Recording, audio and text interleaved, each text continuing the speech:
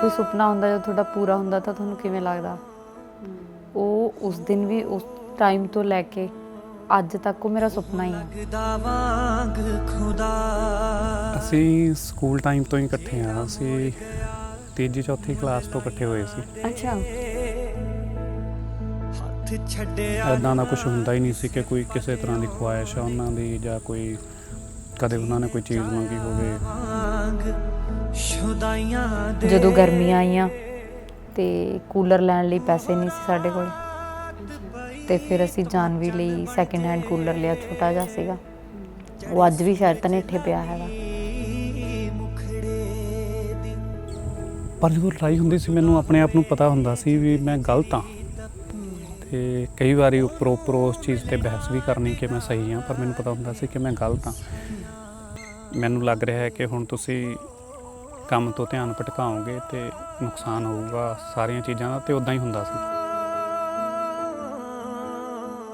ਹੁੰਦਾ ਪੋਸੈਸਿਵ ਹੁੰਦਾ ਬੰਦਾ, ਪਰ ਜੇ ਆਪਣਾ ਰਿਸ਼ਤਾ ਇੰਨਾ ਕੁ ਜ਼ਿਆਦਾ ਕਿ ਉਹ ਦਿਲ 'ਚ ਨਹੀਂ ਆਂਦਰਾਂ 'ਚ ਵਸ ਜਾਵੇ, ਫੇਰ ਨਹੀਂ ਰਹਿੰਦਾ ਹੈ ਕੁਛ। ਤੇ ਕਿੰਨੇ ਦਿਨ ਅਸੀਂ ਮਿਲ ਨਹੀਂ ਪਾਉਂਦੇ ਸੀ। ਮੈਂ ਪਹਿਲੀ ਦੀਵਾਲੀ ਨੂੰ ਵੀ ਇਕੱਲੀ ਸੀ, ਮੈਂ ਪਹਿਲੀ ਲੋਹੜੀ ਨੂੰ ਵੀ ਇਕੱਲੀ ਸੀ। ਜੇ ਬੰਟੀ ਉਹ ਟਾਈਮ ਸਾਨੂੰ ਦੇ ਦਿੰਦੇ, ਆਪਣੇ ਆਪ ਨੂੰ ਕੰਮ ਨੂੰ ਨਾ ਦਿੰਦੇ, ਫਿਰ ਅਸੀਂ ਇੱਥੇ ਨਾ ਆਉਂਦੇ।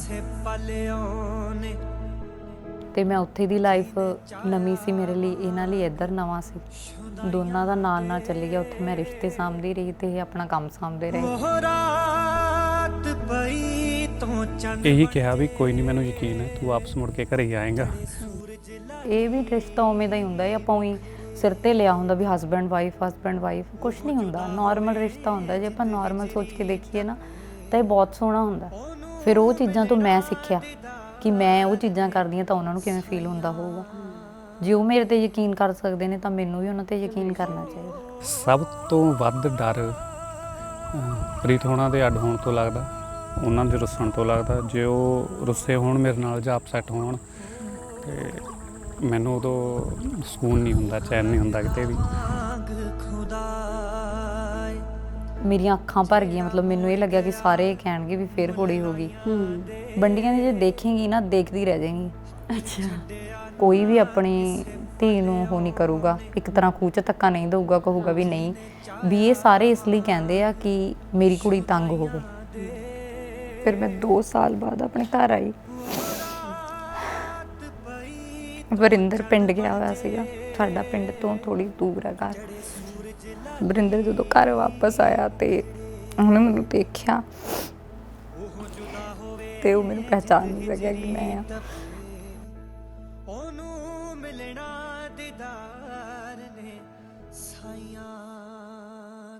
ਤੁਹਾਨੂੰ ਕਿੱਦਾਂ ਲੱਗਿਆ ਫਿਰ ਭਾਜੀ ਦੀ ਜ਼ਿੰਦਗੀ 'ਚ ਆ ਕੇ? 14 ਸਾਲ ਹੋ ਗਏ ਨੇ ਤੁਹਾਨੂੰ ਹੁਣ ਤੱਕ ਇਕੱਠਿਆਂ ਨੂੰ। ਬਹੁਤ ਵਧੀਆ। ਉਹਦੇ ਮੈਂ ਐਕਸਪ੍ਰੈਸ ਹੀ ਨਹੀਂ ਕਰ ਸਕਦੀ ਹੈਗੀ, ਦੱਸ ਨਹੀਂ ਸਕਦੀ, ਸ਼ਬਦਾਂ 'ਚ ਨਹੀਂ ਦੱਸ ਸਕਦੀ। ਕੋਈ ਸੁਪਨਾ ਹੁੰਦਾ ਜਦੋਂ ਤੁਹਾਡਾ ਪੂਰਾ ਹੁੰਦਾ ਤਾਂ ਤੁਹਾਨੂੰ ਕਿਵੇਂ ਲੱਗਦਾ? ਉਹ ਉਸ ਦਿਨ ਵੀ ਉਸ ਟਾਈਮ ਤੋਂ ਲੈ ਕੇ ਅੱਜ ਤੱਕ ਉਹ ਮੇਰਾ ਸੁਪਨਾ ਹੀ ਆ। ਜਦੋਂ ਮੈਂ ਉਹਨੂੰ ਆਪਣੇ ਸਾਹਮਣੇ ਦੇਖਦੀ ਹਾਂ, ਸਵੇਰੇ ਉੱਠ ਕੇ ਅੱਖਾਂ ਖੋਲ੍ਹ ਕੇ ਸ਼ਕਲ ਦੇਖਦੀ ਹਾਂ, ਤਾਂ ਮੈਨੂੰ ਐਂ ਲੱਗਦਾ ਕਿ ਮੇਰੀ ਜ਼ਿੰਦਗੀ ਦਾ ਇੱਕੋ ਹੀ ਸੁਪਨਾ ਸੀ, ਉਹ ਪੂਰਾ ਹੋ ਗਿਆ। ਜਿਵੇਂ ਆਪਾਂ ਹਮੇਸ਼ਾ ਗੱਲ ਕਰਦੇ ਹੁੰਦੇ ਹਾਂ ਵੀ ਜਦੋਂ ਵਿਆਹ ਦਾ ਪਹਿਲਾ ਸਾਲ ਹੁੰਦਾ ਵੀ ਉਦੋਂ ਬਹੁਤ ਚਾਅ ਜਿਹਾ ਹੁੰਦਾ ਹੈ ਨਾ, ਇੱਕ ਫਰੈਸ਼ਨੈਸ ਹੁੰਦੀ ਹੈ ਤੁਹਾਡੀ ਰਿਸ਼ਤੇ ਦੇ ਵਿੱਚ। ਹਸਬੈਂਡ ਨੂੰ ਵਾਈਫ ਦਾ ਫਿਕਰ ਹੁੰਦਾ, ਵਾਈਫ ਨੂੰ ਹਸਬੈਂਡ ਦਾ। ਵੀ ਦੂਜੇ ਤੀਜੇ ਚੌਥੇ ਸਾਲ ਤੋਂ ਬਾਅਦ ਫਿਰ ਤੁਹਾਡੀਆਂ ਜਾਂ ਬੱਚੇ ਹੋਣ ਤੋਂ ਬਾਅਦ ਤੁਹਾਡੀਆਂ ਪ੍ਰਾਇਓਰਿਟੀਜ਼ ਚੇਂਜ ਹੁੰਦੀਆਂ ਰਹਿੰਦੀਆਂ ਨੇ ਨਾ। ਪਰ ਤੁਹਾਨੂੰ ਆਪਦੇ ਵਿਆਹ ਦਾ ਰਿਸ਼ਤੇ ਦਾ ਉਹ ਪਹਿਲਾ ਦਿਨ ਤੇ ਅੱਜ ਜਦੋਂ ਤੁਸੀਂ 14 ਸਾਲ ਦਾ ਸਫ਼ਰ ਦੋਨੇ ਇਕੱਠੇ ਕਰਕੇ ਆਏ ਹੋ ਹੈ ਨਾ, ਤੁਹਾਨੂੰ ਲੱਗਦਾ ਵੀ ਤੁਹਾਡਾ ਰਿਸ਼ਤਾ ਕਦੇ ਬਦਲਿਆ ਜਾਂ ਤੁਹਾਡੇ ਰਿਸ਼ਤੇ 'ਚ ਉਹ ਫਰੈਸ਼ਨੈਸ ਰਹੀ ਨਹੀਂ ਗੀ? ਤੁਸੀਂ ਕੀ ਮਹਿਸੂਸ ਕਰਦੇ ਹੋ ਪਰਸਨਲੀ ਆਪਣੀ ਲਾਈਫ ਨੂੰ ਲੈ ਕੇ? ਮੈਨੂੰ ਲੱਗਦਾ ਐਵੇਂ ਦਾ ਕੁਝ ਨਹੀਂ ਹੁੰਦਾ। ਸਾਡਾ ਰਿਸ਼ਤਾ ਸ਼ੁਰੂ ਹੋਇਆ ਦੋਸਤੀ ਤੋਂ। ਉਹਦੇ ਕਰਕੇ ਇੱਦਾਂ ਲੱਗਦਾ ਕਿ ਅਸੀਂ ਦੋਸਤ ਹਾਂ। ਉਹਦੇ 'ਚ ਇੱਦਾਂ ਕਦੇ ਲੱਗਦਾ ਨਹੀਂ ਕਿ ਕੋਈ ਇੱਦਾਂ ਦਾ ਰਿਸ਼ਤਾ ਸੀ ਜਿਹੜਾ ਪਹਿਲਾਂ ਸ਼ੁਰੂ ਹੋਇਆ ਸੀ ਤੇ ਹੁਣ ਖ਼ਤਮ ਹੋ ਗਿਆ। ਮੈਨੂੰ ਲੱਗਦਾ ਉਹ ਹੋਰ ਵੀ ਸੋਹਣਾ ਹੋਈ ਜਾਂਦਾ। ਭਾਜੀ ਨੂੰ ਤੁਹਾਡੇ ਹੱਥ ਦੀ ਚਾਹ ਬਹੁਤ ਪਸੰਦ ਆ ਨਾ? ਹਾਂਜੀ, ਤਾਂ ਹੀ ਉਹ ਆਫਿਸ ਆ ਕੇ ਵੀ ਕਹਿੰਦੇ ਹੁੰਦੇ ਨੇ। ਮੈਂ ਬਹੁਤ ਵਾਰੀ ਸੁਣਿਆ, ਜਦੋਂ ਕਈ ਵਾਰ ਉਹ ਕਹਿ ਦਿੰਦੇ ਨੇ ਪ੍ਰੀਤ ਚਾਹ ਨਹੀਂ ਸੀ ਸਵਾਦ, ਤੂੰ ਬਣਾ ਕੇ ਲੈ ਗਿਆ। ਹਾਂਜੀ।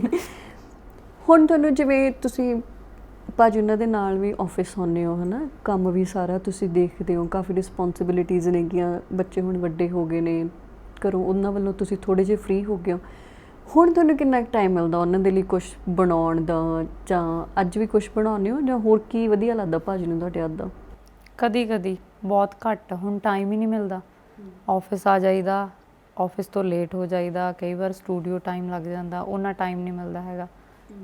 ਪਰ ਉਹਨਾਂ ਨੂੰ ਜੋ ਵੀ ਮੈਂ ਬਣਾ ਕੇ ਖਵਾਦਾ ਵਧੀਆ ਹੀ ਲੱਗਦਾ। ਸਭ ਤੋਂ ਫੇਵਰੇਟ ਚਾਹ ਤੋਂ ਇਲਾਵਾ ਹੋਰ ਕੀ ਵਧੀਆ ਲੱਗਦਾ? ਕੁਛ ਵੀ ਬਣਾ ਦਾਂ, ਭਾਵੇਂ ਕੋਈ ਸਬਜ਼ੀ, ਦਾਲ, ਰੋਟੀ, ਫੁਲਕਾ, ਉਹਨਾਂ ਨੂੰ ਮੈਂ ਪਾ ਕੇ ਫੜਾਵਾਂ, ਉਹਨਾਂ ਨੂੰ ਬਹੁਤ ਪਸੰਦ ਹੈ। ਅੱਛਾ। ਕਿ ਉਹਨਾਂ ਨੂੰ ਲੱਗਦਾ ਕਿ ਮੈਂ ਅੱਧਾ ਭੁੱਖਾ ਰਹਿ ਜਾਂਦਾ ਜੇ ਮੈਂ ਰੋਟੀ ਮੈਂ ਪਾ ਕੇ ਨਾ ਦੇਵਾਂ। ਤੇ ਉਹ ਉਹਨਾਂ ਨੂੰ ਪਲੇਟ ਐਵੇਂ ਵਧੀਆ ਲੱਗਣੀ ਚਾਹੀਦੀ ਆ, ਸਜੀ ਜੀ ਹੋਣੀ ਚਾਹੀਦੀ, ਸਜੀ ਜੀ ਹੋਣੀ ਚਾਹੀਦੀ, ਉਹ 'ਚ ਹਰ ਇੱਕ ਚੀਜ਼ ਹੋਣੀ ਚਾਹੀਦੀ ਆ। ਅੱਛਾ। ਕੁਛ ਵੀ ਥੋੜੀ ਬਹੁਤੀ ਕਮੀ ਰਹਿ ਜੇ, ਜਿੱਦਾਂ ਉਹਨਾਂ ਨੂੰ ਪਸੰਦ ਨਹੀਂ ਹੈਗਾ ਵੀ ਭਰ ਕੇ ਗਲਾਸ ਪਾਣੀ ਦਾ ਨਹੀਂ ਪਸੰਦ ਉਹਨਾਂ ਨੂੰ। ਅੱਛਾ। ਜੇ ਅਸੀਂ ਲੱਸੀ ਦਿੱਤੀ ਉਹਨੂੰ ਉੱਪਰ ਤੱਕ ਡੱਕ ਕੇ ਨਹੀਂ ਦੇ ਸਕਦੇ ਤੁਸੀਂ, ਉਹਨਾਂ ਦੀ ਭੁੱਖ ਮਰ ਜਾਂਦੀ ਆ। ਅੱਛਾ। ਇਦਾਂ ਦੀਆਂ ਛੋਟੀਆਂ ਛੋਟੀਆਂ ਚੀਜ਼ਾਂ ਨੇ ਜਿਹੜੀਆਂ ਉਹਨਾਂ ਦੀਆਂ ਧਿਆਨ ਰੱਖਣਾ ਪੈਂਦਾ। ਉਹ ਵੀ ਰੱਖਦੇ ਨੇ? ਰੱਖਦੇ ਆ, ਜਿੱਥੇ ਜਿੱਥੇ ਉਹਨਾਂ ਨੂੰ ਟਾਈਮ ਲੱਗਦਾ, ਕਿਉਂਕਿ ਬਹੁਤ ਚੀਜ਼ਾਂ ਉਹਨਾਂ ਦੇ ਦਿਮਾਗ ਦੇ ਵਿੱਚ ਘੁੰਮ ਰਹੀਆਂ ਹੁੰਦੀਆਂ ਨੇ। ਜਦੋਂ ਸੁੱਤੇ ਪਏ ਹੁੰਦੇ ਆ ਨਾ, ਉਦੋਂ ਵੀ ਉਹਨਾਂ ਦੇ ਦਿਮਾਗ 'ਚ ਬਹੁਤ ਚੀਜ਼ਾਂ ਚੱਲ ਰਹੀਆਂ ਹੁੰਦੀਆਂ ਨੇ। ਮੈਂ ਦੇਖਿਆ, ਨੋਟਿਸ ਕੀਤਾ ਬਹੁਤ ਵਾਰੀ। ਮੈਨੂੰ ਇਹ ਲੱਗਦਾ ਕਿ ਉਹਨਾਂ ਨੂੰ ਬਹੁਤ ਘੱਟ ਟਾਈਮ ਲੱਗਦਾ ਇਹਨਾਂ ਚੀਜ਼ਾਂ ਨੂੰ ਸੋਚਣ ਦਾ। ਉਹਨਾਂ ਨੂੰ ਲੱਗਦਾ ਮੈਂ ਆਪ ਹੀ ਬਹੁਤ ਚੀਜ਼ਾਂ ਦਾ, ਉਹਨਾਂ ਦਾ ਤੇ ਆਪਦਾ ਆਪੇ ਖਿਆਲ ਰੱਖ ਲੂੰਗੀ ਸਾਰੀਆਂ ਚੀਜ਼ਾਂ। ਉਹਨਾਂ ਨੂੰ ਯਕੀਨ ਆ ਪਤਾ ਨਹੀਂ ਕੀ ਆ, ਤੇ ਪਰ ਮੈਨੂੰ ਜਿੰਨਾ ਕੁ ਵੀ ਉਹ ਦਿੰਦੇ ਨੇਗੇ ਉਹਨਾਂ ਕੁ ਬਹੁਤ ਵਧੀਆ ਲੱਗਦਾ ਫਿਰ ਮੈਨੂੰ। ਪਰ ਜਿਵੇਂ ਹੁਣ ਤਾਂ ਚਲੋ ਬਹੁਤ ਬਿਜ਼ੀ ਹੁੰਦੇ ਨੇਗੇ, ਜਿਵੇਂ ਪਹਿਲਾਂ ਦਾ ਜਿਹੜਾ ਟਾਈਮ ਸੀ, ਜਿਵੇਂ ਤੁਹਾਡੇ ਵਿਆਹ ਤੋਂ ਬਾਅਦ ਵੀ ਬਹੁਤ ਸਟਰਗਲ ਰਿਹਾ। ਪਹਿਲਾਂ ਭਾਜੀ ਇਕੱਲੇ ਕਰਦੇ ਸੀਗੇ, ਵਿਆਹ ਤੋਂ ਬਾਅਦ ਉਹ ਸੰਘਰਸ਼ ਤੁਹਾਡੇ ਦੋਨਾਂ ਦਾ ਹੋ ਗਿਆ, ਹੈ ਨਾ? ਹਾਂਜੀ। ਉਦੋਂ ਜਦੋਂ ਟਾਈਮ ਸੀ, ਮਤਲਬ ਇਹਨਾਂ 14 ਸਾਲਾਂ 'ਚ ਕਦੇ ਉਹਨਾਂ ਨੇ ਤੁਹਾਨੂੰ ਕਦੇ ਕੁਝ ਬਣਾ ਕੇ ਖਿਲਾਇਆ? ਚਾਹ ਬਣਾਈ ਉਹਨਾਂ ਨੇ ਲੋਕਡਾਊਨ 'ਚ, ਮੈਨੂੰ ਵੀ ਸਿਖਾਈ ਕਿ ਇੱਦਾਂ ਬਣਾਇਆ ਕਰ। ਅੱਛਾ। ਹਾਂਜੀ, ਚਾਹ ਵੀ ਬਣਾਈ ਅਸੀਂ ਲੋਕਡਾਊਨ 'ਚ, ਕਾਫੀ ਚੀਜ਼ਾਂ ਬਣਾਈਆਂ ਸੀ ਇਕੱਠਿਆਂ ਨੇ। ਪੀਜ਼ਾ ਬਣਾਇਆ ਜਦੋਂ ਟਾਈਮ ਲੱਗਿਆ ਤੇ ਕੀਤਾ। ਮੈਨੂੰ ਇਹ ਗੱਲ ਦੱਸੋ ਵੀ ਜਿਵੇਂ ਕੋਈ ਵੀ ਕੁੜੀ ਜਦੋਂ ਵਿਆਹ ਕੇ ਕਿਸੇ ਦੇ ਘਰੇ ਆਉਂਦੀ ਹੈ, ਹੈ ਨਾ, ਉਹਦੇ ਬਹੁਤ ਚਾਅ ਹੁੰਦੇ ਨੇਗੇ, ਜਿਹੜੀਆਂ ਚੀਜ਼ਾਂ ਉਹਨੇ ਆਪਦੇ ਪਿਛਲੇ ਘਰੇ ਨਹੀਂ ਦੇਖੀਆਂ ਹੁੰਦੀਆਂ, ਜਾਂ ਕਿਸੇ ਚੀਜ਼ ਦੀ ਨਹੀਂ ਇਜਾਜ਼ਤ ਹੁੰਦੀ, ਹੈ ਨਾ, ਤਾਂ ਆਪਾਂ ਨੂੰ ਹੁੰਦਾ ਵੀ ਮੈਂ ਆਪਦੇ ਘਰੇ ਜਾ ਕੇ ਕਰੂੰਗੀ, ਹੈ ਨਾ, ਜਾਂ ਮੇਰਾ ਹਸਬੈਂਡ ਇੱਦਾਂ ਦਾ ਹੋਵੇ, ਉਹਦੇ ਕੋਲ ਆਹ ਹੋਵੇ, ਜਾਂ ਆਹ ਚੀਜ਼ਾਂ ਮੈਨੂੰ ਉਹਦੀ ਲਾਈਫ 'ਚ ਨਹੀਂ ਚਾਹੀਦੀਆਂ, ਹੈ ਨਾ। ਕੀ ਤੁਸੀਂ ਉਹੀ ਲਾਈਫ ਇਮੈਜਿਨ ਕੀਤੀ ਸੀਗੀ ਜਿਹੜੀ ਤੁਹਾਨੂੰ ਉਸ ਟਾਈਮ ਮਿਲੀ ਜਦੋਂ ਭਾਜੀ ਕੁਛ ਵੀ ਨਹੀਂ ਸੀਗੇ? ਮੈਨੂੰ ਲੱਗਦਾ ਮੈਂ ਇਮੈਜਿਨ ਹੀ ਨਹੀਂ ਕੀਤਾ ਸੀ ਕੁਛ, ਇਸ ਲਈ ਸਾਰਾ ਕੁਛ ਮਿਲ ਗਿਆ। ਕੁਛ ਸੋਚਿਆ ਹੀ ਨਹੀਂ ਸੀ ਕਿ ਇੱਦਾਂ ਦਾ ਹਸਬੈਂਡ ਹੋਵੇ, ਇੱਦਾਂ ਦੀਆਂ ਚੀਜ਼ਾਂ ਹੋਣ। ਇੰਨਾ ਕੁਛ ਤਾਂ ਬਿਲਕੁਲ ਨਹੀਂ ਸੋਚਿਆ ਸੀ ਜਿੰਨਾ ਕੁਛ ਮਿਲਿਆ। ਇਹ ਜ਼ਰੂਰ ਸੋਚਿਆ ਸੀ ਕਿ 9 to 5 ਜੋਬ ਹੋਊਗੀ, ਦੋਨੋਂ ਜੋਬ 'ਤੇ ਜਾਇਆ ਕਰਾਂਗੇ ਤੇ 5 ਵਜੇ ਘਰੇ ਆ ਜਾਇਆ ਕਰਾਂਗੇ, ਬਸ। ਐਨੀ ਛੋਟੀ ਜਿਹੀ ਜ਼ਿੰਦਗੀ ਸੋਚੀ ਸੀ, ਇੰਨਾ ਵੱਡਾ ਕੁਛ ਨਹੀਂ ਸੋਚਿਆ ਸੀ ਕਿ ਇੰਨੀਆਂ ਵੱਡੀਆਂ ਵੱਡੀਆਂ ਜ਼ਿੰਮੇਵਾਰੀਆਂ ਹੋਣਗੀਆਂ ਜਾਂ ਇੱਦਾਂ ਦੀਆਂ ਚੀਜ਼ਾਂ ਹੋਣਗੀਆਂ। ਬਾਕੀ ਆਪਣੀ ਮੰਮਾ ਨੂੰ ਦੇਖਿਆ ਮੈਂ ਰਿਸ਼ਤੇ ਨਿਭਾਉਂਦੇ ਹੋਏ, ਸਾਰੀਆਂ ਚੀਜ਼ਾਂ ਕਰਦੇ ਹੋਏ। ਉਹ ਚੀਜ਼ਾਂ ਪਤਾ ਨਹੀਂ ਮੇਰੇ ਖੂਨ 'ਚ ਸੀਗੀਆਂ ਜਾਂ ਉਹਨਾਂ ਨੂੰ ਦੇਖ ਦੇਖ ਕੇ ਮੇਰੇ 'ਚ ਆਈਆਂ ਨੇ, ਉਹਨਾਂ ਕਰਕੇ ਮੈਨੂੰ ਇੰਨਾ ਔਖਾ ਨਹੀਂ ਲੱਗਿਆ। ਪਰ ਜਿਹੜਾ ਉਹ ਟਾਈਮ ਸੀਗਾ, ਹੈ ਨਾ, ਵੀ ਤੁਹਾਡਾ ਜਿਹੜਾ ਵਿਆਹ ਉਹ ਨੋਰਮਲ ਹਾਲਾਤਾਂ 'ਚ ਤਾਂ ਨਹੀਂ ਹੋਇਆ, ਹੈ ਨਾ। ਇੱਕ ਜਦੋਂ ਕੁੜੀ ਆ ਉਹ ਵੈਸੇ ਹੀ ਆਪਣੇ ਵਿਆਹ ਟਾਈਮ ਬੜੀ ਇਮੋਸ਼ਨਲ ਹੁੰਦੀ ਆ ਕਿ ਹਾਏ ਹੁਣ ਮਤਲਬ ਹਰ ਸਵੇਰ ਮਤਲਬ ਮੇਰੀ ਪੇਕੇ ਨਹੀਂ ਹੋਊਗੀ, ਹਰ ਰਾਤ ਮੇਰੀ ਪੇਕੇ ਨਹੀਂ ਹੋਊਗੀ, ਹੈ ਨਾ, ਤਾਂ ਮੈਂ ਹੁਣ ਕਿਸੇ ਦੂਸਰੇ ਘਰੇ ਉੱਠੂੰਗੀ, ਦੂਸਰੇ ਘਰੇ ਹੀ ਸੌਣਾ ਪੈਣਾ ਮੈਨੂੰ, ਹੈ ਨਾ। ਸਾਰਾ ਕੁਝ ਪਿੱਛੇ ਰਹਿ ਜਾਂਦਾ ਆ। ਪਰ ਜਦੋਂ ਇਹ ਹੁੰਦਾ ਹੈ ਕਿ ਸ਼ਾਇਦ ਮਾਂ-ਬਾਪ ਨਾਲ ਜ਼ਿੰਦਗੀ 'ਚ ਦੁਬਾਰਾ ਕਦੇ ਗੱਲ ਨਾ ਹੋਵੇ ਮੇਰੇ ਇੱਕ ਇਸ ਡਿਸੀਜਨ ਕਰਕੇ, ਹੈ ਨਾ, ਤਾਂ ਉਹ ਡਿਸੀਜਨ ਤੁਹਾਡੇ ਲਈ ਲੈਣਾ ਕਿੰਨਾ ਕੁ ਸੌਖਾ ਸੀਗਾ? ਅਤੇ ਖਾਸ ਕਰ ਜਦੋਂ ਤੁਹਾਡਾ ਇਹ ਇੱਕ ਡਿਸੀਜਨ ਤੁਸੀਂ ਇੰਡੀਪੈਂਡੈਂਟਲੀ ਲੈਂਦੇ ਹੋ ਨਾ ਵਿਆਹ ਦਾ, ਤਾਂ ਕਈ ਵਾਰੀ ਮੂਹਰੇ ਵਾਲੀ ਫੈਮਿਲੀ ਵੀ ਸਾਨੂੰ ਉਸ ਤਰ੍ਹਾਂ ਐਕਸੈਪਟ ਨਹੀਂ ਕਰਦੀ ਜਿਹੜੀ ਕਿ ਇੱਕ ਨੋਰਮਲ ਵਿਆਹ ਕੇ ਆਈ ਬਹੂ ਨੂੰ ਕੀਤਾ ਜਾਂਦਾ, ਹੈ ਨਾ। ਸੋ ਉਹਨਾਂ ਸਾਰੀਆਂ ਚੀਜ਼ਾਂ ਦਾ ਐਕਸਪੀਰੀਅੰਸ ਤੁਹਾਡਾ ਕੀ ਸੀਗਾ ਸਾਡੇ ਨਾਲ, ਉਹ ਸ਼ੇਅਰ ਕਰੋ। ਹੋ ਸਕਦਾ ਤੁਸੀਂ ਕਦੇ ਹਸਬੈਂਡ ਵਾਈਫ ਨੂੰ, ਮਤਲਬ ਹੋ ਸਕਦਾ ਵਾਈਫ ਨੇ ਕਦੇ ਹਸਬੈਂਡ ਨੂੰ ਉਹ ਚੀਜ਼ਾਂ ਨਾ ਦੱਸੀਆਂ ਹੋਣ, ਹੈ ਨਾ, ਪਰ ਤੁਸੀਂ ਸਾਡੇ ਨਾਲ ਜੇ ਸ਼ੇਅਰ ਕਰਨੀਆਂ ਚਾਹੋ ਕਿ ਉਹ ਜਿਹੜਾ ਟਾਈਮ ਸੀਗਾ, ਉਹ ਜਿਹੜਾ ਡਿਸੀਜਨ ਲੈਣਾ ਸੀਗਾ ਤੁਹਾਡਾ ਵਿਆਹ ਦਾ ਭਾਜੀ ਉਹਨਾਂ ਦੇ ਨਾਲ, ਹੈ ਨਾ, ਅਤੇ ਉਹ ਕਿੱਦਾਂ ਮੈਂਟਲੀ ਤੁਸੀਂ ਪ੍ਰਿਪੇਅਰ ਹੋਏ ਉਹਨਾਂ ਚੀਜ਼ਾਂ ਲਈ? ਮੈਨੂੰ ਲੱਗਦਾ ਟਾਈਮ ਨਾ ਸਾਰਾ ਕੁਝ ਸਿਖਾ ਦਿੰਦਾ। ਜਿੱਦਾਂ ਹੁੰਦਾ ਨਹੀਂ, ਜਦੋਂ ਆਪਾਂ ਕੁਆਰੇ ਹੁੰਦੇ ਹਾਂ, ਸਾਡੇ ਕੋਲ ਬੇਬੀ ਨਹੀਂ ਹੁੰਦਾ, ਜਦੋਂ ਸਾਡਾ ਵਿਆਹ ਹੁੰਦਾ ਜਾਂ ਬੇਬੀ ਹੁੰਦਾ ਸਾਨੂੰ ਉਹਨੂੰ ਸੰਭਾਲਣਾ ਆ ਜਾਂਦਾ। ਉਸ ਤਰ੍ਹਾਂ ਮੈਨੂੰ ਲੱਗਦਾ ਸਾਨੂੰ ਰਿਸ਼ਤੇ, ਸਾਰੀਆਂ ਚੀਜ਼ਾਂ ਆਪੇ ਵਕਤ ਦੇ ਨਾਲ, ਟਾਈਮ ਦੇ ਨਾਲ ਸਾਰਾ ਕੁਝ ਸਿੱਖ ਜਾਂਦਾ ਬੰਦਾ। ਮੈਂ ਜਦੋਂ ਇਹਨਾਂ ਦੇ ਘਰ ਆਈ ਸੀ, ਸਾਰੀਆਂ ਚੀਜ਼ਾਂ ਨਵੀਆਂ ਸੀ ਮੇਰੇ ਲਈ। ਮੇਰੇ ਘਰੇ ਮਾਹੌਲ ਕੁਝ ਹੋਰ ਸੀਗਾ, ਇਹਨਾਂ ਦੇ ਘਰ ਥੋੜਾ ਜ਼ਿਆਦਾ ਓਪੋਜ਼ਿਟ ਸੀਗਾ, ਉਸੇ ਕਰਕੇ ਬਹੁਤ ਚੀਜ਼ਾਂ ਉਹ ਕਰਨੀਆਂ ਪਈਆਂ ਵੀ ਹਾਂ ਇੱਥੇ ਇਹ ਨਹੀਂ ਕਰਨਾ। ਜਿੱਦਾਂ ਮੈਂ ਕਦੀ ਚੁੱਲ੍ਹੇ ਤੇ ਰੋਟੀ ਨਹੀਂ ਬਣਾਈ ਸੀ, ਮੈਂ ਰੋਟੀ ਬਣਾਈ ਨਹੀਂ ਸੀ ਕਦੇ। ਅੱਛਾ। ਮੈਂ ਚੁੱਲ੍ਹੇ ਤੇ ਰੋਟੀ ਨਹੀਂ ਬਣਾਈ ਸੀ, ਮੈਂ ਚੁੱਲ੍ਹਾ ਜਲਾਉਣਾ ਸਿੱਖਿਆ, ਮੈਂ ਆਟਾ ਗੁੰਨਣਾ ਸਿੱਖਿਆ ਆ ਕੇ, ਤੇ ਤਿੰਨੋਂ ਟਾਈਮ ਮੈਂ ਚੁੱਲ੍ਹੇ ਤੇ ਰੋਟੀ ਬਣਾਉਣੀ। ਤੇ ਮੈਂ ਸਬਜ਼ੀ ਇੱਕ ਵਾਰ ਡੈਡੀ ਗੋਭੀ ਲੈ ਆਏ ਤੇ ਡੈਡੀ ਕਹਿੰਦੇ ਵੀ ਬਣਾ ਲਓ ਹੈ ਨਾ, ਮੈਨੂੰ ਬਣਾਉਣੀ ਨਹੀਂ ਆਉਂਦੀ ਸੀਗੀ ਸਬਜ਼ੀ, ਮੈਨੂੰ ਪਤਾ ਹੀ ਨਹੀਂ ਸੀ ਵੀ ਗੋਭੀ ਦੀ ਸਬਜ਼ੀ 'ਚ ਪਾਣੀ ਨਹੀਂ ਪਾਈਦਾ। ਅੱਛਾ। ਮੈਂ ਗੋਭੀ ਦੀ ਸਬਜ਼ੀ ਤਰੀ ਵਾਲੀ ਬਣਾਤੀ। ਡੈਡੀ ਨੂੰ ਮੈਂ ਕਿਹਾ ਵੀ ਡੈਡੀ ਮੈਨੂੰ ਬਣਾਉਣੀ ਨਹੀਂ ਆਉਂਦੀ ਸੀ। ਡੈਡੀ ਕਹਿੰਦੇ ਨਹੀਂ ਪੁੱਤ ਬਹੁਤ ਵਧੀਆ। ਉਹਨਾਂ ਨੇ ਉੱਦਾਂ ਹੀ ਖਾ ਲਈ, ਕਹਿੰਦੇ ਬਹੁਤ ਵਧੀਆ ਬਣੀ ਆ। ਮਤਲਬ ਸਾਰੀਆਂ ਚੀਜ਼ਾਂ ਤੁਹਾਡੇ ਲਈ ਨਵੀਆਂ ਹੁੰਦੀਆਂ ਨੇ, ਤੁਸੀਂ ਆਪਣੇ ਪੇਕੇ ਘਰ ਉੱਥੇ ਪਲੇ ਹੁੰਦੇ ਹੋ, ਤੁਹਾਨੂੰ ਯੂਜ਼ਡ ਟੂ ਹੁੰਦੇ ਹੋ ਤੁਸੀਂ ਉਸ ਚੀਜ਼ ਲਈ, ਸ਼ਾਇਦ ਇੱਥੇ ਨਹੀਂ ਹੁੰਦੇ। ਇੱਕ ਤੁਹਾਨੂੰ ਜਲਦੀ ਉੱਠਣਾ ਪੈਂਦਾ, ਜਿਹੜੀ ਮੈਨੂੰ ਆਦਤ ਹੀ ਨਹੀਂ ਸੀਗੀ ਜਲਦੀ ਉੱਠਣਾ, ਫਿਰ ਸਾਰੀਆਂ ਚੀਜ਼ਾਂ ਦਾ ਕਿ ਹਾਂ ਰੋਟੀ ਵੀ ਬਣਾਉਣੀ ਆ, ਤੁਹਾਡੇ ਸਿਰ 'ਤੇ ਇੱਕ ਟੈਨਸ਼ਨ ਹੁੰਦੀ ਹੈ, ਪਰ ਉਹ ਚੀਜ਼ਾਂ ਹੋ ਹੀ ਗਈਆਂ ਆਪਣੇ ਆਪ। ਵੱਡੇ ਘਰ ਤੋਂ ਛੋਟੇ ਘਰ ਦੇ ਵਿੱਚ ਜਿਹਨੇ ਕਦੀ ਕੰਮ ਹੀ ਨਾ ਕੀਤਾ ਹੋਵੇ ਉਹਨੂੰ ਸਾਰਾ ਕੰਮ ਕਰਨਾ ਪਿਆ। ਫਿਰ ਮੇਰੀ ਨਣਦ ਨੇ ਮੇਰੀ ਬਹੁਤ ਹੈਲਪ ਕੀਤੀ, ਜਿਹੜੀ ਬੰਟੀ ਤੋਂ ਛੋਟੀ ਆ ਉਹਨੇ ਮੇਰੀ ਬਹੁਤ ਹੈਲਪ ਕੀਤੀ ਸਾਰੀਆਂ ਚੀਜ਼ਾਂ 'ਚ, ਪਰ ਹੌਲੀ ਹੌਲੀ ਸਾਰਾ ਕੁਝ ਠੀਕ ਹੁੰਦਾ ਗਿਆ। ਪਰ ਜਿਵੇਂ ਆਪਾਂ ਕਹਿੰਦੇ ਹੁੰਦੇ ਆ ਕਿ ਹਰ ਤਰ੍ਹਾਂ ਦੀ ਐਡਜਸਟਮੈਂਟ ਆਪਾਂ ਕਰ ਲੈਂਦੇ ਆ, ਹੈ ਨਾ, ਪਰ ਜਦੋਂ ਆਪਾਂ ਨੂੰ ਪਿੱਛੇ ਸਾਰਾ ਕੁਝ ਖੁੱਲ੍ਹਾ ਖਰਚਣ ਦੇ, ਆਪਣਾ ਹਰ ਇੱਕ ਚੀਜ਼ ਨੂੰ ਹੱਥ ਖੁੱਲ੍ਹਾ ਹੁੰਦਾ ਹੈ ਨਾ, ਸੋ ਉਹ ਚੀਜ਼ਾਂ ਤੁਹਾਨੂੰ ਮੈਂਟਲੀ ਤੰਗ ਕਰਦੀਆਂ ਸੀਗਾ ਵੀ ਕਿਤੇ ਮੈਂ ਗਲਤ ਡਿਸੀਜਨ ਤਾਂ ਨਹੀਂ ਲੈ ਲਿਆ, ਜਾਂ ਮੈਨੂੰ ਲਾਈਫ 'ਚ ਬੈਟਰ ਕੁਝ ਹੋਰ ਮਿਲ ਸਕਦਾ ਸੀਗਾ? ਕਿਉਂਕਿ ਅੱਜ ਤਾਂ ਭਾਜੀ ਕੋਲੇ ਹਰ ਉਹ ਚੀਜ਼ ਆ, ਹੈ ਨਾ, ਤੁਸੀਂ ਸ਼ਾਇਦ ਜਿਹੜੀ ਨਹੀਂ ਵੀ ਸੋਚੀ ਉਹ ਵੀ ਆ, ਹੈ ਨਾ, ਪਰ ਉਦੋਂ ਜਦੋਂ ਨਹੀਂ ਸੀਗੀਆਂ ਉਹ ਸਾਰੀਆਂ ਚੀਜ਼ਾਂ ਕਰਨੀਆਂ ਪਈਆਂ ਤੁਹਾਨੂੰ, ਤੁਸੀਂ ਆਪਣੇ ਡਿਸੀਜਨ ਨੂੰ ਲੈ ਕੇ ਕਦੇ ਇਹ ਤਾਂ ਨਹੀਂ ਸੋਚਿਆ ਵੀ ਮੈਂ ਡਿਸੀਜਨ ਕਿਉਂ ਲਿਆ? ਉਸ ਦਿਨ ਤੋਂ ਲੈ ਕੇ ਜਿਸ ਦਿਨ ਲੈ ਲਿਆ ਸੀ ਅੱਜ ਤੱਕ ਕਦੇ ਰਿਗਰੈਟ ਨਹੀਂ ਹੋਇਆ ਕਿ ਹਾਂ ਕਿਉਂ ਲੈ ਲਿਆ ਜਾਂ ਮੈਨੂੰ ਇੱਥੇ ਕੋਈ ਕਮੀ ਹੈ। ਮੈਨੂੰ ਲੱਗਦਾ ਸੀਗਾ ਮੈਂ ਖੁਦ ਡਿਸੀਜ਼ਨ ਲਿਆ, ਅਤੇ ਇੱਕ ਰਿਸ਼ਤਾ ਜਿਹੜਾ ਮੈਂ ਨਿਭਾਉਣਾ, ਜਿਹੜਾ ਮੈਂ ਆਪਣੇ ਪੇਰੈਂਟਸ ਤੋਂ ਸਿੱਖਿਆ ਕਿ ਇਹ ਰਿਸ਼ਤਾ ਹਰ ਚੀਜ਼ 'ਚ ਨਿਭਾਉਣਾ ਪੈਂਦਾ, ਤੁਹਾਨੂੰ ਉੱਪਰ ਨੀਚੇ ਲਾਈਫ ਚੱਲਦੀ ਰਹਿੰਦੀ ਹੁੰਦੀ ਆ। ਹਰ ਰਿਸ਼ਤਾ ਨਿਭਾਉਂਦੇ ਆਪਾਂ ਪੇਰੈਂਟਸ ਨਾਲ ਕਿਹੜਾ ਟੁੱਟ ਜਾਂਦੇ ਹਾਂ, ਬੱਚਿਆਂ ਨਾਲੋਂ ਕਿਹੜਾ ਟੁੱਟ ਜਾਂਦੇ ਹਾਂ, ਫਿਰ ਹੋਰ ਇਹ ਵੀ ਰਿਸ਼ਤਾ ਉਵੇਂ ਦਾ ਹੀ ਹੁੰਦਾ। ਇਹ ਆਪਾਂ ਉਹੀ ਸਿਰ 'ਤੇ ਲਿਆ ਹੁੰਦਾ ਵੀ ਹਸਬੈਂਡ ਵਾਈਫ, ਕੁਛ ਨਹੀਂ ਹੁੰਦਾ, ਨੋਰਮਲ ਰਿਸ਼ਤਾ ਹੁੰਦਾ। ਜੇ ਆਪਾਂ ਨੋਰਮਲ ਸੋਚ ਕੇ ਦੇਖੀਏ ਨਾ ਤਾਂ ਇਹ ਬਹੁਤ ਸੋਹਣਾ ਹੁੰਦਾ। ਥੋੜ੍ਹੀ ਸਪੇਸ ਉਹਨੂੰ ਦਿਓ, ਥੋੜ੍ਹੀ ਸਪੇਸ ਆਪ ਲਓ, ਸਾਰਾ ਕੁਝ ਚੱਲੀ ਜਾਂਦਾ ਵਧੀਆ। ਕੋਈ ਉਹ ਮੂਮੈਂਟ ਤੋਂ ਨਹੀਂ ਯਾਦ ਆ ਵੀ ਜਦੋਂ ਪਹਿਲੀ ਸਕਸੈਸ ਤੁਸੀਂ ਦੋਨਾਂ ਨੇ ਸ਼ੇਅਰ ਕੀਤੀ ਹੋਵੇ ਜਾਂ ਸੈਲੀਬ੍ਰੇਟ ਕੀਤੀ ਹੋਵੇ? ਕਿਹੜਾ ਉਹ ਮੂਮੈਂਟ ਸੀਗਾ ਜਦੋਂ ਤੁਹਾਨੂੰ ਲੱਗਿਆ ਕਿ ਸਾਡੀ ਜ਼ਿੰਦਗੀ 'ਚ ਇੱਕ ਹੋਰ ਕੁਝ ਵਧੀਆ ਚੀਜ਼ ਹੋਈ ਆ?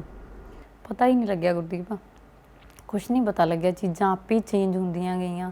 ਜਾਨਵੀ ਹੋਈ ਸਭ ਤੋਂ ਪਹਿਲਾਂ ਉਹ ਸੀ ਜਦੋਂ ਮੈਨੂੰ ਜਾਨਵੀ ਦਾ ਪਤਾ ਲੱਗਿਆ ਸੀ ਕਿ ਜਾਨਵੀ ਹੋਣ ਵਾਲੀ ਆ। ਸੇਮ ਡੇ 'ਤੇ ਜਿਸ ਦਿਨ ਮੈਨੂੰ ਪਤਾ ਲੱਗਿਆ ਉਸੇ ਡੇ 'ਤੇ ਡੈਵੀ ਭਾਜੀ ਦੀ ਕਾਲ ਆਈ।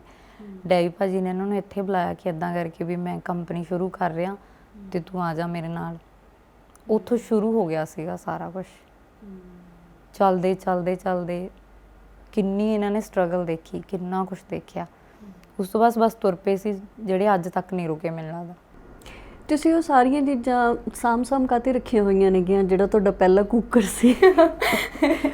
ਸੀ ਜਾਂ ਭਾਜੀ ਦੇ ਉਹ ਸਟਰਗਲ ਟਾਈਮ ਵਾਲੇ ਉਹ ਕੈਸਟਾਂ ਵਾਲੇ ਬੈਗ ਸੀ ਜਿਹੜੇ ਉਹ ਭਰ ਕੇ ਸੇਲ ਕਰਨ ਜਾਂਦੇ ਹੁੰਦੇ ਸੀ ਕੈਸਟਾਂ, ਹੈ ਨਾ, ਉਹ ਕਿਉਂ ਤੁਸੀਂ ਸਾਂਭ ਕੇ ਰੱਖੇ ਨੇ ਹਾਲੇ ਤੱਕ? ਪਤਾ ਨਹੀਂ, ਮੈਨੂੰ ਇਹ ਲੱਗਦਾ ਵੀ ਉਹ ਚੀਜ਼ਾਂ ਜਦੋਂ ਜੁੜੀਆਂ ਰਹਿੰਦੀਆਂ ਨੇ, ਕਈ ਵਾਰ ਆਪਾਂ ਸਫਾਈ ਕਰਦੇ ਉਹ ਦਿਖਦੀਆਂ ਨੇ ਤਾਂ ਉਹ ਸਾਰੀਆਂ ਚੀਜ਼ਾਂ ਯਾਦ ਰਹਿੰਦੀਆਂ ਨੇ ਸਾਨੂੰ। ਵਧੀਆ ਲੱਗਦਾ ਉਹ ਦੇਖ ਕੇ ਵੀ ਇਹ ਸੀ ਤੇ ਅੱਜ ਕੀ ਹੈ। ਉਹ ਸ਼ਾਇਦ ਬੱਚਿਆਂ ਨੂੰ ਦੱਸਣ 'ਚ, ਸਾਰੀਆਂ ਚੀਜ਼ਾਂ ਸ਼ੇਅਰ ਕਰਨ 'ਚ, ਦੁਬਾਰਾ ਤਾਜ਼ੀਆਂ ਕਰਨ ਲਈ ਬਹੁਤ ਜ਼ਰੂਰੀ ਹੁੰਦੀਆਂ ਨੇ ਚੀਜ਼ਾਂ ਸਾਂਭ ਕੇ ਰੱਖਣੀਆਂ। ਤੁਸੀਂ ਵਿਆਹ ਤੋਂ ਬਾਅਦ ਕਿਵੇਂ ਦਾ ਸਟਰਗਲ ਦੇਖਿਆ ਭਾਜੀ ਦਾ? ਤੁਸੀਂ ਉਹਨਾਂ ਨੂੰ ਕਿਹੜੀਆਂ ਚੀਜ਼ਾਂ 'ਚ ਸਟਰਗਲ ਕਰਦੇ ਦੇਖਿਆ? ਜਾਂ ਹੁਣ ਤੱਕ ਦਾ ਜਿਹੜਾ ਸਫ਼ਰ ਤੁਹਾਡਾ 14 ਸਾਲਾਂ ਦਾ ਇਕੱਠਿਆਂ ਦਾ ਰਿਹਾ, ਹੈ ਨਾ, ਜਾਂ ਇੱਕ ਆਪਣਾ ਬ੍ਰਾਂਡ ਲੇਬਲ ਲਾਂਚ ਕਰਨਾ, ਕੰਪਨੀ ਲਾਂਚ ਕਰਨੀ ਆਪਣੀ, ਹੈ ਨਾ, ਇਹ ਬਹੁਤ ਵੱਡਾ ਮੁਕਾਮ ਹੁੰਦਾ ਕਿਸੇ ਦੀ ਵੀ ਜ਼ਿੰਦਗੀ ਦੇ ਵਿੱਚ। ਪਰ ਜਦੋਂ ਸ਼ੁਰੂਆਤ ਹੋਈ ਸੀਗੀ ਤਾਂ ਤੁਸੀਂ ਕਿਵੇਂ ਦੇਖਿਆ ਭਾਜੀ ਨੂੰ ਕੰਮ ਕਰਦਿਆਂ ਹੋਇਆਂ? ਕੀ ਸਟਰਗਲ ਉਹਨਾਂ ਦਾ ਹੁਣ ਤੱਕ?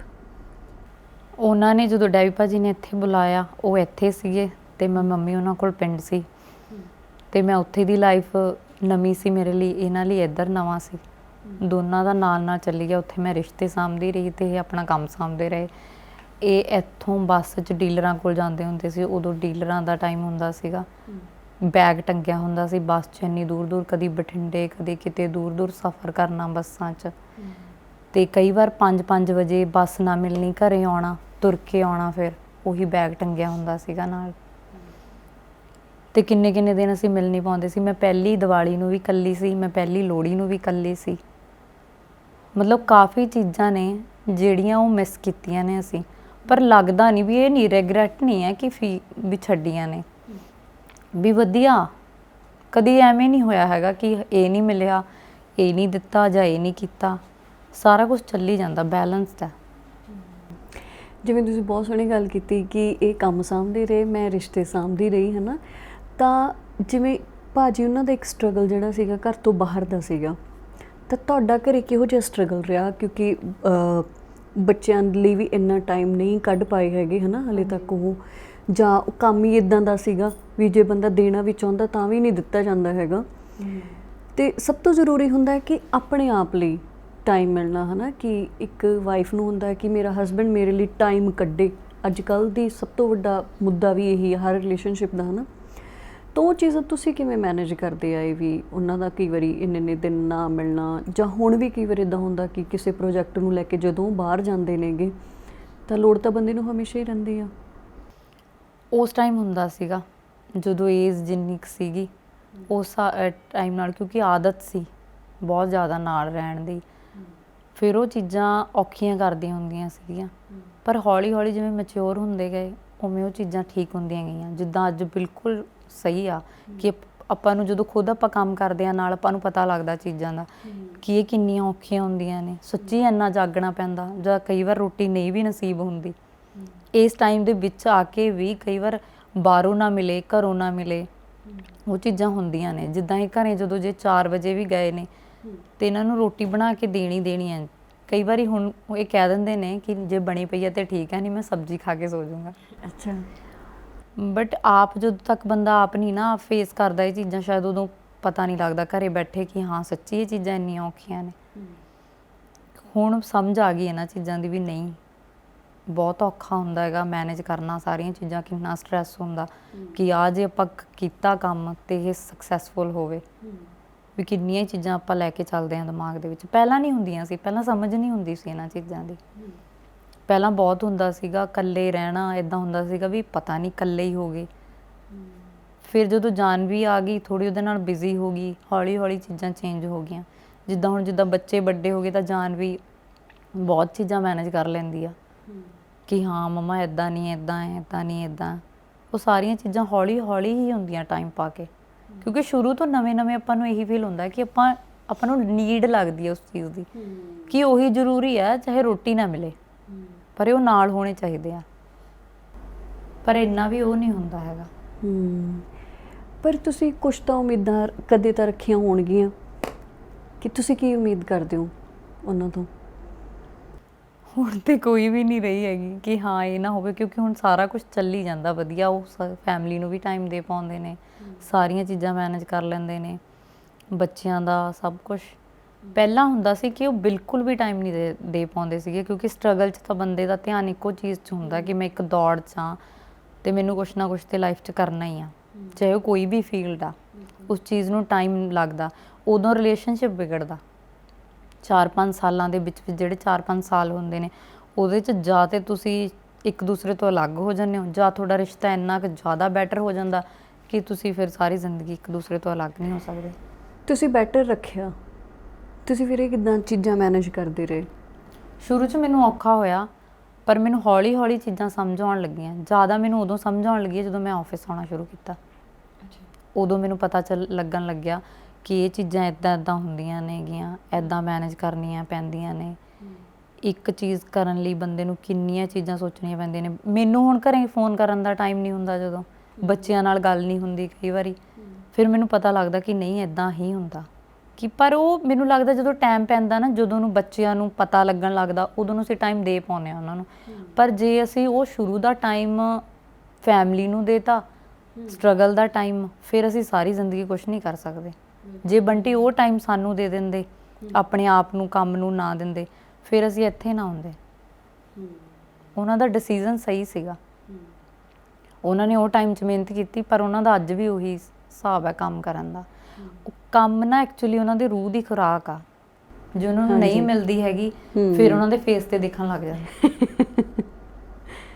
ਉਹ ਇਕੱਲੇ ਪ੍ਰੋਡਿਊਸਰ ਨਹੀਂ, ਆਰਟਿਸਟ ਨੇ, ਇਸ ਲਈ ਥੋੜਾ ਉਹਨਾਂ 'ਚ ਚੇਂਜਸ ਆਉਂਦੇ ਰਹਿੰਦੇ ਨੇਗੇ ਛੋਟੀਆਂ ਛੋਟੀਆਂ ਚੀਜ਼ਾਂ ਨੂੰ ਲੈ ਕੇ। ਕਈ ਵਾਰ ਕਹਿ ਦਿੰਦੇ ਹੁੰਦੇ ਆ ਕਿ ਮੈਂ ਗੇੜਾ ਕੱਢਿਆ ਵਾਂ, ਅੱਛਾ, ਵੀ ਮੈਂ ਇਕੱਲੇ ਜਾਇਆ ਵਾਂ। ਕਈ ਵਾਰ ਹੁੰਦਾ ਕਿ ਬਹੁਤ ਕੰਮ ਕਰਨ ਨੂੰ ਦਿਲ ਕਰਦਾ, ਕਈ ਵਾਰ ਥੋੜੇ ਟਾਈਮ 'ਚ ਇਹ ਹੁੰਦਾ ਕਿ ਨਹੀਂ ਮੈਂ ਥੋੜਾ ਇਕੱਲਾ ਰਹਿਣਾ ਚਾਹੁੰਦਾ। ਉਹ ਚੀਜ਼ਾਂ ਬਸ ਐਡਜਸਟ ਕਰਨੀਆਂ ਹੁੰਦੀਆਂ ਨੇ ਵੀ ਠੀਕ ਆ। ਹਾਂਜੀ, ਜੇ ਤੁਸੀਂ ਇੱਕ ਸਮਾਈਲ ਨਾਲ ਭੇਜ ਦੋਗੇ ਤਾਂ ਬੰਦਾ ਖੁਦ ਹੀ ਘਰੇ ਵਾਪਸ ਜਲਦੀ ਆ ਜਾਂਦਾ। ਜੇ ਤੁਸੀਂ ਇੱਦਾਂ ਕਰਕੇ ਭੇਜੋਗੇ ਮੱਥੇ ਤੂੜੀਆਂ ਪਾ ਕੇ, ਫਿਰ ਉਹਨੂੰ ਇੱਦਾਂ ਹੁੰਦਾ ਕੀ ਕਰੂੰਗਾ ਕਿ ਜਾ ਕੇ ਘੰਟਾ ਹੋਰ ਬਾਹਰ ਲੈ ਆਉਂਦਾ। ਮਿਲਣਾ ਤਾਂ ਉਹੀ ਆ ਬਾਹਰ ਅੰਦਰ ਜਾ ਕੇ। ਇਹ ਨਹੀਂ ਹੁੰਦਾ ਬਸ। ਪਰ ਭਾਜੀ ਜਿਵੇਂ ਇੱਕ ਉੱਦਾਂ ਦੀ ਇੰਡਸਟਰੀ 'ਚ ਸੀਗੇ ਜਿੱਥੇ ਜਿਵੇਂ ਹਰ ਵਾਈਫ ਆ ਜਿਹੜੀ ਆਪਣੇ ਹਸਬੈਂਡ ਨੂੰ ਲੈ ਕੇ ਬਹੁਤ ਪੋਸੈਸਿਵ ਹੁੰਦੀ ਆ, ਉਵੇਂ ਘਰ ਵਾਲਾ ਆਪਣੀ ਘਰ ਵਾਲੀ ਨੂੰ ਲੈ ਕੇ ਹੁੰਦਾ, ਚਾਹੇ ਆਪਾਂ ਕਿਸੇ ਵੀ ਫੀਲਡ ਦੀ ਗੱਲ ਕਰ ਲਈਏ ਨਾ। ਪਰ ਭਾਜੀ ਇੱਕ ਗਲੈਮਰਸ ਇੰਡਸਟਰੀ ਦੇ ਵਿੱਚ ਸੀਗੇ ਜਿੱਥੇ ਉਹਨਾਂ ਦੇ ਆਲੇ ਦੁਆਲੇ ਇੱਕ ਆਪੋਜ਼ਿਟ ਜੈਂਡਰ ਰਹਿੰਦਾ ਹਮੇਸ਼ਾ ਹੀ, ਹੈ ਨਾ, ਕਿਉਂਕਿ ਕੰਮ ਹੀ ਇੱਦਾਂ ਦਾ ਆ। ਸ਼ੂਟ ਕਰਨਾ ਤਾਂ ਵੀ ਉੱਥੇ ਫੀਮੇਲ ਜੈਂਡਰ ਹੋਊਗਾ ਹੀ, ਤੁਸੀਂ ਕਿਤੇ ਟਰੈਵਲ ਕਰ ਰਹੇ ਹੋ ਤਾਂ ਵੀ ਨਾਲ ਹੋ ਸਕਦਾ ਹੈ, ਤੁਸੀਂ ਸ਼ੂਟ ਕਰ ਰਹੇ ਹੋ ਤਾਂ ਵੀ, ਮੀਟਿੰਗ ਕਰ ਰਹੇ ਹੋ ਤਾਂ ਵੀ, ਹੈ ਨਾ। ਤਾਂ ਉਹ ਚੀਜ਼ਾਂ ਤੁਸੀਂ ਕਿਵੇਂ ਸੰਭਾਲੀਆਂ ਕਿ ਤੁਹਾਨੂੰ ਸੱਚੀ ਫਰਕ ਨਹੀਂ ਸੀ ਪੈਂਦਾ ਉਹਨਾਂ ਚੀਜ਼ਾਂ ਨਾਲ? ਜੇ ਪੈਂਦਾ ਸੀਗਾ ਤਾਂ ਫਿਰ ਤੁਸੀਂ ਕਿਵੇਂ ਸਮੂਥਲੀ ਹੁਣ ਤੱਕ ਆਏ? ਜਾਂ ਕਈ ਵਾਰ ਕੋਈ ਇੱਦਾਂ ਦਾ ਰਿਊਮਰ ਭਾਜੀ ਦਾ ਉੱਡਿਆ, ਹੈ ਨਾ, ਤਾਂ ਉਸ ਤੋਂ ਬਾਅਦ ਵੀ ਤੁਹਾਡਾ ਰਿਸ਼ਤਾ ਉਵੇਂ ਦਾ ਉਵੇਂ ਸਟਰੋਂਗ ਹੀ ਰਿਹਾ, ਈਵਨ ਮੋਰ ਬੈਟਰ ਹੋਇਆ, ਹੈ ਨਾ, ਪਹਿਲਾਂ ਨਾਲੋਂ? ਤਾਂ ਉਹਨਾਂ ਸਾਰੀਆਂ ਚੀਜ਼ਾਂ ਨੂੰ ਤੁਸੀਂ ਕਿਵੇਂ ਹੈਂਡਲ ਕੀਤਾ? ਜਾਂ ਉਸ ਟਾਈਮ ਜਦੋਂ ਤੁਸੀਂ ਚੀਜ਼ਾਂ ਕਈ ਵਾਰ ਕੁਛ ਸੁਣਦੇ ਸੀਗੇ ਜਾਂ ਕਿਸੇ ਚੀਜ਼ ਨੂੰ ਲੈ ਕੇ ਤੁਸੀਂ ਐਜ਼ ਅ ਵਾਈਫ ਪੋਸੈਸਿਵ ਹੋਣਾ ਸ਼ੁਰੂ ਕਰਦੇ ਸੀਗੇ, ਤਾਂ ਉਹ ਕਿਵੇਂ ਸਾਰੀਆਂ ਚੀਜ਼ਾਂ ਤੁਸੀਂ ਹੈਂਡਲ ਕਰਦੇ ਆਏ? ਜਾਂ ਤੁਹਾਡੀ ਮੈਂਟਲ ਸਿਚੁਏਸ਼ਨ ਕੀ ਰਹੀ ਆ ਇਹਨਾਂ ਚੀਜ਼ਾਂ ਨੂੰ ਲੈ ਕੇ? ਜੇ ਮੈਂ ਤੁਹਾਨੂੰ ਕਹਾਂ ਸਟਾਰਟ ਦੇ ਵਿੱਚ ਸ਼ੁਰੂ 'ਚ ਮੈਂ ਬਹੁਤ ਜ਼ਿਆਦਾ ਪੋਸੈਸਿਵ ਸੀ, ਕਿਉਂਕਿ ਮੇਰਾ ਫੋਕਸ ਹੀ ਬੰਟੀ 'ਤੇ ਸੀ। ਮੈਨੂੰ ਲੱਗਦਾ ਸੀ ਇਹੀ ਇੱਕ ਰਿਸ਼ਤਾ ਰਹਿ ਗਿਆ ਮੇਰੀ ਲਾਈਫ 'ਚ, ਕੋਈ ਹੋਰ ਹੈ ਨਹੀਂ ਹੈ। ਅਤੇ ਉਹ ਹੌਲੀ ਹੌਲੀ ਉਹ ਚੀਜ਼ਾਂ ਗੜਬੜ ਹੋਈਆਂ, ਰਿਲੇਸ਼ਨ ਗੜਬੜ ਹੋਇਆ। ਪਰ ਇੱਕ ਇਹ ਪਤਾ ਸੀ ਕਿ ਇਹ ਇੱਦਾਂ ਦਾ ਰਿਸ਼ਤਾ ਜੋ ਤੁਹਾਡਾ ਇੱਕ ਇਨਸਾਨ ਨਾਲ ਜੁੜਦਾ, ਬਸ ਉਹ ਦਿਮਾਗ 'ਚ ਸੈੱਟ ਸੀਗੀ ਚੀਜ਼ ਕਿ ਉਹ ਤੁਹਾਡਾ ਇੱਕ ਇਨਸਾਨ ਨਾਲ ਜੁੜਦਾ, ਤੁਸੀਂ ਇਹ ਨਿਭਾਉਣਾ ਚਾਹੇ ਜਿੱਦਾਂ ਮਰਜ਼ੀ ਆ। ਸ਼ੁਰੂ 'ਚ ਮੈਨੂੰ ਬਹੁਤ ਹੁੰਦਾ ਸੀ, ਮੈਂ ਇਹਨਾਂ ਨੂੰ ਵੀ ਤੰਗ ਕਰਦੀ ਹੁੰਦੀ ਸੀ ਚੀਜ਼ਾਂ ਦੇ ਵਿੱਚ ਕਿ ਇੱਦਾਂ ਕਿਉਂ ਕੀਤਾ, ਇੱਦਾਂ ਕਿਉਂ ਹੈ, ਇਹ ਕਿਉਂ ਆ। ਜਦੋਂ ਫਿਰ ਤੁਸੀਂ ਹੌਲੀ ਹੌਲੀ ਜਿੱਦਾਂ ਮੈਚਿਓਰ ਹੁੰਦੇ ਜਾਂਦੇ ਹੋ, ਤੁਹਾਡਾ ਰਿਸ਼ਤਾ ਵੀ ਮੈਚਿਓਰ ਹੁੰਦਾ ਜਾਂਦਾ। ਜਿੰਨੀਆਂ ਚੀਜ਼ਾਂ ਕੋਈ ਬਾਹਰ ਕਹਿੰਦਾ, ਜੇ ਤੁਹਾਡੀ ਫੈਮਿਲੀ ਉਸ ਚੀਜ਼ ਨੂੰ ਕਹਿ ਰਹੀ ਹੈ ਕਿ ਹਾਂ ਇਹ ਰਾਈਟ ਹੈ ਤੇ ਉਹ ਰਾਈਟ ਹੈ। ਜੇ ਤੁਹਾਡੀ ਫੈਮਿਲੀ, ਤੁਹਾਡੀ ਵਾਈਫ ਇਹ ਕਹਿ ਰਹੀ ਹੈ ਨਹੀਂ ਜੀ ਇਹ ਰੋਂਗ ਹੈ, ਤਾਂ ਉਹ ਰੋਂਗ ਹੈ, ਚਾਹੇ ਉਹ ਸਾਹਮਣੇ 10 ਬੰਦੇ ਖੜੇ ਕਹਿ ਰਹੇ ਹੋਣ ਕਿ ਤੂੰ ਰੋਂਗ ਹੈ। ਜੇ ਉਹਦੀ ਵਾਈਫ ਇਹ ਕਹਿ ਰਹੀ ਹੈ ਕਿ ਨਹੀਂ ਇਹ ਗਲਤ ਨਹੀਂ ਹੈ, ਸਹੀ ਆ, ਫਿਰ ਉਹ ਬਿਲਕੁਲ ਸਹੀ ਆ। ਹੁੰਦਾ ਪੋਸੈਸਿਵ ਹੁੰਦਾ ਬੰਦਾ, ਪਰ ਜੇ ਆਪਣਾ ਰਿਸ਼ਤਾ ਇੰਨਾ ਕੁ ਜ਼ਿਆਦਾ ਕਿ ਉਹ ਦਿਲ 'ਚ ਨਹੀਂ ਆਂਦਰਾਂ 'ਚ ਵਸ ਜਾਵੇ, ਫਿਰ ਨਹੀਂ ਰਹਿੰਦਾ ਹੈਗਾ ਕੁਛ ਵੀ। ਉਹ ਜਦੋਂ ਖੂਨ ਬਣ ਕੇ ਨਸਾਂ 'ਚ ਹੁੰਦਾ ਨਾ, ਫਿਰ ਨਹੀਂ ਹੁੰਦਾ। ਜਦ ਤੱਕ ਦਿਲ 'ਚ ਹੁੰਦਾ ਉਦੋਂ ਤੰਗ ਕਰਦਾ। ਜੋ ਤੁਹਾਨੂੰ ਇਹ ਪਤਾ ਲੱਗ ਜਾਂਦਾ ਕਿ ਉਹ ਇੱਦਾਂ ਦੀ ਹਸਤੀ ਆ ਜਿਹਦੇ ਨਾਲ ਸਾਰੀਆਂ ਚੀਜ਼ਾਂ ਨਾਲ ਨਾਲ ਚੱਲਣਗੀਆਂ, ਫਿਰ ਤੁਹਾਡਾ ਮਾਈਂਡ ਸੈੱਟ ਹੋ ਜਾਂਦਾ ਉਸ ਚੀਜ਼ ਨੂੰ ਲੈ ਕੇ। ਹਾਂ, ਜੇ ਤੁਹਾਡੇ ਕੰਮ 'ਤੇ ਅਸਰ ਪੈ ਰਿਹਾ ਉਸ ਚੀਜ਼ ਦਾ, ਫਿਰ ਥੋੜ੍ਹਾ ਤੁਹਾਨੂੰ ਸਟਰੈਸ ਹੁੰਦਾ ਉਸ ਚੀਜ਼ ਦਾ ਕਿ ਨਹੀਂ ਕੰਮ ਨਹੀਂ ਖਰਾਬ ਹੋਣਾ ਚਾਹੀਦਾ, ਕਿਉਂਕਿ ਰਿਸ਼ਤੇ 'ਤੇ ਤਾਂ ਤੁਹਾਨੂੰ ਇੰਨਾ ਕੁ ਯਕੀਨ ਉਦੋਂ ਨੂੰ ਹੋ ਜਾਂਦਾ ਜਿੱਦਾਂ ਮੈਨੂੰ ਹੈ ਆ ਕਿ ਨਾ ਮੈਂ ਉਹਨਾਂ ਤੋਂ ਟੁੱਟ ਸਕਦੀ ਹਾਂ, ਨਾ ਉਹ ਮੇਰੇ ਤੋਂ ਟੁੱਟ ਸਕਦੇ ਨੇ, ਕਿ ਰਿਸ਼ਤਾ ਤੇ ਖਰਾਬ ਹੋਣ ਤੋਂ ਰਿਹਾ ਹੁਣ, ਚਾਹੇ ਜੋ ਮਰਜ਼ੀ ਹੋਈ ਜਾਵੇ। ਪਰ ਇਹ ਚੀਜ਼ਾਂ ਚੱਲਦੀਆਂ ਰਹਿੰਦੀਆਂ ਨੇ ਨਾਲ ਨਾਲ।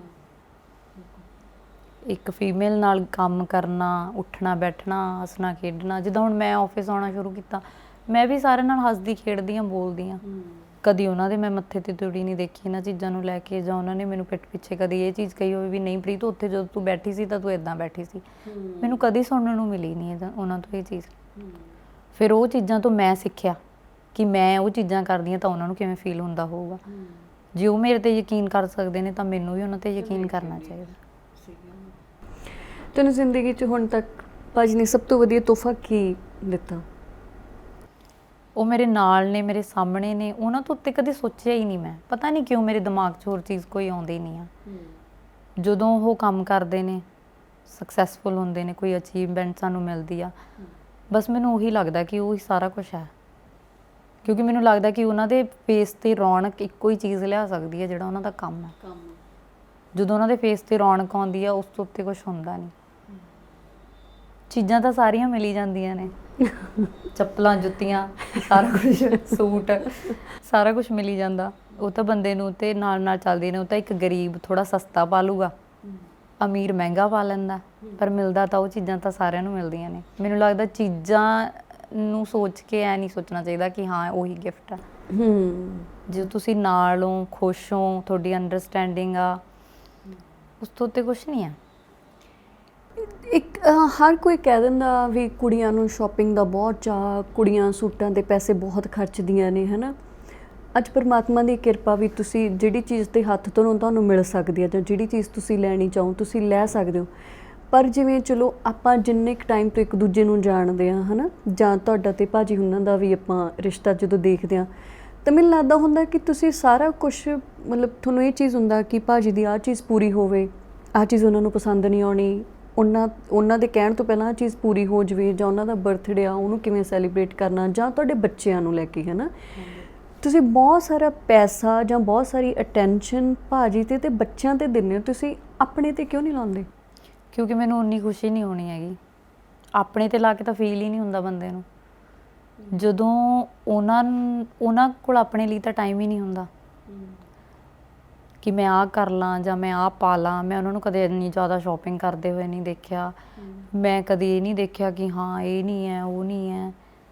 ਮਤਲਬ ਉਹ ਸਿੰਪਲ ਅਜੇ ਵੀ ਉਵੇਂ ਉੱਦਾਂ ਦੇ ਉੱਦਾਂ ਨੇ, ਪਰ ਉਹਨਾਂ ਨੂੰ ਇਹ ਹੁੰਦਾ ਵੀ ਪਰਫੈਕਟ ਹੋਵੇ ਸਾਰਾ ਕੁਛ। ਜੇ ਮੈਂ ਕਿੱਥੇ ਬੈਠਾ ਉਹ ਵੀ ਪਰਫੈਕਟ ਹੋਵੇ, ਜੇ ਮੈਂ ਰੋਟੀ ਖਾ ਰਿਹਾ ਉਹ ਵੀ ਪਰਫੈਕਟ ਹੋਵੇ। ਅਤੇ ਮੈਨੂੰ ਐਂ ਲੱਗਦਾ ਵੀ ਉਹ ਜੇ ਖੁਸ਼ ਨੇ ਤਾਂ ਮੈਂ ਵੀ ਖੁਸ਼ ਹਾਂ। ਉਹਨਾਂ ਦੇ ਆਲੇ ਦੁਆਲੇ ਹੀ ਘੁੰਮਦੀ ਹੈ ਜ਼ਿੰਦਗੀ। ਆਪਦੇ ਲਈ ਐਵੇਂ ਹੁੰਦਾ ਹੀ ਨਹੀਂ ਕਿ ਮੈਨੂੰ ਆਹ ਪਸੰਦ ਹੈ, ਮੈਂ ਆਹ ਕਰਾਂ ਮੈਨੂੰ। ਪਰ ਉਹ ਹੁਣ ਵੱਡੇ ਹੋ ਗਏ, ਜਿੱਦਾਂ ਬੱਚੇ ਵੱਡੇ ਹੋ ਗਏ, ਉਹ ਮੇਰਾ ਧਿਆਨ ਰੱਖਣ ਲੱਗ ਪਏ।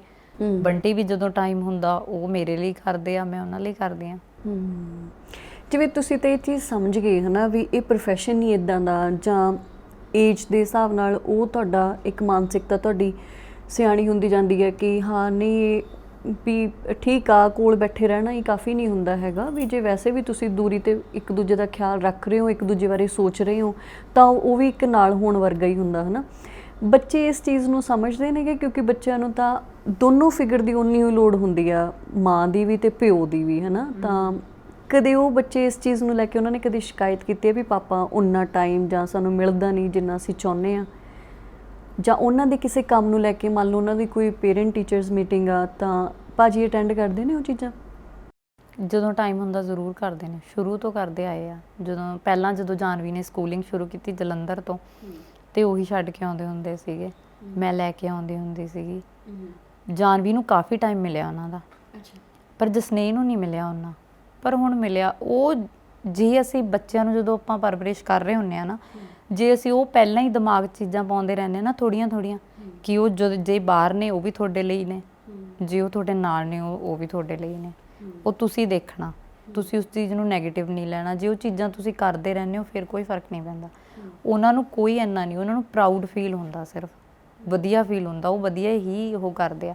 ਹਰ ਚੀਜ਼ 'ਚ ਹੁੰਦਾ ਹੀ ਆ ਬੱਚੇ ਨੂੰ ਕਿ ਮੇਰਾ ਪੇਰੈਂਟ ਨਾਲ ਹੋਵੇ। ਜਿੱਦਾਂ ਹੁਣ ਬੰਟੀ ਕਈ ਵਾਰ ਗਰਾਊਂਡ ਚਲ ਜਾਂਦੇ ਨੇ ਉਹਨਾਂ ਨਾਲ ਖੇਡਣ ਲਈ, ਅਤੇ ਉਹ ਬਹੁਤ ਖੁਸ਼ ਹੁੰਦੀ ਆ ਜਸਨੇਹ, ਪਾਪਾ ਅੱਜ ਮੇਰੇ ਨਾਲ ਗਰਾਊਂਡ ਗਏ ਸੀ, ਮੈਂ ਨਹੀਂ ਸੀਗੀ ਉਸ ਦਿਨ ਅਤੇ ਬੰਟੀ ਗਏ ਸੀਗੇ, ਅਤੇ ਬਹੁਤ ਕੋਈ ਪਾਪਾ ਅੱਜ ਮੇਰੇ ਨਾਲ ਗਰਾਊਂਡ ਗਏ ਸੀ। ਮੈਂ ਕਿਹਾ ਤੂੰ ਖੁਸ਼ ਹੋ ਗਿਆ? ਫਿਰ ਮੈਂ ਬਹੁਤ ਖੁਸ਼ ਹੋਈ।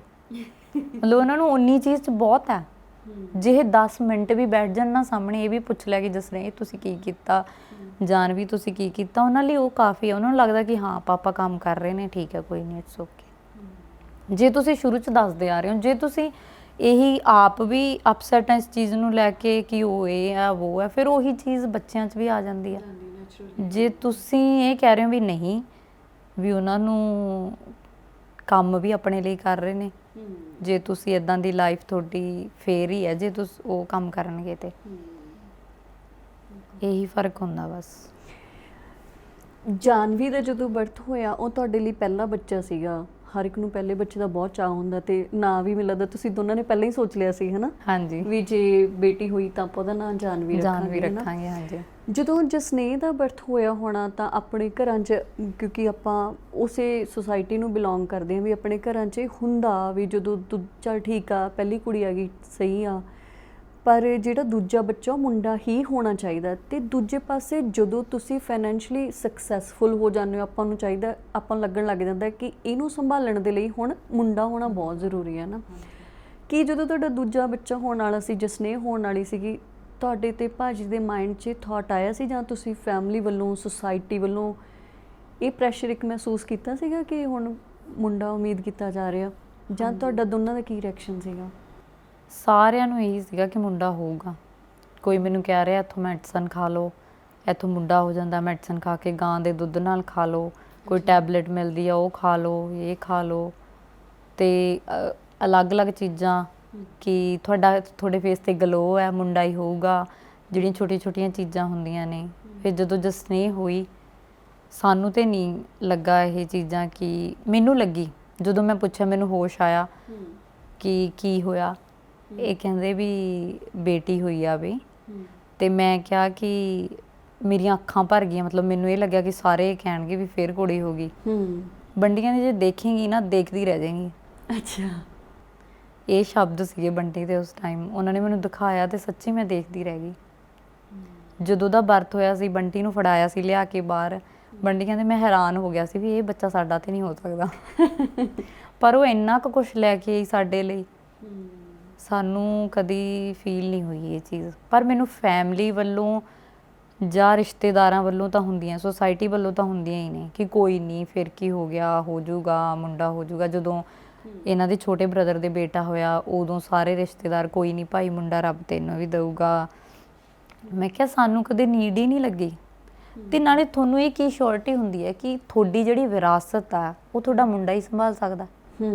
ਮੰਨ ਲਓ ਕਿ ਜਸਨੇਹ ਮੁੰਡਾ ਹੁੰਦੀ ਅਤੇ ਉਹ ਉਨੀ ਕਾਬਿਲ ਹੀ ਨਾ ਹੋਵੇ ਕਿ ਉਸ ਕੁਰਸੀ 'ਤੇ ਬੈਠ ਸਕੇ ਜਾਂ ਉਹ ਵਿਰਾਸਤ ਸੰਭਾਲ ਸਕੇ। ਕੀ ਪਤਾ ਉਹ ਜਾਨਵੀ ਦੇ ਹਿੱਸੇ ਆਵੇ, ਜਸਨੇਹ ਵੀ ਨਾ ਕਰ ਪਾਵੇ ਉਹ ਚੀਜ਼ ਨੂੰ। ਇਹ ਸ਼ੋਰਟੀ ਤਾਂ ਨਹੀਂ ਹੁੰਦੀ ਤੁਹਾਨੂੰ ਇਹ ਕਿ ਹਾਂ ਮੁੰਡਾ ਹੋ ਗਿਆ ਅਤੇ ਉਸੇ ਦੇ ਨਾਮ ਲਵਾਉਣੀ ਹੈ ਜੀ, ਉਸੇ ਦੀ ਆ। ਮੈਨੂੰ ਲੱਗਦਾ ਉਹਦੇ ਨਾਮ ਲਵਾਓ ਜਿਹੜਾ ਕਾਬਿਲ ਹੈ। ਚਾਹੇ ਜਿਨ੍ਹਾਂ ਕੋਲ ਮੁੰਡਾ ਕੁੜੀ ਹੈਗੇ ਵੀ ਨੇ, ਉਹਨੂੰ ਦਿਓ ਜੋ ਕਾਬਿਲ ਹੈ। ਚਾਹੇ ਉਹ ਕੋਈ ਕੰਮ ਕਰ ਰਿਹਾ, ਫੀਲਡ 'ਚ ਕੰਮ ਕਰ ਰਿਹਾ ਜਾਂ ਕੁਛ ਵੀ ਕਰ ਰਿਹਾ, ਉਹਨੂੰ ਦਿਓ ਜੋ ਸੰਭਾਲ ਸਕੇ, ਜੋ ਉਸ ਚੀਜ਼ ਦੀ ਰਿਸਪੈਕਟ ਕਰੇ। ਇੱਦਾਂ ਰੋਲਣ ਨਾਲੋਂ ਇੰਨੀ ਮਿਹਨਤ ਨਾਲ ਕਮਾਈ ਕੀਤੀ ਹੋਈ ਇੱਦਾਂ ਤੁਸੀਂ ਨਹੀਂ ਰੋਲ ਸਕਦੇ ਇਹ ਸੋਚ ਕੇ ਕਿ ਹਾਂ ਦੋਨੇ ਬੱਚੇ ਬਰਾਬਰ ਨੇ। ਬਿਲਕੁਲ। ਅਤੇ ਦੋਨਾਂ ਬੱਚਿਆਂ ਦੇ ਨਾਲ, ਕਿਉਂਕਿ ਤੁਹਾਡਾ ਤਾਂ ਮੈਨੂੰ ਪਤਾ ਕਿ ਤੁਸੀਂ ਬਹੁਤ ਟਾਈਮ ਦਿੰਦੇ ਹੋ, ਇਮੋਸ਼ਨਲੀ ਤੁਹਾਡੇ ਨਾਲ ਬੱਚੇ ਜ਼ਿਆਦਾ ਅਟੈਚਡ ਨੇਗੇ, ਮੇ ਬੀ ਕਿਉਂਕਿ ਤੁਸੀਂ ਹਮੇਸ਼ਾ ਉਹਨਾਂ ਦੇ ਕੋਲ ਰਹੇ ਹੋ, ਤੁਹਾਡੇ ਨਾਲ ਉਹ ਜ਼ਿਆਦਾ ਗੱਲ ਸਾਂਝੀ ਕਰਦੇ ਨੇ, ਹੈ ਨਾ। ਤਾਂ ਕਿਵੇਂ ਦਾ ਰਿਲੇਸ਼ਨ ਉਹਨਾਂ ਦਾ ਭਾਜੀ ਦੇ ਨਾਲ, ਜਾਂ ਫਿਰ ਹੁਣ ਜਿਵੇਂ ਵੱਡੀਆਂ ਹੋ ਰਹੀਆਂ ਨੇਗੀਆਂ ਤੁਹਾਡੇ ਦੋਨਾਂ ਦੇ ਨਾਲ, ਹੁਣ ਤੇ ਤੁਸੀਂ ਵੀ ਮੈਕਸਿਮਮ ਟਾਈਮ ਘਰੋਂ ਬਾਹਰ ਰਹਿੰਦੇ ਹੋ? ਹਾਂਜੀ, ਜਸਨੇਹ ਦੀ ਅਟੈਚਮੈਂਟ ਬਹੁਤ ਆ ਬੰਟੀ ਨਾਲ। ਜਿੱਦਾਂ ਬੰਟੀ ਕਿਤੇ ਬਾਹਰ ਵੀ ਜਾਂਦੇ ਸੀਗੇ ਪਹਿਲਾਂ, ਜਦੋਂ ਜ਼ਿਆਦਾ ਛੋਟੀ ਸੀਗੀ, ਜੇ ਅਸੀਂ ਕੋਈ ਗਾਣਾ ਗੁਣਾ ਸੁਣ ਰਹੇ ਹਾਂ, ਮਿਊਜ਼ਿਕ ਸੁਣ ਰਹੇ ਹਾਂ ਅਤੇ ਉਹ ਸੈਡ ਸੌਂਗ ਲਗਾਤਾ, ਨਹੀਂ ਇਹ ਨਾ ਲਗਾਓ, ਇਹਦੇ ਨਾਲ ਮੈਨੂੰ ਪਾਪਾ ਦੀ ਯਾਦ ਆਉਂਦੀ ਹੈ। ਅੱਛਾ। ਉਹ ਬਹੁਤ ਜ਼ਿਆਦਾ ਅਟੈਚਡ ਸੀਗੀ ਕਿ ਉਹ ਥੋੜ੍ਹੇ ਦਿਨ ਰਹਿ ਪਾਉਂਦੀ ਸੀਗੀ, ਪਰ ਥੋੜ੍ਹੇ ਦਿਨ ਬਾਅਦ ਉਹ ਬਿਮਾਰ ਹੋ ਜਾਂਦੀ ਸੀ। ਹੁਣ ਜਿੱਦਾਂ ਵੱਡੀ ਹੋ ਗਈ, ਹੁਣ ਥੋੜ੍ਹਾ ਜਾਨਵੀ ਨਾਲ ਜ਼ਿਆਦਾ ਹੋ ਗਿਆ ਉਹਦਾ ਅਟੈਚਮੈਂਟ, ਦੋਨਾਂ ਦੀ ਇੱਕ ਦੂਸਰੇ ਨਾਲ ਬਹੁਤ ਜ਼ਿਆਦਾ ਆ। ਉਹਦੇ ਕਰਕੇ ਉਹ ਠੀਕ ਮੈਨੇਜ ਕਰ ਲੈਂਦੀ ਆ। ਬੰਟੀ ਨਾਲ ਬੜਾ ਵਧੀਆ ਰਿਲੇਸ਼ਨ ਆ। ਜਾਨਵੀ ਦਾ ਵੀ, ਜਾਨਵੀ ਦਾ ਥੋੜ੍ਹੇ ਵੱਡੇ ਤਰੀਕੇ ਨਾਲ ਆ। ਹੁਣ ਉਹ ਵੱਡੀਆਂ ਗੱਲਾਂ ਕਰਦੀ ਆ, ਕੰਮ ਨੂੰ ਲੈ ਕੇ ਸਾਰੀਆਂ ਚੀਜ਼ਾਂ। ਜਦੋਂ ਵੀ ਟਾਈਮ ਲੱਗਦਾ ਤਾਂ ਡਿਸਕਸ ਕਰਦੇ ਨੇ ਕਿ ਪਾਪਾ ਆਹ ਚੀਜ਼ ਇੱਦਾਂ ਸੀ, ਜੇ ਕੋਈ ਗਾਣਾ ਸੁਣਾਉਂਦੇ ਆ ਜਾਂ ਕੁਛ ਵੀ, ਅਤੇ ਉਹ ਉੱਦਾਂ ਦਾ ਰਿਲੇਸ਼ਨ ਆ ਹੁਣ ਇਹਨਾਂ ਦਾ। ਇੱਕ ਨਾ ਆਪਣੇ ਸੈਲੀਬ੍ਰਿਟੀਜ਼ ਦੇ ਲਈ ਆਪਾਂ ਨੂੰ ਇਹ ਹੋ ਜਾਂਦਾ ਵੀ ਸ਼ਾਇਦ ਇਹ ਘਰੇ ਪਤਾ ਨਹੀਂ ਕਿਵੇਂ ਰਹਿੰਦੇ ਹੋਣਗੇ, ਹੈ ਨਾ। ਤਾਂ ਕਿਵੇਂ ਰਹਿੰਦੇ ਨੇ ਭਾਜੀ ਘਰੇ? ਨੋਰਮਲੀ ਕੰਮ ਆਪਣਾ ਕਰ ਲੈਂਦੇ ਨੇਗੇ ਜਾਂ ਕਿਵੇਂ? ਸਾਨੂੰ ਦੱਸੋ ਥੋੜ੍ਹਾ ਜਿਹਾ। ਕੰਮ ਨਹੀਂ ਆਪ ਕਰਦੇ, ਉਹ ਸਿਰਫ ਉਹੀ ਕੰਮ ਕਰਦੇ ਆ, ਕਿਉਂਕਿ ਘਰ ਵੀ ਇਹਨਾਂ ਦਾ ਇਹੀ ਚੱਲਦਾ ਰਹਿੰਦਾ, ਫੋਨ ਕਾਲਸ, ਮੀਟਿੰਗਸ। ਜਿੱਥੇ ਇਹਨਾਂ ਦੀ ਅੱਖ ਖੁੱਲ੍ਹ ਗਈ, ਇਹਨਾਂ ਨੇ ਫੋਨ ਚੱਕ ਲਿਆ, ਬਸ ਉਸ ਤੋਂ ਬਾਅਦ ਤਾਂ ਇਹਨਾਂ ਦਾ ਤਿਆਰ ਤੂਰ ਹੱਥ 'ਚ ਹੀ ਫੜਾਉਣਾ ਪੈਂਦੀ, ਆਹ ਚੀਜ਼ ਲੈ ਲਓ, ਆਹ ਕਰ ਲਓ, ਰੋਟੀ ਪਾਈ ਪਈ ਆ ਖਾ ਲਓ, ਬਸ ਇੱਦਾਂ ਹੀ ਰਹਿੰਦਾ, ਭੱਜ ਦੌੜੀ ਅੱਜ ਵੀ। ਉਹ ਨਹੀਂ ਹੈ ਵੀ ਕੁਛ ਚੱਕ ਕੇ ਕਦੀ ਆਪੀ, ਜੇ ਕੁਛ ਪਾ ਵੀ ਲੈਂਦੇ ਨੇ ਚੱਕ ਕੇ ਤਾਂ ਗਲਤ ਹੀ ਪਾ ਲੈਂਦੇ ਨੇ। ਅੱਛਾ। ਇੱਕ ਮੈਮ ਆਪਣੇ ਹੁੰਦਾ ਨਹੀਂ ਕਿ ਵੀ ਆਪਣੀ ਸੁਸਾਇਟੀ 'ਚ ਇਹ ਵੀ ਸੋਚ ਹੁੰਦੀ ਆ, ਹੈ ਨਾ। ਮੰਨ ਲਓ ਵੀ ਜਿਵੇਂ ਹੁਣ ਮੈਂ ਜੋਬ ਕਰਦੀ ਹਾਂ, ਕਿਤੇ ਸਾਡੇ ਕੋਈ ਰਿਸ਼ਤੇਦਾਰੀ 'ਚ ਕੋਈ ਪ੍ਰੋਗਰਾਮ ਆ ਗਿਆ, ਹੈ ਨਾ, ਤਾਂ ਉਹਨਾਂ ਨੇ ਮਤਲਬ ਉਸ ਚੀਜ਼ ਦਾ ਲਾਂਭਾ ਦਿੰਦੇ ਨੇ ਵੀ ਬਹੂ ਨਹੀਂ ਆਈ ਹੈਗੀ, ਹਨਾ, ਜਾਂ ਤੁਹਾਡਾ ਮੁੰਡਾ ਨਹੀਂ ਆਇਆ, ਤੁਸੀਂ ਸਾਰੇ ਨਹੀਂ ਆਏ ਹੈਗੇ। ਕਈ ਵਾਰੀ ਆਪਾਂ ਉਹਨਾਂ ਚੀਜ਼ਾਂ ਨੂੰ ਸ਼ਾਇਦ ਸਮਝ ਨਹੀਂ ਪਾਉਂਦੇ ਕਿ ਉਹ ਇੱਕ ਜੌਬ ਤੇ ਨੇ, ਜਾਂ ਉਹਨਾਂ ਨੂੰ ਉਹ ਛੁੱਟੀ ਜਾਂ ਉਹ ਕਿਸੇ ਵੀ ਦਿਨ ਆਪਣੀ ਮਰਜ਼ੀ ਦੇ ਨਾਲ ਆਫ ਨਹੀਂ ਕਰ ਸਕਦੇ, ਜਾਂ ਉਹ ਕੰਮ ਨੂੰ ਟਾਲ ਨਹੀਂ ਸਕਦੇ, ਹਨਾ। ਤਾਂ ਤੁਸੀਂ ਇਹ ਸਾਰੀਆਂ ਚੀਜ਼ਾਂ ਕਿਵੇਂ ਕਿਉਂਕਿ ਭਾਜੀ ਨੂੰ ਬਹੁਤਾ ਟਾਈਮ ਤਾਂ ਨਹੀਂ ਮਿਲਦਾ ਹੈਗਾ ਕਿਸੇ ਵੀ ਰਿਸ਼ਤੇਦਾਰੀ 'ਚ ਜਾਣ ਦਾ, ਹਨਾ। ਜਦੋਂ ਕਿਤੇ ਫੰਕਸ਼ਨ 'ਤੇ ਤੁਸੀਂ ਇਕੱਲੇ ਜਾਂਦੇ ਹੋ, ਉਹ ਸਾਰੀਆਂ ਚੀਜ਼ਾਂ ਤੁਸੀਂ ਕਿਵੇਂ ਸੰਭਾਲਦੇ ਰਹੇ? ਇਹੀ ਆ ਕਿ ਕਦੇ ਤਾਂ ਜਦੋਂ ਟਾਈਮ ਹੁੰਦਾ ਉਦੋਂ ਤੇ ਚਲੇ ਜਾਂਦੇ ਆ, ਜਿੱਥੇ ਜਾਏ ਬਿਨਾਂ ਜ਼ਿਆਦਾਤਰ ਤੇ ਮੰਮੀ ਡੈਡੀ ਜਾਂਦੇ ਆ ਜਿੱਥੇ ਜਾਣਾ ਹੁੰਦਾ। ਅੱਛਾ। ਜੇ ਕਿਤੇ ਮੈਨੂੰ ਜਾਣਾ ਵੀ ਪੈ ਜਾਂਦਾ ਇਕੱਲੇ, ਫਿਰ ਉੱਦਾਂ ਹੈਂਡਲ ਕਰਨੀਆਂ ਪੈਂਦੀਆਂ ਨੇ ਚੀਜ਼ਾਂ। ਪਰ ਰਿਸ਼ਤੇਦਾਰ ਵੀ ਜੇ ਵਧੀਆ ਹੁੰਦੇ ਨੇ ਤਾਂ ਸਮਝ ਜਾਂਦੇ ਨੇ ਕਿ ਹਾਂਜੀ ਟਾਈਮ ਨਹੀਂ ਹੈਗਾ। ਕਈ ਇਹ ਕਹਿੰਦੇ ਨੇ ਤੁਸੀਂ ਵੱਡੇ ਲੋਕ ਹੋ ਗਏ, ਤੁਸੀਂ ਗੱਲ ਨਹੀਂ ਕਰਦੇ। ਕਈ ਸਮਝ ਜਾਂਦੇ ਨੇ, ਆਟੋਮੈਟਿਕਲੀ ਹੋ ਜਾਂਦੀਆਂ ਨੇ ਸਾਰੀਆਂ ਚੀਜ਼ਾਂ ਮੈਨੇਜ। ਪਰ ਆਪਣੇ ਆਪ ਨੂੰ ਕਈ ਰਿਸ਼ਤੇਦਾਰੀਆਂ ਇੱਦਾਂ ਦੀਆਂ ਹੁੰਦੀਆਂ ਨੇ, ਕਲੋਜ਼ ਹੁੰਦੀਆਂ ਨੇਗੀਆਂ ਬਹੁਤ ਜ਼ਿਆਦਾ, ਉੱਥੇ ਜ਼ਰੂਰ ਜਾਂਦੇ ਆ। ਉੱਥੇ ਕਦੇ ਇੱਦਾਂ ਨਹੀਂ ਹੋਇਆ ਕਿ ਹਾਂ ਨਹੀਂ ਗਏ ਹੋਣਗੇ। ਜਿੱਥੇ ਆਪ ਨੂੰ ਲੱਗਦਾ ਕਿ ਨਹੀਂ ਇਰੀਟੇਟ ਹੋਣਗੇ ਜਾ ਕੇ, ਕਈ ਵਾਰ ਬੰਦਾ ਨਹੀਂ ਜਾ ਸਕਦਾ ਹੁੰਦਾ, ਹੈ ਨਾ, ਅਤੇ ਉੱਥੇ ਆਪਾਂ ਆਪ ਹੀ ਨਹੀਂ ਕਹੀਦਾ ਕਿ ਨਹੀਂ ਨਹੀਂ ਕੋਈ ਗੱਲ ਨਹੀਂ, ਤੁਸੀਂ ਆਪਣਾ ਕੰਮ ਕਰੋ, ਆਪਾਂ ਆਪੇ ਕਰ ਲਾਂਗੇ। ਮੈਨੂੰ ਯਾਦ ਆ ਇੱਕ ਵਾਰੀ ਭਾਜੀ ਆਪਾਂ ਨੂੰ ਬੈਠੇ ਗੱਲਾਂ ਸੁਣਾ ਰਹੇ ਸੀ ਵੀ ਜਦੋਂ ਮੈਂ ਆਪਦੀ ਪਹਿਲੀ ਇੱਕ ਸੈਕਿੰਡ ਹੈਂਡ ਕਾਰ ਲਈ ਸੀ ਤਾਂ ਮੇਰੇ ਕੋਲ 5000 ਰੁਪਈਆ ਘੱਟ ਗਿਆ ਸੀ, ਅਤੇ ਮੈਂ ਉਹਨਾਂ ਨੂੰ ਕਿਹਾ ਵੀ ਇਹ ਟਿੱਪਣੀ ਕਿੰਨੀ ਦੀ? ਉਹ ਕਹਿੰਦੇ 5000 ਦੀ। ਕਹਿੰਦੇ, ਮੈਂ ਕਿਹਾ ਵੀ ਇਹ ਰੱਖ ਲਓ, ਹੈ ਨਾ। ਇੱਕ ਉਹ ਦਿਨ ਸੀਗਾ, ਅਤੇ ਅੱਜ ਉਹ ਦਿਨ ਆ ਵੀ ਜਦੋਂ ਅਸੀਂ ਕਰੋੜਾਂ ਰੁਪਏ ਦੀ ਵੀ ਕੋਈ ਵੀ ਕਾਰ ਲੈ ਸਕਦੇ ਹਾਂ, ਹੈ ਨਾ। ਤੁਹਾਨੂੰ ਸੱਚੀ ਲੱਗਦਾ ਵੀ ਜਿਵੇਂ ਕਈ ਵਾਰ ਰਿਸ਼ਤੇਦਾਰ ਵੀ ਕਹਿ ਦਿੰਦੇ ਨੇ ਵੀ ਵੱਡੇ ਬਣ ਗਏ, ਇਹ ਇੱਕ ਫੀਲਿੰਗ ਆਉਂਦੀ ਹੈ ਤੁਹਾਨੂੰ? ਕੋਈ ਫੀਲਿੰਗ ਨਹੀਂ ਆਉਂਦੀ ਹੁੰਦੀ। ਬੰਦਾ ਉੱਦਾਂ ਦਾ ਜਿਹਨੇ ਰਹਿਣਾ ਹੁੰਦਾ ਉਹ ਉੱਦਾਂ ਦਾ ਹੀ ਰਹਿ ਸਕਦਾ। ਜਿੱਦਾਂ ਮੈਂ, ਬੰਟੀ, ਮੈਨੂੰ ਲੱਗਦਾ ਬੰਟੀ ਸੇਮ ਉੱਦਾਂ ਦੇ ਹੀ ਆ। ਸ਼ੌਂਕ ਹੁੰਦੇ ਆ ਤੁਹਾਨੂੰ, ਉਹ ਜ਼ਰੂਰਤ ਨਹੀਂ ਹੈ ਤੁਹਾਡੀ, ਉਹ ਸ਼ੌਂਕ ਆ ਤੁਹਾਡਾ।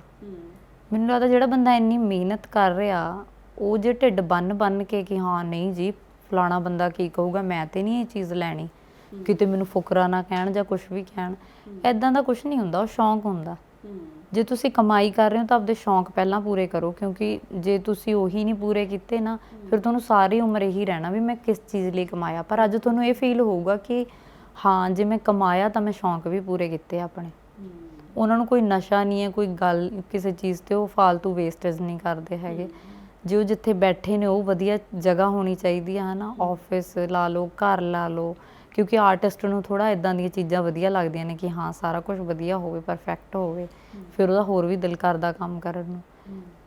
ਗੱਡੀ ਤਾਂ ਭਾਵੇਂ ਤੁਸੀਂ ਉਹਨਾਂ ਨੂੰ ਸਵਿਫਟ 'ਤੇ ਭੇਜ ਦਿਓ, ਭਾਵੇਂ ਮੋਟਰਸਾਈਕਲ 'ਤੇ, ਉਹ ਅੱਜ ਵੀ ਚਲੇ ਜਾਣਗੇ। ਉਹ ਗੱਲ ਨਹੀਂ ਹੁੰਦੀ। ਉਹ ਤਾਂ ਸ਼ੌਂਕ ਹੁੰਦਾ ਬੰਦੇ ਨੂੰ ਕਿ ਹਾਂ ਜੇ ਅਸੀਂ ਲੈ ਸਕਦੇ ਹਾਂ ਤਾਂ ਲੈਣੀ ਚਾਹੀਦੀ ਹੈ, ਮੈਨੂੰ ਲੱਗਦਾ। ਹੁਣ ਤੁਸੀਂ ਪ੍ਰੋਫੈਸ਼ਨਲੀ ਉਹਨਾਂ ਨੂੰ ਤੁਹਾਡੀ ਸਪੋਰਟ ਰਹਿੰਦੀ ਹੈ, ਗਾਈਡੈਂਸ ਰਹਿੰਦੀ ਆ, ਜਾਂ ਕਿਹੜੀਆਂ ਚੀਜ਼ਾਂ ਦੇ ਵਿੱਚ ਤੁਹਾਡੀ ਇਨਵੋਲਵਮੈਂਟ ਉਹ ਚਾਹੁੰਦੇ ਨੇਗੇ? ਸਾਰੀਆਂ ਚੀਜ਼ਾਂ 'ਚ। ਘਰ ਨੂੰ ਲੈ ਕੇ ਤੇ ਉਹਨਾਂ ਦੀ ਕੋਈ ਇਨਵੋਲਵਮੈਂਟ ਹੀ ਨਹੀਂ ਹੈ। ਉਹ ਤਾਂ ਸਾਰਾ ਸਿਲੰਡਰ ਤੋਂ ਲੈ ਕੇ ਸੌਦੇ ਤੱਕ ਮੈਂ ਹੀ ਦੇਖਣਾ ਹੁੰਦਾ।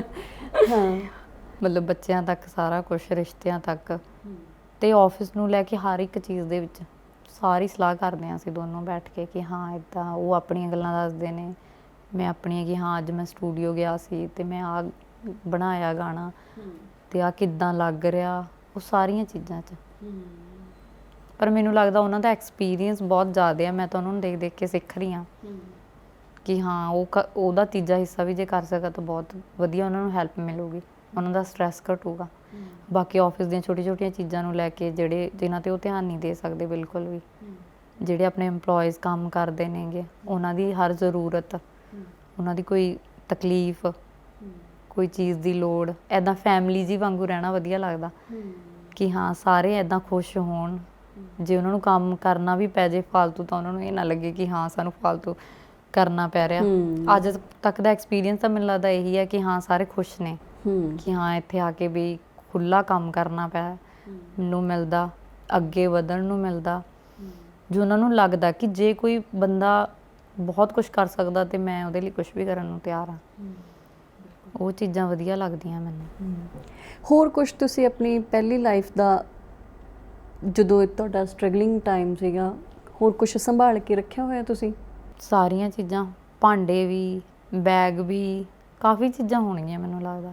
ਬਾਕੀ ਜੋ ਦਿਲ ਦਿਮਾਗ ਦਾ ਤਾਂ ਹੈ ਹੀ ਹੈ। ਜਦੋਂ ਕਦੀ ਗੱਲ ਹੋ ਜਾਂਦੀ ਹੈ ਕਿ ਹਾਂ ਪਹਿਲਾਂ ਕਿੱਥੇ ਰਹੇ, ਫਿਰ ਪਹਿਲਾਂ ਅਸੀਂ ਬਠਿੰਡੇ ਰਹੇ, ਫਿਰ ਅਸੀਂ ਚੀਮੇ ਰਹੇ, ਫਿਰ ਅਸੀਂ। ਉਹ ਬਠਿੰਡੇ ਵਾਲਾ ਘਰ ਕਿਵੇਂ ਦਾ ਸੀਗਾ ਜਿੱਥੇ ਤੁਸੀਂ ਰਹੇ? ਬਠਿੰਡੇ ਵਾਲਾ ਘਰ ਸੀਗਾ ਰੈਂਟ 'ਤੇ, ਮਤਲਬ ਕਿਸੇ ਫਰੈਂਡ ਸਰਕਲ 'ਚੋਂ ਸੀਗਾ ਤੇ ਉਹ ਇੱਕ ਕਮਰਾ ਸੀ, ਉਹਦੇ ਵਿੱਚ ਹੀ ਅਟੈਚਡ ਰਸੋਈ ਸੀਗੀ, ਉਹਨਾਂ ਦੇ ਸਾਰਾ ਕੁਝ ਲੱਗਿਆ ਹੋਇਆ ਸੀ, ਭਾਂਡੇ ਟਿੰਡੇ ਸਭ ਪਏ ਸੀ ਉਹਨਾਂ ਦੇ। ਤੇ ਉੱਥੇ ਰਹੇ ਅਸੀਂ ਥੋੜ੍ਹਾ ਟਾਈਮ। ਉਹਨਾਂ ਦੇ ਨਾਲ ਹੀ ਇੱਕ ਕਮਰਾ ਹੋਰ ਸੀ, ਉਹਦੇ 'ਚ ਹੋਰ ਕਿਰਾਏਦਾਰ ਰਹਿੰਦੇ ਹੁੰਦੇ ਸੀਗੇ। ਉੱਦਾਂ ਉੱਥੇ ਇੱਦਾਂ ਦਾ ਮਾਹੌਲ ਸੀਗਾ। ਉਹ ਨਵਾਂ ਸੀਗਾ, ਏਰੀਆ ਵੀ ਨਵਾਂ ਸੀ, ਕਿਉਂਕਿ ਮੈਨੂੰ ਲੱਗਦਾ ਮੇਰੇ ਨਾਨਕਿਆਂ ਤੋਂ ਬਾਹਰ ਕਿਤੇ ਗਈ ਨਹੀਂ ਸੀਗੀ। ਮੈਂ ਰਹਿ ਵੀ ਨਹੀਂ ਸਕਦੀ ਹੁੰਦੀ ਸੀ ਘਰ ਬਿਨਾਂ ਇੰਨੀ ਦੇਰ। ਜੇ ਨਾਨਕੇ ਕਹਿ ਕੇ ਚੱਲ ਜਾਣਾ ਵੀ 8 ਦਿਨ ਹੀ ਰਹਿਣਾ ਤੇ 9ਵੇਂ ਦਿਨ ਰੋਣ ਲੱਗ ਜਾਣਾ ਸੀ ਵੀ ਛੱਡ ਕੇ ਆਓ। ਤੇ ਉਹ ਚੀਜ਼ਾਂ ਉਦੋਂ ਇੱਦਾਂ ਨਵੀਆਂ ਨਵੀਆਂ ਜਿਹੀਆਂ ਲੱਗਦੀਆਂ ਹੁੰਦੀਆਂ ਸੀਗੀਆਂ, ਕਿਉਂਕਿ ਬੰਟੀ ਤੇ ਬਾਹਰ ਹੀ ਰਹਿੰਦੇ ਹੁੰਦੇ ਸੀਗੇ ਜ਼ਿਆਦਾ। ਫਿਰ ਹੌਲੀ ਹੌਲੀ ਇਹ ਜਦੋਂ ਇਹਨਾਂ ਨੂੰ ਡੈਡੀ ਭਾਜੀ ਨੇ ਬੁਲਾ ਲਿਆ ਤੇ ਉਸ ਤੋਂ ਬਾਅਦ ਮੈਂ ਮੰਮੀ ਉਹਨਾਂ ਨਾਲ ਚਿਮੇ ਰਹੀ। ਫਿਰ ਉਸ ਤੋਂ ਬਾਅਦ ਜੇ ਕੋਈ ਗੱਲ ਹੋ ਜਾਂਦੀ ਘਰੇ, ਫਿਰ ਇਹ ਮੈਨੂੰ ਲੈ ਕੇ ਤੁਰ ਪੈਂਦੇ ਹੁੰਦੇ ਸੀ। ਅੱਛਾ। ਫਿਰ ਅਸੀਂ ਥੋੜ੍ਹਾ ਟਾਈਮ ਲੁਧਿਆਣੇ ਕੋਲ ਰਹੇ। ਫਿਰ ਮੈਂ 6 ਮਹੀਨੇ ਭੂਆ ਜੀ ਕੋਲ ਰਹੀ ਇਹਨਾਂ ਦੇ ਇੱਕ। ਫਿਰ ਅਸੀਂ ਜਲੰਧਰ ਰਹੇ। ਜਲੰਧਰ ਵਾਲੇ ਘਰ ਦੀ ਦੱਸਦੀ ਹਾਂ ਮੈਂ ਤੁਹਾਨੂੰ। ਉੱਥੇ ਅਸੀਂ ਬੰਟੀ ਨੇ ਲੱਭਿਆ, ਇੱਕ ਪਿੰਡ ਹੈ ਜਲੰਧਰ ਦੇ ਵਿੱਚ ਹੀ ਪੈਂਦਾ ਸ਼ਾਇਦ ਉਹ। ਤੇ ਉੱਥੇ ਅਸੀਂ ਕਮਰਾ ਲਿਆ। ਇੱਕ ਕਮਰਾ ਸੀ, ਉਹਦੇ ਬਾਹਰ ਛੋਟੀ ਜਿਹੀ ਕਿਚਨ ਸੀਗੀ। ਤੇ ਉੱਥੇ ਅਸੀਂ ਭਾਂਡੇ ਭੁੰਡੇ ਲਏ, ਇੱਕ ਕੁੱਕਰ, ਇੱਕ ਬਾਟੀ, ਸਿਲੰਡਰ ਲਿਆ ਬੰਟੀ ਨੇ 2600 ਰੁਪਏ ਦਾ। ਇੱਕ ਰਜਾਈ ਲਈ ਉਹਨਾਂ ਨੇ। ਮਤਲਬ ਛੋਟੀਆਂ ਛੋਟੀਆਂ ਚੀਜ਼ਾਂ। ਤੇ ਉਦੋਂ ਜਾਨਵੀ ਹੈਗੀ ਸੀ, ਜਾਨਵੀ ਉਦੋਂ ਸੀਗੀ ਸ਼ਾਇਦ 2 ਸਾਲ ਦੀ ਹੋ ਗਈ ਸੀਗੀ ਜਾਨਵੀ। ਤੇ ਉਸੇ ਕਮਰੇ 'ਚ ਅਸੀਂ ਰਹੇ। ਉੱਥੇ ਉਹਨਾਂ ਦਾ ਬੈੱਡ ਲੱਗਿਆ ਹੋਇਆ ਸੀਗਾ ਤੇ ਰਜਾਈ ਅਸੀਂ ਲੈ ਲਈ। ਤੇ ਜਾਨਵੀ ਜਦੋਂ ਗਰਮੀਆਂ ਆਈਆਂ ਤੇ ਕੂਲਰ ਲੈਣ ਲਈ ਪੈਸੇ ਨਹੀਂ ਸੀ ਸਾਡੇ ਕੋਲ। ਤੇ ਫਿਰ ਅਸੀਂ ਜਾਨਵੀ ਲਈ ਸੈਕਿੰਡ ਹੈਂਡ ਕੂਲਰ ਲਿਆ, ਛੋਟਾ ਜਿਹਾ ਸੀਗਾ। ਉਹ ਅੱਜ ਵੀ ਸ਼ਾਇਦ ਧਨੇਠੇ ਪਿਆ ਹੈਗਾ। ਛੋਟਾ ਜਿਹਾ ਸੀਗਾ ਉਹ। ਤੇ ਮੈਨੂੰ ਯਾਦ ਆ ਇੱਕ ਵਾਰੀ ਮੈਂ ਪੋਚਾ ਲਗਾ ਰਹੀ ਸੀਗੀ, ਨੀਚੇ ਪਤਾ ਨਹੀਂ ਉਹਦੀ ਤਾਰ ਨੰਗੀ ਸੀ ਜਾਂ ਕੀ ਸੀ, ਮੇਰੇ ਕਰੰਟ ਲੱਗ ਗਿਆ ਸੀ ਉਹਦੇ ਤੋਂ। ਉਹ ਇੱਕ ਕੂਲਰ ਅੱਗੇ ਹੀ ਜਾਨਵੀ ਨੂੰ ਪਾਉਂਦੇ ਸੀਗੇ ਅਸੀਂ। ਫਿਰ ਜਿੰਨੇ ਕੁ ਪੈਸੇ ਹੁੰਦੇ ਸੀਗੇ ਤੇ ਉਨੇ ਕੁ ਦਾ ਸਮਾਨ ਲੈ ਆਉਣਾ, ਘਰ ਦਾ ਰਾਸ਼ਨ। ਫਿਰ ਹੌਲੀ ਹੌਲੀ ਸੈਲਰੀ ਮਿਲਣ ਲੱਗੀ ਬੰਟੀ ਨੂੰ। ਫਿਰ ਜਦੋਂ ਆਪਾਂ ਜਾਨਵੀ ਨੂੰ ਸਕੂਲ ਪਾਇਆ, ਫਿਰ ਉਹਨਾਂ ਦੀ ਸੈਲਰੀ ਹੋਰ ਵਧੀ। ਠੀਕ ਜੇ ਸਕੂਲ 'ਚ ਪਾਇਆ ਜਾਨਵੀ ਨੂੰ ਪਹਿਲੀ ਵਾਰੀ। ਬੰਟੀ ਮੋਟਰਸਾਈਕਲ 'ਤੇ ਛੱਡ ਕੇ ਆਉਂਦੇ ਹੁੰਦੇ ਸੀ ਉਹਨੂੰ, ਤੇ ਮੈਂ ਰਿਕਸ਼ੇ 'ਤੇ ਜਾ ਕੇ ਲੈ ਕੇ ਆਉਂਦੀ ਹੁੰਦੀ ਸੀ, ਛਤਰੀ ਲੈ ਕੇ ਉਹਨੂੰ ਲੈ ਕੇ ਆਉਣਾ। ਫਿਰ ਅਸੀਂ 2 ਕਮਰਿਆਂ ਵਾਲਾ ਲੈ ਲਿਆ ਹੌਲੀ ਹੌਲੀ। ਫਿਰ ਜਦੋਂ ਜਸਨੇਹ ਹੋਈ, ਜਸਨੇਹ 18 ਕੁ ਦਿਨ ਦੀ ਸੀਗੀ, ਅਸੀਂ ਆਪਦਾ ਕੋਈ ਸਮਾਨ ਨਹੀਂ ਲਿਆ ਸੀਗਾ। ਮਤਲਬ ਫਰਨੀਚਰ ਲੱਗਿਆ ਹੁੰਦਾ ਸੀ ਅਗਲੇ ਦੇ। ਤੇ ਫਿਰ ਜਦੋਂ ਜਸਨੇਹ ਹੋਈ 18 ਕੁ ਦਿਨ ਦੀ ਸੀ, ਫਿਰ ਅਸੀਂ ਇੱਕ ਕੋਠੀ ਕਿਰਾਏ 'ਤੇ ਲਈ ਉੱਥੇ। ਉਹ ਕਾਫੀ ਵੱਡੀ ਸੀਗੀ। ਫਿਰ ਅਸੀਂ ਸਾਰਾ ਸਮਾਨ ਸੈਕਿੰਡ ਹੈਂਡ ਲਿਆ। ਫਿਰ 700 ਰੁਪਏ ਦਾ ਬੈੱਡ ਲਿਆ ਸੀ, ਜਿਹੜਾ ਨੋਰਮਲ ਹੁੰਦਾ, ਬਾਕਸ ਬੈੱਡ ਨਹੀਂ ਹੁੰਦਾ। ਤੇ ਉੱਥੇ ਫਿਰ ਹੌਲੀ ਹੌਲੀ ਅਸੀਂ ਮਸ਼ੀਨ ਲਈ ਕੱਪੜੇ ਧੋਣ ਵਾਲੀ। ਪਹਿਲਾਂ ਮੈਂ ਆਪੇ ਕੱਪੜੇ ਧੋਂਦੀ ਹੁੰਦੀ ਸੀਗੀ। ਤੇ ਫਿਰ ਉੱਥੇ ਇੱਕ ਸੋਫਾ ਲਿਆ 6000 ਰੁਪਏ ਦਾ ਸੈਕਿੰਡ ਹੈਂਡ। ਫਿਰ ਥੋੜ੍ਹਾ ਟਾਈਮ ਉੱਥੇ ਰਹੇ। ਫਿਰ 2014 'ਚ ਅਸੀਂ ਵਾਪਸ ਮੋਹਾਲੀ ਆ ਗਏ। ਫਿਰ ਇੱਥੇ ਅਸੀਂ ਰੈਂਟ 'ਚ ਰਹੇ। ਉੱਥੇ ਵੀ ਅਸੀਂ ਕੁਛ ਸਮਾਨ ਨਹੀਂ ਲਿਆ। ਉਹ ਜਿਹੜਾ ਉੱਥੇ ਸੀਗਾ ਉੱਥੇ ਹੀ ਰਹਿਣ ਦਿੱਤਾ ਕਿ ਇੰਨੀ ਦੂਰ ਲੈ ਕੇ ਕਿੱਦਾਂ ਆਵਾਂਗੇ।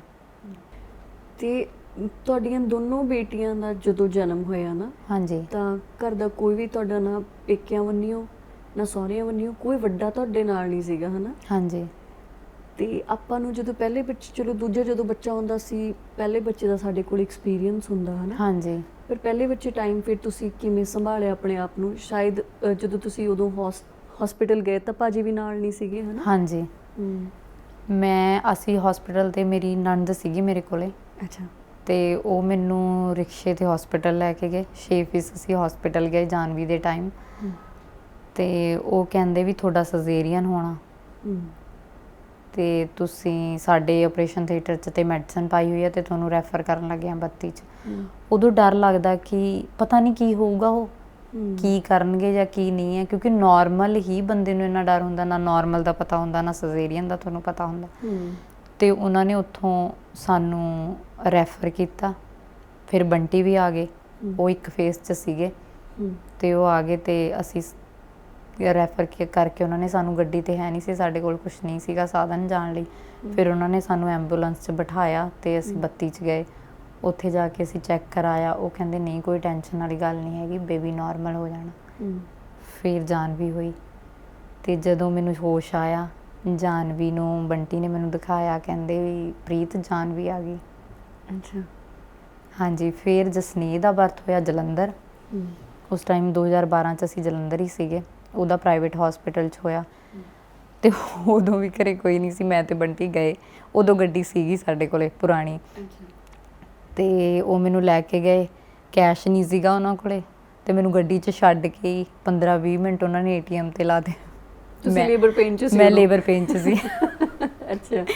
ਤੇ ਫਿਰ ਅਸੀਂ ਹਸਪੀਟਲ ਗਏ। ਹਸਪੀਟਲ ਜਾ ਕੇ ਉਹਨਾਂ ਨੇ ਐਡਮਿਟ ਕੀਤਾ ਤੇ ਦੁਪਹਿਰ ਨੂੰ ਜਸਨੀਤ ਦਾ ਬਰਥ ਹੋਇਆ। ਬੰਟੀ ਨੂੰ ਲਿਆ ਕੇ ਉਹਨੂੰ ਫੜਾਇਆ ਤੇ ਉਹਨੇ ਬੰਟੀ ਨੂੰ ਹਲਕੀ ਜਿਹੀ ਸਮਾਈਲ ਦਿੱਤੀ। ਬੰਟੀ ਕਹਿੰਦੇ ਮੈਨੂੰ ਇਦਾਂ ਲੱਗ ਰਿਹਾ ਸੀ ਕਿ ਇਹ ਸਾਡਾ ਬੇਬੀ ਨਹੀਂ ਹੋ ਸਕਦਾ, ਇੰਨਾ ਸੋਹਣਾ ਬੱਚਾ ਸਾਡੇ ਘਰ 'ਚ ਕਿੱਦਾਂ ਆ ਸਕਦਾ। ਅੱਛਾ। ਹਾਂਜੀ। ਜਿਵੇਂ ਤੁਸੀਂ ਕਿਹਾ ਕਿ ਜਿੰਨੀ ਕਿ ਤਨਖਾਹ ਆਉਂਦੀ ਸੀ ਉਹਨਾਂ ਕੁ ਗੁਜ਼ਾਰਾ ਕਰ ਲੈਂਦੇ ਸੀ, ਭਾਜੀ ਨੇ ਕਿਹੜੀਆਂ ਜੌਬਸ ਕੀਤੀਆਂ ਨੇ? ਉਹਨਾਂ ਨੇ ਕੀ ਕੰਮ ਕਰਦੇ ਰਹੇ ਉਹ? ਉਹਨਾਂ ਨੇ ਐਂਕਰਿੰਗ ਵੀ ਕੀਤੀ ਹੈ ਸਟੇਜ ਤੇ, ਉਹਨਾਂ ਨੇ ਸਿਕਿਉਰਿਟੀ ਗਾਰਡ ਦੀ ਜੌਬ ਵੀ ਕੀਤੀ ਆ, ਤੇ ਉਸ ਤੋਂ ਬਾਅਦ ਤੇ ਇਸੇ ਫੀਲਡ ਦੇ ਵਿੱਚ ਉਹਨਾਂ ਨੇ ਕੰਮ ਕੀਤਾ ਜਿੰਨਾ ਕੁ ਵੀ ਹੋਇਆ ਉਹਨਾਂ ਤੋਂ। ਮਤਲਬ ਕੋਈ ਪ੍ਰੋਜੈਕਟ ਕਰਨਾ ਜਾਂ ਸਪੀਡ 'ਚ ਕੀਤਾ ਕੰਮ ਉਹਨਾਂ ਨੇ, ਉਹਨਾਂ ਨਾਲ ਇਹੀ ਕੀਤਾ ਬਸ। ਫਿਰ ਉਹਨਾਂ ਨੂੰ ਇਹ ਹੁੰਦਾ ਸੀ ਦਿਮਾਗ 'ਚ ਸ਼ੁਰੂ ਤੋਂ ਕਿ ਮੈਂ ਆਪਣਾ ਕੰਮ ਕਰਨਾ, ਬਸ ਮੈਂ ਆਪਣਾ ਕੰਮ ਕਰਨਾ ਜਿਸ 'ਚ ਮੈਂ ਇੰਡੀਪੈਂਡੈਂਟ ਹੋ ਕੇ ਕੰਮ ਕਰ ਸਕਾਂ। ਆਪਣੇ ਨਾ ਆਪਣੇ ਕੁੜੀਆਂ ਦੇ ਪੇਕਿਆਂ ਨੂੰ ਉਦੋਂ ਹੀ ਚਾਹ ਹੁੰਦਾ, ਜਾਂ ਆਪਣੇ ਮਾਂ-ਬਾਪ ਉਦੋਂ ਹੀ ਖੁਸ਼ ਹੁੰਦੇ ਨੇ ਕਿ ਜਦੋਂ ਉਹਨਾਂ ਨੂੰ ਲੱਗਦਾ ਹੁੰਦਾ ਵੀ ਸਾਡੀ ਧੀ ਗਾਂਹਲੇ ਘਰ ਬਹੁਤ ਸੁਖੀ ਵਸਦੀ ਆ, ਉਹਦੀ ਹਰ ਸੁੱਖ ਸਹੂਲਤ ਉਹਦੀ ਪੂਰੀ ਹੁੰਦੀ ਆ, ਹੈ ਨਾ, ਤਾਂ ਉਹ ਐਸ਼ ਆਰਾਮ ਕਰਦੀ ਆ। ਤਾਂ ਪਹਿਲਾਂ ਸ਼ਾਇਦ ਉਹ ਸਮਾਂ ਨਹੀਂ ਸੀਗਾ, ਹੈ ਨਾ, ਅਤੇ ਹੁਣ ਜਦੋਂ ਤੁਹਾਨੂੰ ਸਾਰਾ ਕੁਛ ਆਪਦੇ ਘਰੇ ਮਿਲ ਰਿਹਾ, ਤਾਂ ਹੁਣ ਉਹ ਤੁਹਾਡੇ ਬਾਰੇ ਕੀ ਸੋਚਦੇ ਨੇ? ਕਿ ਜਾਂ ਜਦੋਂ ਤੁਹਾਡਾ ਵਿਆਹ ਹੋਇਆ ਵਿੱਚ ਦੀ ਬਹੁਤ ਲੰਮਾ ਸਮਾਂ ਤੁਹਾਡੇ ਨਾਲ ਬੋਲੇ ਵੀ ਨਹੀਂ ਹੈਗੇ, ਤੁਹਾਡੇ ਨਾਲ ਗੁੱਸੇ ਰਹੇ ਨੇ, ਹੈ ਨਾ, ਤਾਂ ਉਹਨਾਂ ਨਾਲ ਤੁਸੀਂ ਦੁਬਾਰਾ ਤੁਹਾਡੀ ਕਿਵੇਂ ਗੱਲ ਹੋਈ, ਅਤੇ ਹੁਣ ਉਹ ਤੁਹਾਨੂੰ ਲੈ ਕੇ ਕਿਵੇਂ ਸੋਚਦੇ ਨੇ, ਜਾਂ ਭਾਜੀ ਨੂੰ ਲੈ ਕੇ ਕੀ ਸੋਚਦੇ ਨੇ? ਜਦੋਂ ਸਾਡਾ ਵਿਆਹ ਦੀ ਗੱਲ ਚੱਲੀ ਘਰ, ਤੇ ਡੈਡੀ ਨੂੰ ਸੀਗਾ ਕਿ ਡੈਡੀ ਇਹੀ ਗੱਲ ਕਹਿੰਦੇ ਸੀ ਕਿ ਤੈਨੂੰ ਪਤਾ ਉਹਨਾਂ ਦੇ ਘਰ ਕਿੰਨੀ ਗਰੀਬੀ ਆ, ਤੈਨੂੰ ਆਈਡੀਆ ਹੈਗਾ ਵੀ ਉੱਥੇ ਕੀ ਹੈ ਕੀ ਨਹੀਂ ਹੈ? ਮੈਂ ਕਿਹਾ ਮੈਨੂੰ ਕੁਛ ਨਹੀਂ ਪਤਾ ਹੈਗਾ, ਮੈਨੂੰ ਇੱਕ ਚੀਜ਼ ਪਤਾ ਕਿ ਇੱਕ ਰਿਸ਼ਤਾ ਜਿਹੜਾ ਤੁਹਾਡਾ ਕਿਸੇ ਨਾਲ ਜੁੜ ਜਾਂਦਾ ਉਹ ਉੱਥੇ ਹੀ ਰਹਿ ਜਾਂਦਾ। ਕੋਈ ਇਨਸਾਨ ਇੱਦਾਂ ਦਾ ਹੁੰਦਾ ਕਿ ਤੁਸੀਂ ਦੂਸਰੇ ਨੂੰ ਕਿਸੇ ਨੂੰ ਦੇਖ ਹੀ ਨਹੀਂ ਸਕਦੇ ਇੱਕ ਇਨਸਾਨ ਤੋਂ ਬਾਅਦ, ਤੇ ਵੀ ਮੇਰਾ ਉੱਦਾਂ ਦਾ। ਡੈਡੀ ਕਹਿੰਦੇ ਤੈਨੂੰ ਕੀ ਲੱਗਦਾ ਉਹ ਸਟਾਰ ਬਣ ਜਾਊਗਾ? ਮੈਂ ਕਿਹਾ ਇਹ ਤਾਂ ਕਦੀ ਗੱਲ ਦਿਮਾਗ 'ਚ ਹੀ ਨਹੀਂ ਆਈ ਮੇਰੇ।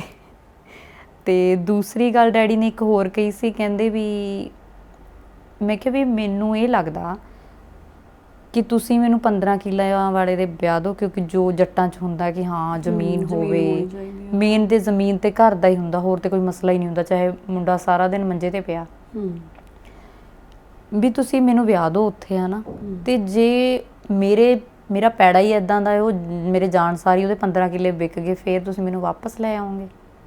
ਨਹੀਂ ਲੈ ਕੇ ਆਓਗੇ ਨਾ, ਫਿਰ ਤੁਸੀਂ ਮੇਰੀ ਕਿਸਮਤ 'ਤੇ ਛੱਡ ਦਿਓ। ਜੇ ਮੈਂ ਐਸ਼ ਕਰਨੀ ਆ ਤਾਂ ਇਸੇ ਬੰਦੇ ਨੇ ਮੈਨੂੰ ਐਸ਼ ਕਰਾ ਦੇਣੀ ਹੈ, ਜੇ ਮੈਂ ਗਰੀਬੀ ਕੱਟਣੀ ਆ ਫਿਰ ਤੁਸੀਂ ਜਿੱਥੇ ਭੇਜੋਗੇ ਉੱਥੇ ਵੀ ਮੈਂ ਗਰੀਬੀ ਕੱਟੂੰਗੀ।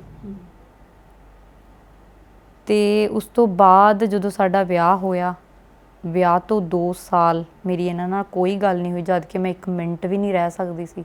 ਮੇਰੀ ਅਟੈਚਮੈਂਟ ਮੇਰੇ ਡੈਡੀ ਨਾਲ, ਮੇਰੇ ਭਾਈਆਂ ਨਾਲ, ਸਾਰੇ ਸਾਡੇ ਹੈ ਹੀ ਇੱਦਾਂ ਦਾ ਕਿ ਇਕੱਠੇ ਬੈਠਣਾ, ਇਕੱਠੇ ਰੋਟੀ ਪਾਣੀ ਖਾਣਾ, ਹੱਸਦੇ ਖੇਡਦੇ ਰਹਿਣਾ।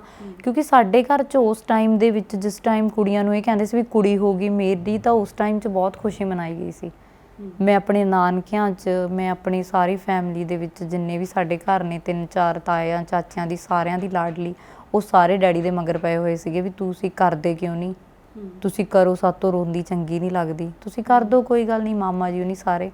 ਪਰ ਡੈਡੀ ਨਹੀਂ ਮੰਨਦੇ ਸੀਗੇ, ਕਿਉਂਕਿ ਉਹ ਵੀ ਆਪਣੀ ਜਗ੍ਹਾ ਸਹੀ ਸੀਗੇ। ਕੋਈ ਵੀ ਆਪਣੀ ਧੀ ਨੂੰ ਉਹ ਨਹੀਂ ਕਰੂਗਾ, ਇੱਕ ਤਰ੍ਹਾਂ ਖੂਹ 'ਚ ਧੱਕਾ ਨਹੀਂ ਦਊਗਾ, ਕਹੂਗਾ ਵੀ ਨਹੀਂ, ਵੀ ਇਹ ਸਾਰੇ ਇਸ ਲਈ ਕਹਿੰਦੇ ਆ ਕਿ ਮੇਰੀ ਕੁੜੀ ਤੰਗ ਹੋਵੇ। ਫਿਰ 2 ਸਾਲ ਮੇਰੀ ਇਹਨਾਂ ਨਾਲ ਕੋਈ ਗੱਲ ਨਹੀਂ ਹੋਈ। ਵਿਆਹ ਤੋਂ ਬਾਅਦ 2 ਸਾਲ ਬਾਅਦ ਬੰਟੀ ਨੇ ਹੀ ਕਿਸੇ ਦਾ ਨੰਬਰ ਲੱਭਿਆ, ਉਹਨਾਂ ਕੋਲ ਵਰਿੰਦਰ ਆਉਂਦਾ ਹੁੰਦਾ ਸੀਗਾ, ਵਰਿੰਦਰ ਨਾਲ ਮੇਰੀ ਗੱਲ ਹੋਈ। ਤੁਹਾਡਾ ਪਹਿਲੇ ਦਿਨ ਮੈਂ brother? ਬੋਲੀ ਨਹੀਂ। ਹਾਂਜੀ, ਮੇਰਾ ਛੋਟਾ ਬ੍ਰਦਰ ਜਿਹੜਾ ਸਭ ਤੋਂ ਛੋਟਾ ਹੈਗਾ, ਤੇ ਪਹਿਲਾਂ ਮੈਂ ਬੋਲੀ ਨਹੀਂ। ਇਹ ਮੈਨੂੰ ਕਹੇ ਤੂੰ ਬੋਲ ਕਿਉਂ ਨਹੀਂ ਰਹੀ, ਤੂੰ ਬੋਲ। ਫਿਰ ਮੈਂ ਅਗਲੇ ਦਿਨ ਫੇਰ ਫੋਨ ਕੀਤਾ, ਫਿਰ ਮੈਂ ਬੋਲੀ। ਫਿਰ ਇਹਨੇ ਮੈਨੂੰ ਕਿਹਾ ਕਿ ਤੂੰ ਮੰਮੀ ਨੂੰ ਕਾਲ ਕਰ ਲਾ। ਫਿਰ ਮੈਂ ਮੰਮੀ ਨਾਲ ਗੱਲ ਕੀਤੀ। ਡੈਡੀ ਮੇਰੀ ਇੱਦਾਂ ਹੀ ਸਪੀਕਰ 'ਤੇ ਆਵਾਜ਼ ਸੁਣਦੇ ਹੁੰਦੇ ਸੀ ਪਰ ਗੱਲ ਨਹੀਂ ਕਰਦੇ ਸੀਗੇ। ਫਿਰ ਮੈਂ ਥੋੜ੍ਹਾ ਟਾਈਮ ਇਹਨਾਂ ਨਾਲ ਗੱਲ ਕੀਤੀ।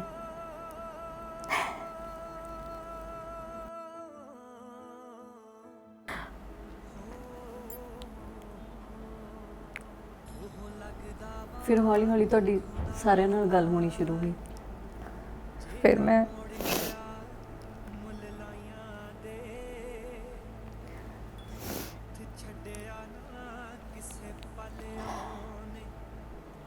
ਫਿਰ ਮੈਂ 2 ਸਾਲ ਬਾਅਦ ਆਪਣੇ ਘਰ ਆਈ। ਵਰਿੰਦਰ ਪਿੰਡ ਗਿਆ ਹੋਇਆ ਸੀਗਾ, ਸਾਡਾ ਪਿੰਡ ਤੋਂ ਥੋੜੀ ਦੂਰ ਹੈ ਘਰ। ਵਰਿੰਦਰ ਜਦੋਂ ਘਰ ਵਾਪਸ ਆਇਆ ਤੇ ਉਹਨੇ ਮੈਨੂੰ ਦੇਖਿਆ ਤੇ ਉਹ ਮੈਨੂੰ ਪਹਿਚਾਨ ਨਹੀਂ ਸਕਿਆ ਕਿ ਮੈਂ ਆ। 2 ਸਾਲ 'ਚ ਤੁਹਾਡੇ ਇੰਨਾ ਫਰਕ ਪੈ ਗਿਆ ਸੀ? ਕਿਉਂਕਿ ਮੈਂ ਆਪਣੀ ਫੈਮਿਲੀ ਤੋਂ ਵੀ ਦੂਰ ਸੀ। ਸਾਰੀਆਂ ਚੀਜ਼ਾਂ ਮੇਰੇ ਲਈ ਨਵੀਆਂ ਸੀ, ਸਾਰੇ ਰਿਸ਼ਤੇ ਨਵੇਂ ਸੀ, ਸਾਰੇ ਨਾਰਾਜ਼ ਸੀ। ਉਹ ਚੀਜ਼ਾਂ ਮੇਰੇ ਲਈ, ਮੈਂ ਛੋਟੀ ਸੀ, ਮੈਨੂੰ ਲੱਗਦਾ ਮੈਨੇਜ ਕਰਨੀਆਂ ਸੌਖੀਆਂ ਨਹੀਂ ਸੀ। ਫਿਰ ਜਾਨਵੀ ਵੀ ਹੋ ਗਈ ਸੀ, ਸਾਰੀਆਂ ਚੀਜ਼ਾਂ ਸੀਗੀਆਂ। ਉਹਦੇ ਕਰਕੇ ਮੈਂ ਇੰਨੀ ਜ਼ਿਆਦਾ ਵੀਕ ਹੋਈ ਪਈ ਸੀ। ਮੇਰੇ ਫੇਸ ਬਿਲਕੁਲ ਹੀ ਉਹ ਹੋਇਆ ਸੀ। ਮੈਂ ਜਿਹੜਾ ਸੂਟ ਪਾਇਆ ਹੋਇਆ ਸੀ ਉਹਨੂੰ ਦੇਖ ਕੇ, ਸਾਰੀਆਂ ਚੀਜ਼ਾਂ ਨੂੰ ਦੇਖ ਕੇ ਉਹਨੇ ਪਹਿਚਾਣਿਆ ਨਹੀਂ ਮੈਨੂੰ। ਜਿਹੜਾ ਮੇਰੇ ਤੋਂ ਛੋਟਾ, ਉਹ ਮੇਰੇ ਨਾਲ 7 ਸਾਲ ਉਹਨੇ ਮੇਰੇ ਨਾਲ ਗੱਲ ਨਹੀਂ ਕੀਤੀ। ਜਦੋਂ ਮੈਂ ਜਾਣ ਵੀ ਲੱਗ ਗਈ ਸੀ, ਉਹ ਮੇਰੇ ਨਾਲ ਉਦੋਂ ਵੀ ਨਹੀਂ ਬੋਲਦਾ ਸੀ। ਸਾਰੇ ਘਰ ਦੇ ਉਹਨੂੰ ਫੋਰਸ ਕਰਦੇ ਸੀ ਕਿ ਤੂੰ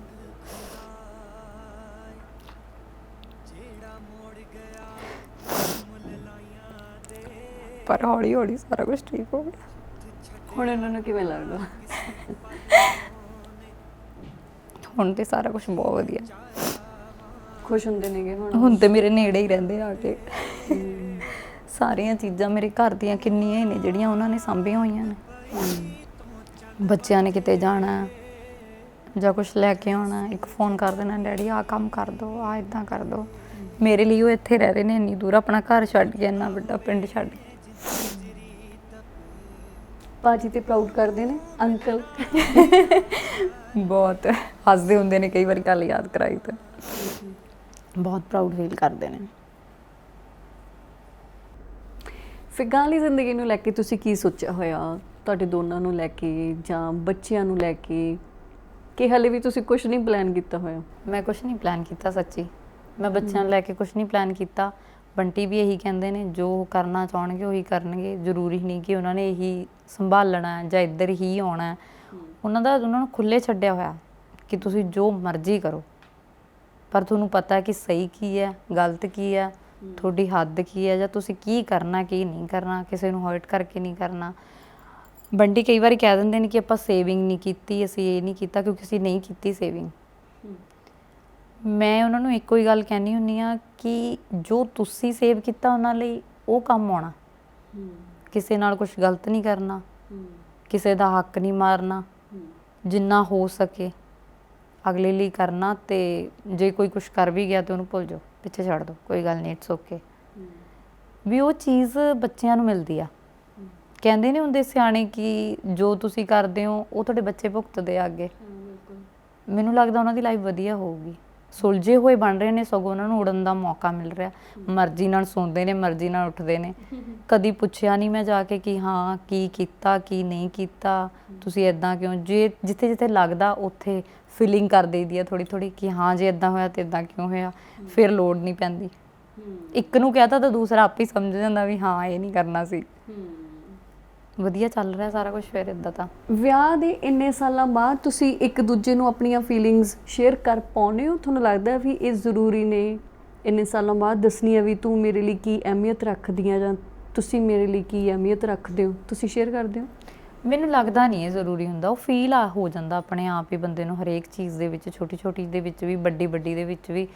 ਜਦੋਂ ਤੁਸੀਂ ਬਹੁਤ ਅਪਸੈਟ ਹੁੰਦੇ ਹੋ, ਕਿਸੇ ਚੀਜ਼ ਨੂੰ ਟੈਨਸ਼ਨ ਹੁੰਦੀ ਹੈ, ਤੁਹਾਨੂੰ ਸਟ੍ਰੈਸ ਹੁੰਦਾ, ਜਿੱਦਾਂ ਬੰਟੀ ਨੂੰ ਕਿਸੇ ਚੀਜ਼ ਨੂੰ ਲੈ ਕੇ ਸਟ੍ਰੈਸ ਹੁੰਦਾ, ਜੇ ਮੈਂ ਉਹਨਾਂ ਨੂੰ ਕਹਿਦਾ ਨਹੀਂ ਨਹੀਂ ਕੋਈ ਗੱਲ ਨਹੀਂ, ਇਟਸ ਓਕੇ, ਕੁਛ ਨਹੀਂ ਹੁੰਦਾ, ਆਪੇ ਹੋ ਜਾਣਾ, ਤੁਸੀਂ ਦੇਖਿਓ ਹੋ ਜਾਣਾ ਸਹੀ ਇਹ ਸਾਰਾ ਕੁਛ, ਉਹ ਫਿਰ ਸੋਚ ਲੈਂਦੇ ਵੀ ਹਾਂ ਠੀਕ ਹੈ।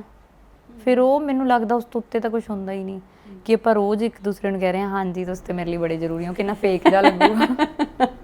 ਸਹੀ ਗੱਲ ਹੈ ਨਾ। ਹਰੇਕ ਛੋਟੀ ਛੋਟੀ ਚੀਜ਼ 'ਚ ਪਤਾ ਲੱਗਦਾ ਕਿ ਹਾਂ ਉਹ ਜੇ ਮੇਰੀ ਕੇਅਰ ਕਰ ਰਿਹਾ ਤੇ ਜਾਂ ਮੇਰੀ ਕੇਅਰ ਕਰ ਰਹੀ ਆ, ਉਹ ਮੇਰੀ ਹਰ ਛੋਟੀ ਛੋਟੀ, ਜੇ ਮੈਂ ਰੋਟੀ ਨਹੀਂ ਖਾਧੀ ਤੇ ਉਹਨੂੰ ਲੱਗ ਰਿਹਾ ਕਿ ਹਾਂ ਮੈਂ ਨਹੀਂ ਖਾਧੀ, ਜਾਂ ਉਹਦੀ ਚੀਜ਼ ਪਸੰਦ ਦੀ ਬਣਨੀ ਚਾਹੀਦੀ ਹੈ, ਜਾਂ ਹਰ ਚੀਜ਼ ਪ੍ਰੋਵਾਈਡ ਕਰਾਉਣੀ ਉਹਦੇ ਲਈ, ਉਹ ਪਿਆਰ ਹੀ ਹੁੰਦਾ ਮੈਨੂੰ ਲੱਗਦਾ ਇੰਨੇ ਸਾਲਾਂ ਬਾਅਦ। ਤੇ ਇਹ ਬਦਲ ਜਾਂਦਾ ਜਿੱਦਾਂ ਮੌਸਮ ਨਹੀਂ ਚੇਂਜ ਹੁੰਦਾ, ਉੱਦਾਂ ਉੱਦਾਂ ਚੀਜ਼ਾਂ ਚੇਂਜ ਹੁੰਦੀਆਂ ਜਾਂਦੀਆਂ ਨੇ।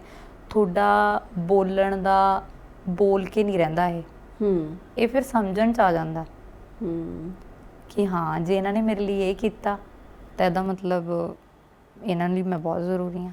ਜੇ ਕੋਈ ਚੀਜ਼ ਤੁਹਾਡੇ ਲਈ ਉਹਨਾਂ ਨੇ ਸੈਕਰੀਫਾਈਸ ਕਰ ਦੇ ਤਾਂ ਮੈਂ ਕਿੰਨੀ ਮਾਇਨੇ ਰੱਖਦੀ ਹਾਂ। ਜੇ ਤੁਸੀਂ ਨਹੀਂ ਠੀਕ ਫੀਲ ਕਰ ਰਹੇ, ਤੁਹਾਨੂੰ ਉਹਨਾਂ ਨੂੰ ਲੱਗ ਰਿਹਾ ਕਿ ਨਹੀਂ ਠੀਕ ਫੀਲ ਕਰ ਰਹੇ ਆ, ਤੇ ਉਹਨਾਂ ਨੂੰ ਠੀਕ ਫੀਲ ਕਰਾਉਣਾ ਉਹਦੇ 'ਚ ਹੀ ਹੁੰਦਾ। ਜ਼ਰੂਰੀ ਨਹੀਂ ਕਿ ਰੋਜ਼ ਕਹੋ ਹਾਂਜੀ, ਸਵੇਰੇ ਉੱਠਣ ਸਾਰੇ ਕਹੋ ਜੀ ਹਾਂਜੀ ਮੈਨੂੰ ਤਾਂ ਬੜੇ ਜ਼ਰੂਰੀ ਹੋ ਤੁਸੀਂ, ਮੈਨੂੰ ਤਾਂ ਬੜਾ ਪਿਆਰ ਹੈ ਤੁਹਾਡੇ ਨਾਲ ਜਾਂ ਕੁਛ ਨਹੀਂ ਹੈ। ਮੈਨੂੰ ਲੱਗਦਾ ਉਹ ਫੇਕ ਜਿਹਾ ਲੱਗਣ ਲੱਗ ਜਾਂਦਾ। ਕਿੰਨੀਆਂ ਹੀ ਗੱਲਾਂ ਨੇ ਮੇਰਾ ਜੀ ਕਰਦਾ ਤੁਹਾਨੂੰ ਪੁੱਛਾਂ, ਹੈ ਨਾ। ਇੱਕ ਵਾਰੀ ਤੁਸੀਂ ਆਪਾਂ ਇੱਦਾਂ ਹੀ ਬੈਠੇ ਗੱਲ ਕਰ ਰਹੇ ਸੀ, ਤੁਸੀਂ ਸ਼ੇਅਰ ਕੀਤਾ ਵੀ ਗੁਰਦੀਪ ਇੱਕ ਇੱਦਾਂ ਦਾ ਵੀ ਟਾਈਮ ਸੀਗਾ ਵੀ ਮੈਂ ਕਿਸੇ ਦੇ ਪਾਏ ਹੋਏ ਕੱਪੜੇ ਵੀ ਪਾਏ ਨੇਗੇ, ਹੈ ਨਾ।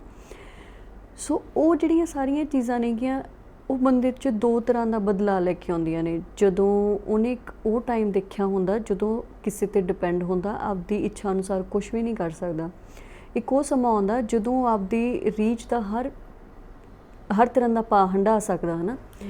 ਇਹ ਚੀਜ਼ ਨੇ ਤੁਹਾਨੂੰ ਕਿਵੇਂ ਬਦਲਿਆ ਕਿ ਤੁਹਾਡੇ 'ਚ ਨਿਮਰਤਾ ਜ਼ਿਆਦਾ ਲੈ ਕੇ ਆਈ ਇਹ ਚੀਜ਼, ਜਾਂ ਫਿਰ ਤੁਹਾਡਾ ਪ੍ਰਾਈਡ ਜਾਂ ਤੁਹਾਡੀ ਈਗੋ ਵੱਡੀ ਹੋਈ ਹੈ ਇਸ ਚੀਜ਼ ਨਾਲ ਕਿ ਉਹ ਟਾਈਮ ਸੀ ਦੇਖੋ ਅੱਜ ਮੈਂ ਹਰ ਤਰ੍ਹਾਂ ਦਾ ਪਾ ਹੰਢਾ ਰਹੀ ਹਾਂ?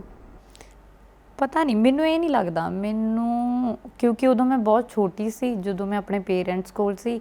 ਜੇ ਮੈਨੂੰ ਕੋਈ ਕਲਰ ਨਾ ਮਿਲਣਾ ਮਾਰਕੀਟ ਤੋਂ ਤੇ ਡੈਡੀ ਨੇ ਰੰਗਵਾ ਕੇ ਲਿਆ ਦੇਣਾ, ਜਦੋਂ ਮੈਨੂੰ ਪਤਾ ਵੀ ਨਹੀਂ ਹੁੰਦਾ ਸੀਗਾ ਕਿ ਹਾਂ ਕਿ ਮੈਂ ਚਲੋ ਠੀਕ ਹੈ ਕੋਈ ਨਹੀਂ ਮਿਲਿਆ, ਉਹ ਮੇਰੇ ਸਾਹਮਣੇ ਹੁੰਦੀ ਸੀ ਚੀਜ਼।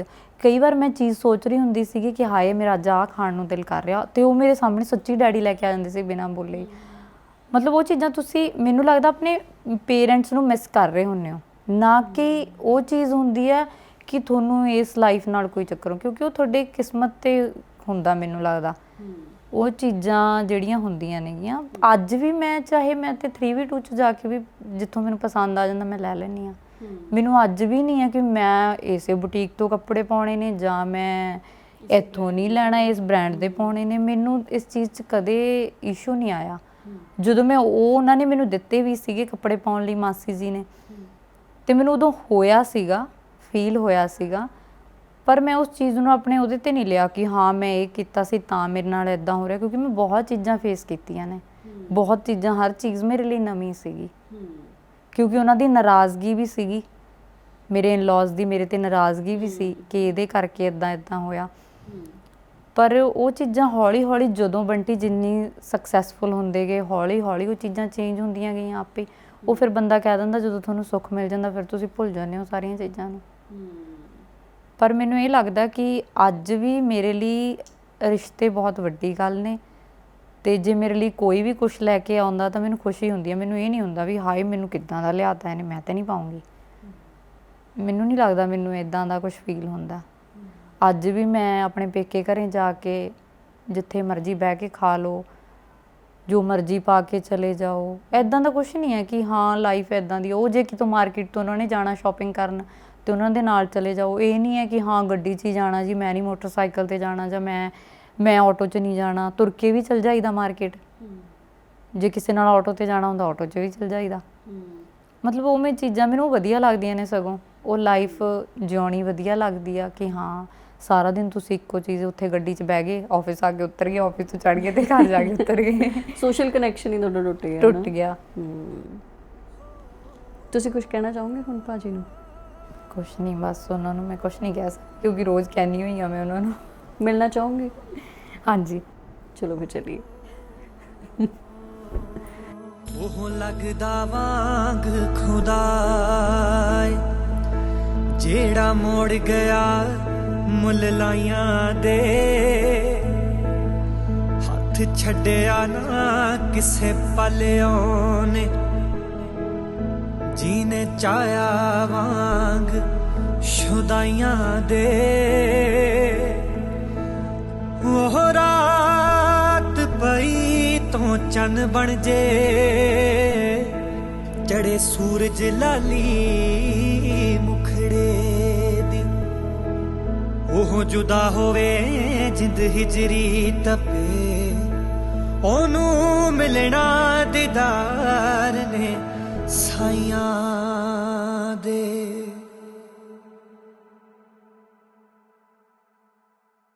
ਭਾਜੀ ਕਿਵੇਂ ਲੱਗ ਰਿਹਾ ਅੱਜ ਤੁਹਾਨੂੰ ਇਸ ਥਾਂ ਤੇ ਬਹਿ ਕੇ? ਭਾਵੇਂ ਤੁਹਾਡਾ ਪਿੰਡ ਨਹੀਂ ਹੈਗਾ ਇਹ, ਪਰ ਕਿੰਨਾ ਕੁ ਐਨ ਟਾਈਮ ਮਿਲਦਾ ਹੁਣ ਵੀ, ਜਿਵੇਂ ਤੁਸੀਂ ਪਿੰਡ ਜਾਓ ਜਾਂ ਕਿੰਨਾ ਕੁ ਚਿਰ ਹੋ ਗਿਆ ਐਂ ਪਾਣੀ 'ਚ ਪੈਰ ਡੋਬ ਕੇ ਬੈਠਿਆਂ ਨੂੰ? ਪਿੰਡ ਹੁਣ ਦੀਵਾਲੀ ਦੁਸ਼ਹਿਰੇ ਨੂੰ ਜਾਈਦਾ, ਹੂੰ, ਪਰ ਬਹੁਤ ਵਧੀਆ ਲੱਗ ਰਿਹਾ ਇੱਦਾਂ ਬਹਿ ਕੇ। ਵਧੀਆ ਲੱਗ ਰਿਹਾ। ਹਾਂਜੀ, ਅਸੀਂ ਅਕਸਰ ਗੱਲਾਂ ਸੁਣਦੇ ਹੁੰਦੇ ਆ ਵੀ ਫਲਾਣੇ ਬੰਦੇ ਨੇ ਜਿਹੜਾ ਫਰਸ਼ ਤੋਂ ਅਰਸ਼ ਤੱਕ ਦਾ ਸਫ਼ਰ ਤੈਅ ਕੀਤਾ, ਹੈ ਨਾ।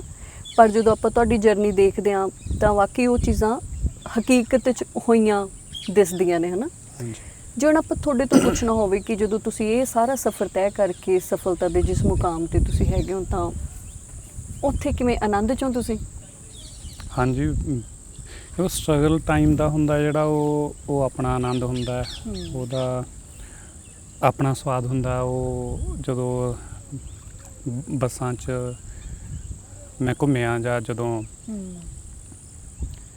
2001, 2, 3, 4 ਵੇਲੇ ਜਾਂ 2005 ਵੇਲੇ 2007 ਤੱਕ ਇੱਕ ਮਿਊਜ਼ਿਕ ਕੰਪਨੀ ਖੋਲ੍ਹੀ ਸੀ। ਦੋਸਤ ਸੀਗੇ ਸਾਡੇ, ਉਹ ਪਟਿਆਲੇ ਤੋਂ, ਨਾਭੇ ਤੋਂ। ਤੇ ਉਹ ਮਿਊਜ਼ਿਕ ਕੰਪਨੀ ਨੂੰ ਮੈਂ ਮੈਨੇਜ ਕਰਦਾ ਹੁੰਦਾ ਸੀ, ਤੇ ਉਹ ਡੀਲਰ ਹੁੰਦੇ ਸੀਗੇ ਪੰਜਾਬ ਦੇ, ਸਾਰੇ ਪੰਜਾਬ ਦੇ ਡੀਲਰਸ ਹੁੰਦੇ ਸੀ। ਤਾਂ ਉਹਨਾਂ ਕੋਲੇ ਮੈਂ ਫਿਰ ਅਪ ਡਾਊਨ ਕਰਦਾ ਹੁੰਦਾ ਸੀ ਬੱਸ 'ਤੇ। ਬਹੁਤ ਵਧੀਆ ਹੁੰਦਾ ਸੀ, ਮੈਂ ਬੈਗ ਲਿਆ ਹੁੰਦਾ ਸੀ। ਤੇ ਉਦੋਂ ਵੀ ਬੱਸ 'ਤੇ ਜੰਮੂ ਵੀ ਡੀਲਰ ਸੀਗੇ ਸਾਡੇ, ਜਾਂ ਹਿਮਾਚਲ 'ਚ ਹੁੰਦੇ ਸੀਗੇ ਕੈਸਟ ਡੀਲਰ, ਜਦੋਂ ਕੈਸਟਾਂ ਵਿਕਦੀਆਂ ਹੁੰਦੀਆਂ ਸੀ। ਵਧੀਆ ਸੀ ਉਦੋਂ ਵੀ, ਉਹ ਆਪਣਾ ਆਨੰਦ ਸੀ ਤੇ ਹੁਣ ਆਪਣਾ। ਇੱਕ ਜਦੋਂ ਕੋਈ ਵੀ ਬੰਦਾ ਮਿਹਨਤ ਕਰਦਾ ਹੈ ਨਾ, ਦੋ ਤਰ੍ਹਾਂ ਦਾ ਰਿਐਕਸ਼ਨ ਆਉਂਦਾ ਹੁੰਦਾ ਫੈਮਿਲੀ ਵੱਲੋਂ। ਇੱਕ ਤਾਂ ਇਹ ਹੁੰਦਾ ਵਾ ਵੀ ਠੀਕ ਹੈ ਇਹਨੇ ਕਰਨਾ ਹੀ ਸੀਗਾ, ਜਾਂ ਇਹਨੇ ਜੋ ਕੀਤਾ ਇਹਨੇ ਆਪਣੇ ਲਈ ਕੀਤਾ, ਹੈ ਨਾ।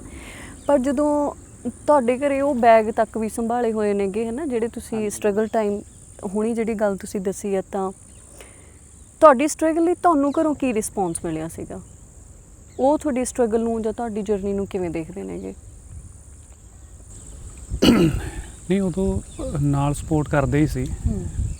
ਪਹਿਲਾਂ ਮੰਮੀ ਡੈਡੀ ਹੋਣੀ ਸੀ, ਭਾਵੇਂ ਮੇਰੇ ਚਾਚਾ ਜੀ ਨੇ ਜਾਂ ਮੇਰੇ ਦਾਦੀ ਜੀ ਹੁੰਦੇ ਸੀ, ਹੁਣ ਤਾਂ ਹੈ ਨਹੀਂ।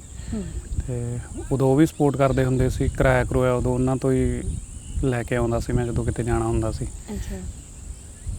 ਕਈ ਵਾਰੀ ਮੰਮੀ ਕੋਲੇ ਜੇ ਨਹੀਂ ਪੈਸੇ ਹੁੰਦੇ ਸੀ ਤਾਂ ਫਿਰ ਦਾਦੀ ਜੀ ਦਿੰਦੇ ਸੀ ਜਾਂ ਚਾਚਾ ਜੀ ਦਿੰਦੇ ਹੁੰਦੇ ਸੀ ਆਉਣ ਜਾਣ ਨੂੰ। ਉਹ ਤੋਂ ਬਾਅਦ ਫਿਰ ਜਦੋਂ ਪ੍ਰੀਤ ਹੋਣੀ ਆਏ ਲਾਈਫ 'ਚ, ਤੇ ਉਹਨਾਂ ਨੇ ਬਹੁਤ ਸਪੋਰਟ ਕੀਤਾ।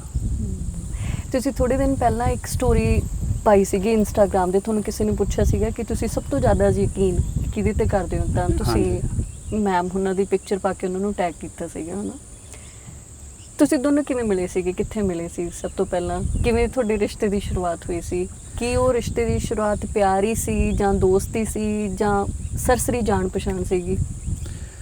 ਅਸੀਂ ਸਕੂਲ ਟਾਈਮ ਤੋਂ ਹੀ ਇਕੱਠੇ ਹਾਂ। ਅਸੀਂ 3 4 ਕਲਾਸ ਤੋਂ ਇਕੱਠੇ ਹੋਏ ਸੀ। ਅੱਛਾ। ਹਾਂਜੀ, ਮੇਰਾ ਜਿਹੜਾ ਜਨਮ ਸਥਾਨ ਆ ਉਹ ਲੌਂਗੋਵਾਲ, ਤੇ ਲੌਂਗੋਵਾਲ ਤੋਂ ਬਾਅਦ ਅਸੀਂ ਸਫੇੜਾ ਪਿੰਡ ਆ, ਸਫੇੜਾ ਪਟਿਆਲੇ ਕੋਲੇ, ਉੱਥੇ ਆ ਗਏ ਸੀ। ਥੋੜ੍ਹਾ ਟਾਈਮ ਉੱਥੇ ਰਹੇ, ਤੇ ਉਹਦੇ ਤੋਂ ਬਾਅਦ ਧਨੇਠਾ ਪਿੰਡ ਆ ਜਿਹੜਾ, ਉੱਥੇ ਮੇਰੇ ਭੂਆ ਜੀ ਸੀ, ਮੇਰੇ ਡੈਡੀ ਹੁਣਾਂ ਦੀ ਮਾਸੀ ਦੀ ਬੇਟੀ ਵਿਆਹੀ ਹੋਈ ਸੀ ਉੱਥੇ। ਫਿਰ ਉੱਥੇ ਧਨੇਠੇ ਜ਼ਮੀਨ ਲੈ ਲਈ ਸਮਾਣੇ ਕੋਲੇ, ਤੇ ਪ੍ਰੀਤ ਹੋਣੀ ਉੱਥੋਂ ਨੇ। ਤੇ ਜਦੋਂ ਅਸੀਂ ਉੱਥੇ ਗਏ, ਪਹਿਲਾਂ ਮੈਂ ਥੋੜ੍ਹਾ ਟਾਈਮ ਨਾਨਕੇ ਪੜ੍ਹਿਆ ਆਪਣੇ ਢੈਪੀ ਸਨਾਮ ਦੇ ਕੋਲੇ, ਤੇ ਥੋੜ੍ਹਾ ਸ਼ਰਾਰਤੀ ਵੱਧ ਸੀ ਮੈਂ। ਮੇਰੇ ਨਾਨਾ ਜੀ ਮੈਨੂੰ ਬਹੁਤ ਲਾਡ ਕਰਦੇ ਸੀ। ਉਹਨਾਂ ਨੇ ਫਿਰ ਪੜ੍ਹਨੋਂ ਹਟਾ ਲਿਆ ਜਦੋਂ ਸ਼ਿਕਾਇਤਾਂ ਆਉਂਦੀਆਂ ਰਹੀਆਂ। 6-7 ਮਹੀਨੇ ਸ਼ਾਇਦ ਮੈਂ ਪੜ੍ਹਿਆ ਆਪਣੇ ਨਾਨਕੇ। ਉਹਨਾਂ ਨੇ ਪੜ੍ਹਨੋਂ ਹਟਾ ਲਿਆ। ਜਿੱਥੇ ਅਸੀਂ ਸਪੇੜੇ ਰਹਿੰਦੇ ਹੁੰਦੇ ਸੀ, ਰੋਡ ਤੇ ਭੱਠੇ ਦੇ ਸਾਹਮਣੇ ਖੇਤਾਂ 'ਚ ਘਰ ਸੀ, ਤੇ ਉੱਥੇ ਨੇੜੇ ਤੇੜੇ ਸਕੂਲ ਨਹੀਂ ਸੀ ਕੋਈ। ਅੱਛਾ ਉੱਥੇ ਫਿਰ ਪੜ੍ਹਨ ਲਾਇਆ ਨਹੀਂ। ਉੱਥੇ ਤਾਂ ਸਾਡੇ ਬਿਜਲੀ ਦੀ ਤਾਰ ਵੀ ਨਹੀਂ ਆਉਂਦੀ ਸੀ, ਬਿਨਾਂ ਬਿਜਲੀ ਤੋਂ ਹੀ ਰਹਿੰਦੇ ਸੀ ਉੱਥੇ। ਆਥਣੇ ਰੋਟੀ ਵੀ ਟਰੈਕਟਰ ਦੀਆਂ ਲਾਈਟਾਂ ਲਾ ਕੇ ਖਾਂਦੇ ਹੁੰਦੇ ਸੀ। ਅੱਛਾ ਤੇ ਇਸ ਕਰਕੇ ਫਿਰ ਮੈਂ ਹੀ ਵੱਡਾ ਸੀਗਾ ਸਾਰੇ ਭੈਣ ਭਰਾਵਾਂ ਤੋਂ, ਤੇ ਮੈਨੂੰ ਮੰਮੀ ਨਾਨਕੇ ਜ਼ਿਆਦਾ ਰੱਖਦੇ ਹੁੰਦੇ ਸੀ।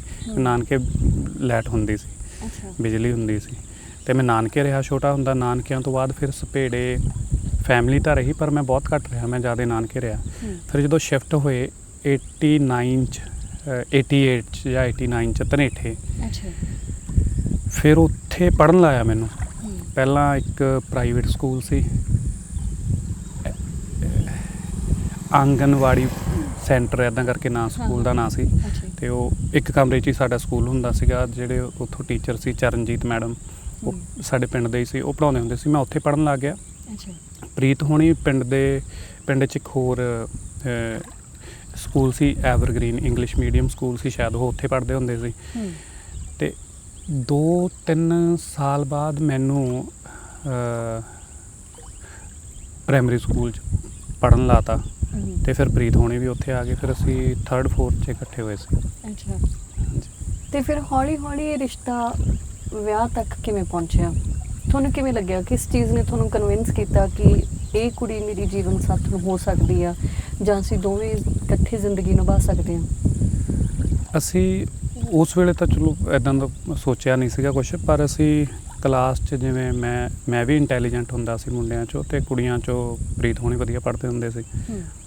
ਤੇ 6th ਦੇ ਵਿੱਚ ਫਿਰ ਮੈਂ ਉਦੋਂ ਹੀ ਥੋੜ੍ਹੇ ਟਾਈਮ ਬਾਅਦ ਹੀ ਮੈਂ ਹੋਸਟਲ 'ਚ ਪੜ੍ਹਨ ਲੱਗ ਗਿਆ ਪਟਿਆਲੇ, ਜਵਾਹਰ ਨਵੋਦਿਆ ਵਿਦਿਆਲਾ JNV ਕਹਿ ਦਿੰਦੇ ਨੇ ਉਹਨੂੰ। ਮੈਂ ਉੱਥੇ ਹੋਸਟਲ 'ਚ ਪੜ੍ਹਨ ਲੱਗ ਗਿਆ, ਤੇ ਪ੍ਰੀਤ ਹੋਣੀ ਪਿੰਡ ਹੀ ਪੜ੍ਹਦੇ ਰਹੇ। ਫਿਰ ਉਹ ਤੋਂ ਬਾਅਦ ਜਦੋਂ ਮੈਂ ਪਿੰਡ ਵਾਪਸ ਗਿਆ 9th ਕਲਾਸ 'ਚ, ਮੇਰਾ ਉੱਥੇ ਦਿਲ ਲੱਗਣੋਂ ਹਟ ਗਿਆ। ਅੱਛਾ ਹਾਂਜੀ, ਘਰੇ ਸਕੂਟਰ ਲੈ ਲਿਆ ਇੱਕ ਡੈਡੀ ਹੋਣਾ ਨੇ, ਇੱਕ ਟਰੈਕਟਰ ਸੀਗਾ ਨਵਾਂ ਲੈ ਲਿਆ, ਤੇ ਮੈਨੂੰ ਚਾਅ ਸੀ ਕਿ ਸਕੂਟਰ ਚਲਾਵਾਂ, ਟਰੈਕਟਰ ਚਲਾਵਾਂ। ਮੈਂ ਘਰਦਿਆਂ ਨੂੰ ਕਿਹਾ ਵੀ ਮੈਨੂੰ ਇੱਥੋਂ ਪੜ੍ਹਨੋਂ ਹਟਾ ਲਓ, ਪਰ ਹਟਾਇਆ ਨਹੀਂ। ਫਿਰ ਮੈਂ ਹੋਸਟਲ ਤੋਂ ਭੱਜ ਗਿਆ। ਮੈਂ 7-8 ਦਿਨ ਇੱਧਰ ਉੱਧਰ ਘੁੰਮਦਾ ਰਿਹਾ, ਤੇ ਫਿਰ ਘਰਦਿਆਂ ਨੂੰ ਥੋੜ੍ਹੀ ਜਿਹੀ ਟੈਨਸ਼ਨ ਹੋ ਗਈ ਵੀ ਇੱਦਾਂ ਠੀਕ ਨਹੀਂ। ਫਿਰ ਮੰਮੀ ਕਹਿੰਦੇ ਕੋਈ ਚੱਕਰ ਨਹੀਂ, ਵੀ ਲੋੜ ਨਹੀਂ ਆ ਤੈਨੂੰ ਜਾਣ ਦੀ, ਤੂੰ ਇੱਥੇ ਹੀ ਪੜ੍ਹਨ ਲੱਗ ਜਾ। ਫਿਰ ਮੈਂ ਪਿੰਡ ਪੜ੍ਹਨ ਲੱਗ ਗਿਆ। ਫਿਰ ਅਸੀਂ 9th 'ਚ ਫਿਰ ਇਕੱਠੇ ਹੋਏ। ਜਿਹੜਾ ਪਿੰਡ ਦਾ ਸਕੂਲ ਸੀਗਾ 9th ਤੋਂ 10th ਤੇ 10ਵੀਂ ਤੋਂ ਪਹਿਲੀ ਵਾਰੀ ਸਾਡੇ ਵੇਲੇ ਸਕੂਲ ਉਹ 'ਚ ਅਸੀਂ ਪਹਿਲੀ +1 ਕੀਤੀ, ਤੇ ਪਹਿਲੀ ਅਸੀਂ +2 ਕੀਤੀ। ਅੱਛਾ ਜੀ, ਅਪਗ੍ਰੇਡ ਹੋਇਆ ਉਦੋਂ? ਹਾਂਜੀ, ਉਦੋਂ ਸਾਡੇ ਵੇਲੇ ਅਪਗ੍ਰੇਡ ਹੋਇਆ। ਤੇ ਮੈਂ ਇੱਕ ਉੱਥੋਂ ਪੜ੍ਹ ਕੇ ਗਿਆ ਸੀ ਪਟਿਆਲੇ ਤੋਂ, ਤਾਂ ਉਹਦੇ ਕਰਕੇ ਥੋੜ੍ਹੀ ਜਿਹੀ ਗੌਰ ਕਰਦੇ ਸੀ ਸਾਰੇ ਮੇਰੇ ਵੱਲ। ਮੈਂ ਕੁਛ ਕੁ ਨਵੀਆਂ ਚੀਜ਼ਾਂ, ਜਿਵੇਂ ਜਿਹੜੇ ਸਾਡੇ ਉੱਥੇ ਸਕੂਲ 'ਚ ਕੋਈ ਦਿਨ ਮਨਾਉਂਦੇ ਹੁੰਦੇ ਸੀ, ਮੈਂ ਪਿੰਡ ਵਾਲੇ ਸਕੂਲ 'ਚ ਮਨਾਉਣੇ ਸ਼ੁਰੂ ਕਰਤੇ। ਉਹ ਟੀਚਰਸ ਡੇ ਵਗੈਰਾ, ਜਿਵੇਂ ਪਿੰਡ ਵਾਲੇ ਸਕੂਲਾਂ 'ਚ ਤਾਂ ਹੁੰਦਾ ਨਹੀਂ ਸੀ, ਤੇ ਟੀਚਰਸ ਡੇ ਵਾਲੇ ਦਿਨ ਫਿਰ ਅਸੀਂ, ਜਿਵੇਂ ਮੈਂ ਪ੍ਰਿੰਸੀਪਲ ਬਣਿਆ, ਤੇ ਅਸੀਂ ਕਾफ़ੀ ਚੀਜ਼ਾਂ ਇੱਕ ਦਿਨ 'ਚ ਉੱਥੇ ਸਕੂਲ ਦੇ ਜਵਾਕਾਂ ਨਾਲ ਕਾफ़ੀ ਚੀਜ਼ਾਂ ਸਾਂਝੀਆਂ ਕੀਤੀਆਂ। ਤੇ ਉਹਦੇ ਤੋਂ ਬਾਅਦ ਫਿਰ +2 ਤੋਂ ਬਾਅਦ ਮੇਰਾ ਝੁਕਾਅ ਪਹਿਲਾਂ ਤੋਂ ਹੀ ਸੀ। ਮੈਂ ਪਟਿਆਲੇ ਤੋਂ ਹੋਸਟਲ ਤੋਂ 1-2 ਵਾਰੀ ਭੱਜ ਕੇ ਇੱਥੇ ਆਇਆ ਸੀਗਾ ਚੰਡੀਗੜ੍ਹ। ਇੱਥੋਂ ਦੀ ਮਿਊਜ਼ਿਕ ਕੰਪਨੀ ਹੁੰਦੀ ਸੀ, ਕੈਟਰਿਕ ਮਿਊਜ਼ਿਕ ਕੰਪਨੀ, ਤੇ ਮੈਂ ਉਹਦੇ ਦਫ਼ਤਰ ਉਦੋਂ ਆਉਂਦਾ ਰਹਿੰਦਾ ਸੀ। ਇੱਥੇ ਮੈਂ ਦਵਿੰਦਰ ਭਾਜੀ ਨੂੰ ਮਿਲਿਆ ਸੀ, ਡੈਵੀ ਭਾਜੀ ਨੂੰ। ਉਹਨਾਂ ਨੇ ਜਦੋਂ ਗਾਣੇ ਰਿਕਾਰਡ ਕੀਤੇ ਫਿਰ ਪਹਿਲੇ। ਅੱਛਾ ਜੀ। ਤੇ ਵਿਆਹ ਤੋਂ ਬਾਅਦ ਫਿਰ ਜਿਵੇਂ ਕਾਫੀ ਤੁਹਾਡੀ ਸਟਰਗਲਿੰਗ ਲਾਈਫ ਰਹੀ ਆ, ਜਿਵੇਂ ਇੱਕ ਕੁੜੀ ਨੂੰ ਵੀ ਹੁੰਦਾ ਵੀ ਜਦੋਂ ਮੈਂ ਵਿਆਹ ਕੇ ਜਿਹੜੇ ਘਰੇ ਜਾਵਾਂ, ਹੈ ਨਾ, ਮੇਰੀ ਮੈਰਿਡ ਲਾਈਫ ਆ ਜਿਹੜੀ ਐਂ ਦੀ ਹੋਣੀ ਚਾਹੀਦੀ ਆ, ਜਾਂ ਆਪਣੇ ਘਰ ਵਾਲੇ ਤੋਂ ਬਹੁਤ ਕੁਝ ਐਕਸਪੈਕਟ ਕਰਦੀ ਹੁੰਦੀ ਹੈ, ਹੈ ਨਾ। ਮੁੰਡੇ ਨੂੰ ਵੀ ਹੁੰਦਾ ਹੈ ਕਿ ਮੇਰੀ ਜਿਹੜੀ ਨੈਕਸਟ ਲਾਈਫ ਹੋਊਗੀ, ਮੈਰਿਡ ਲਾਈਫ ਹੋਊਗੀ, ਉਹ ਅਸੀਂ ਦੋਵੇਂ ਆਏ ਹੰਡਾਵਾਂਗੇ, ਜਾਂ ਇੱਦਾਂ ਉਸ ਚੀਜ਼ ਨੂੰ ਲਾਈਫ ਆਪਣੀ ਸਪੈਂਡ ਕਰਾਂਗੇ। ਜਦੋਂ ਸਾਰਾ ਕੁਝ ਉਲਟ ਫੁਲਟ ਹੋ ਗਿਆ, ਤੇ ਫਿਰ ਤੁਸੀਂ ਕਿਵੇਂ ਹੁਣ ਤੱਕ 14 ਸਾਲਾਂ ਦੀ ਤੁਹਾਡੀ ਵਿਆਹੁਤਾ ਜ਼ਿੰਦਗੀ ਨੂੰ ਇੱਥੇ ਤੱਕ ਲੈ ਕੇ ਆਏ? ਕਿਹੜੀਆਂ ਚੀਜ਼ਾਂ ਸੀਗੀਆਂ ਜਿਹੜੀਆਂ ਤੁਸੀਂ ਇਨੀਸ਼ੀਅਲ ਸਟੇਜ 'ਤੇ ਫੇਸ ਕੀਤੀਆਂ ਸੀਗੀਆਂ ਆਪਣੀ ਮੈਰਿਡ ਲਾਈਫ ਨੂੰ ਸਰਵਾਈਵ ਕਰਨ ਲਈ? ਨਹੀਂ, ਇੱਦਾਂ ਇੰਨਾ ਔਖਾ ਤਾਂ ਨਹੀਂ ਲੱਗਿਆ। 9th ਕਲਾਸ 'ਚ ਜਿਵੇਂ ਆਪਣੇ ਪਹਿਲੇ ਸ਼ਾਇਦ ਦਾ ਜਿਹੜਾ ਤੁਸੀਂ ਇੰਟਰਵਿਊ ਕੀਤਾ ਸੀ ਮੇਰਾ, ਉਹ 'ਚ ਵੀ ਮੈਂ ਦੱਸਿਆ ਸੀ ਸਾਡੇ ਟੀਚਰ ਹੁੰਦੇ ਸੀ ਤ੍ਰਿਭਵਨ ਜੋਤ, ਹੁਣ ਵੀ ਹੈਗੇ ਨੇ, ਉਹ ਪਟਿਆਲੇ ਤੋਂ ਨੇ। 9th ਕਲਾਸ 'ਚ ਉਹਨਾਂ ਨੇ ਇੱਕ ਵਾਰੀ ਪੁੱਛਿਆ ਸੀ ਸਾਰਿਆਂ ਤੋਂ ਕਿ ਤੁਸੀਂ ਕੀ ਕਰਨਾ ਚਾਹੁੰਦੇ ਹੋ, ਕੀ ਬਣਨਾ ਚਾਹੁੰਦੇ ਹੋ, ਤੇ ਉਦੋਂ ਅਸੀਂ ਸਾਰਿਆਂ ਨੇ ਦੱਸਿਆ ਸੀ। ਤੇ ਉਦੋਂ ਉਹਨਾਂ ਨੇ ਇੱਕ ਗੱਲ ਕਹੀ ਸੀ ਕਿ ਅਸੀਂ ਜਿਵੇਂ ਦਾ ਸੋਚਦੇ ਹਾਂ ਕਿ ਅਸੀਂ ਇਹ ਕਰਨਾ ਜਾਂ ਇਹ ਬਣਨਾ, ਜੇ ਉਸ ਗੱਲ 'ਤੇ ਪੱਕੇ ਰਹੀਏ ਤੇ ਉਹ ਚੀਜ਼ ਹੋ ਜਾਂਦੀ ਹੈ, ਸਾਡੇ ਸਟਾਰ, ਸਾਡੀ ਕਿਸਮਤ ਉੱਦਾਂ ਦੀ ਬਣ ਜਾਂਦੀ ਹੈ। ਤਾਂ ਇਹ ਮੈਂ 9th ਕਲਾਸ ਤੋਂ ਉੱਦਾਂ ਹੀ ਸੋਚਣਾ ਸ਼ੁਰੂ ਕਰਤਾ ਸੀ।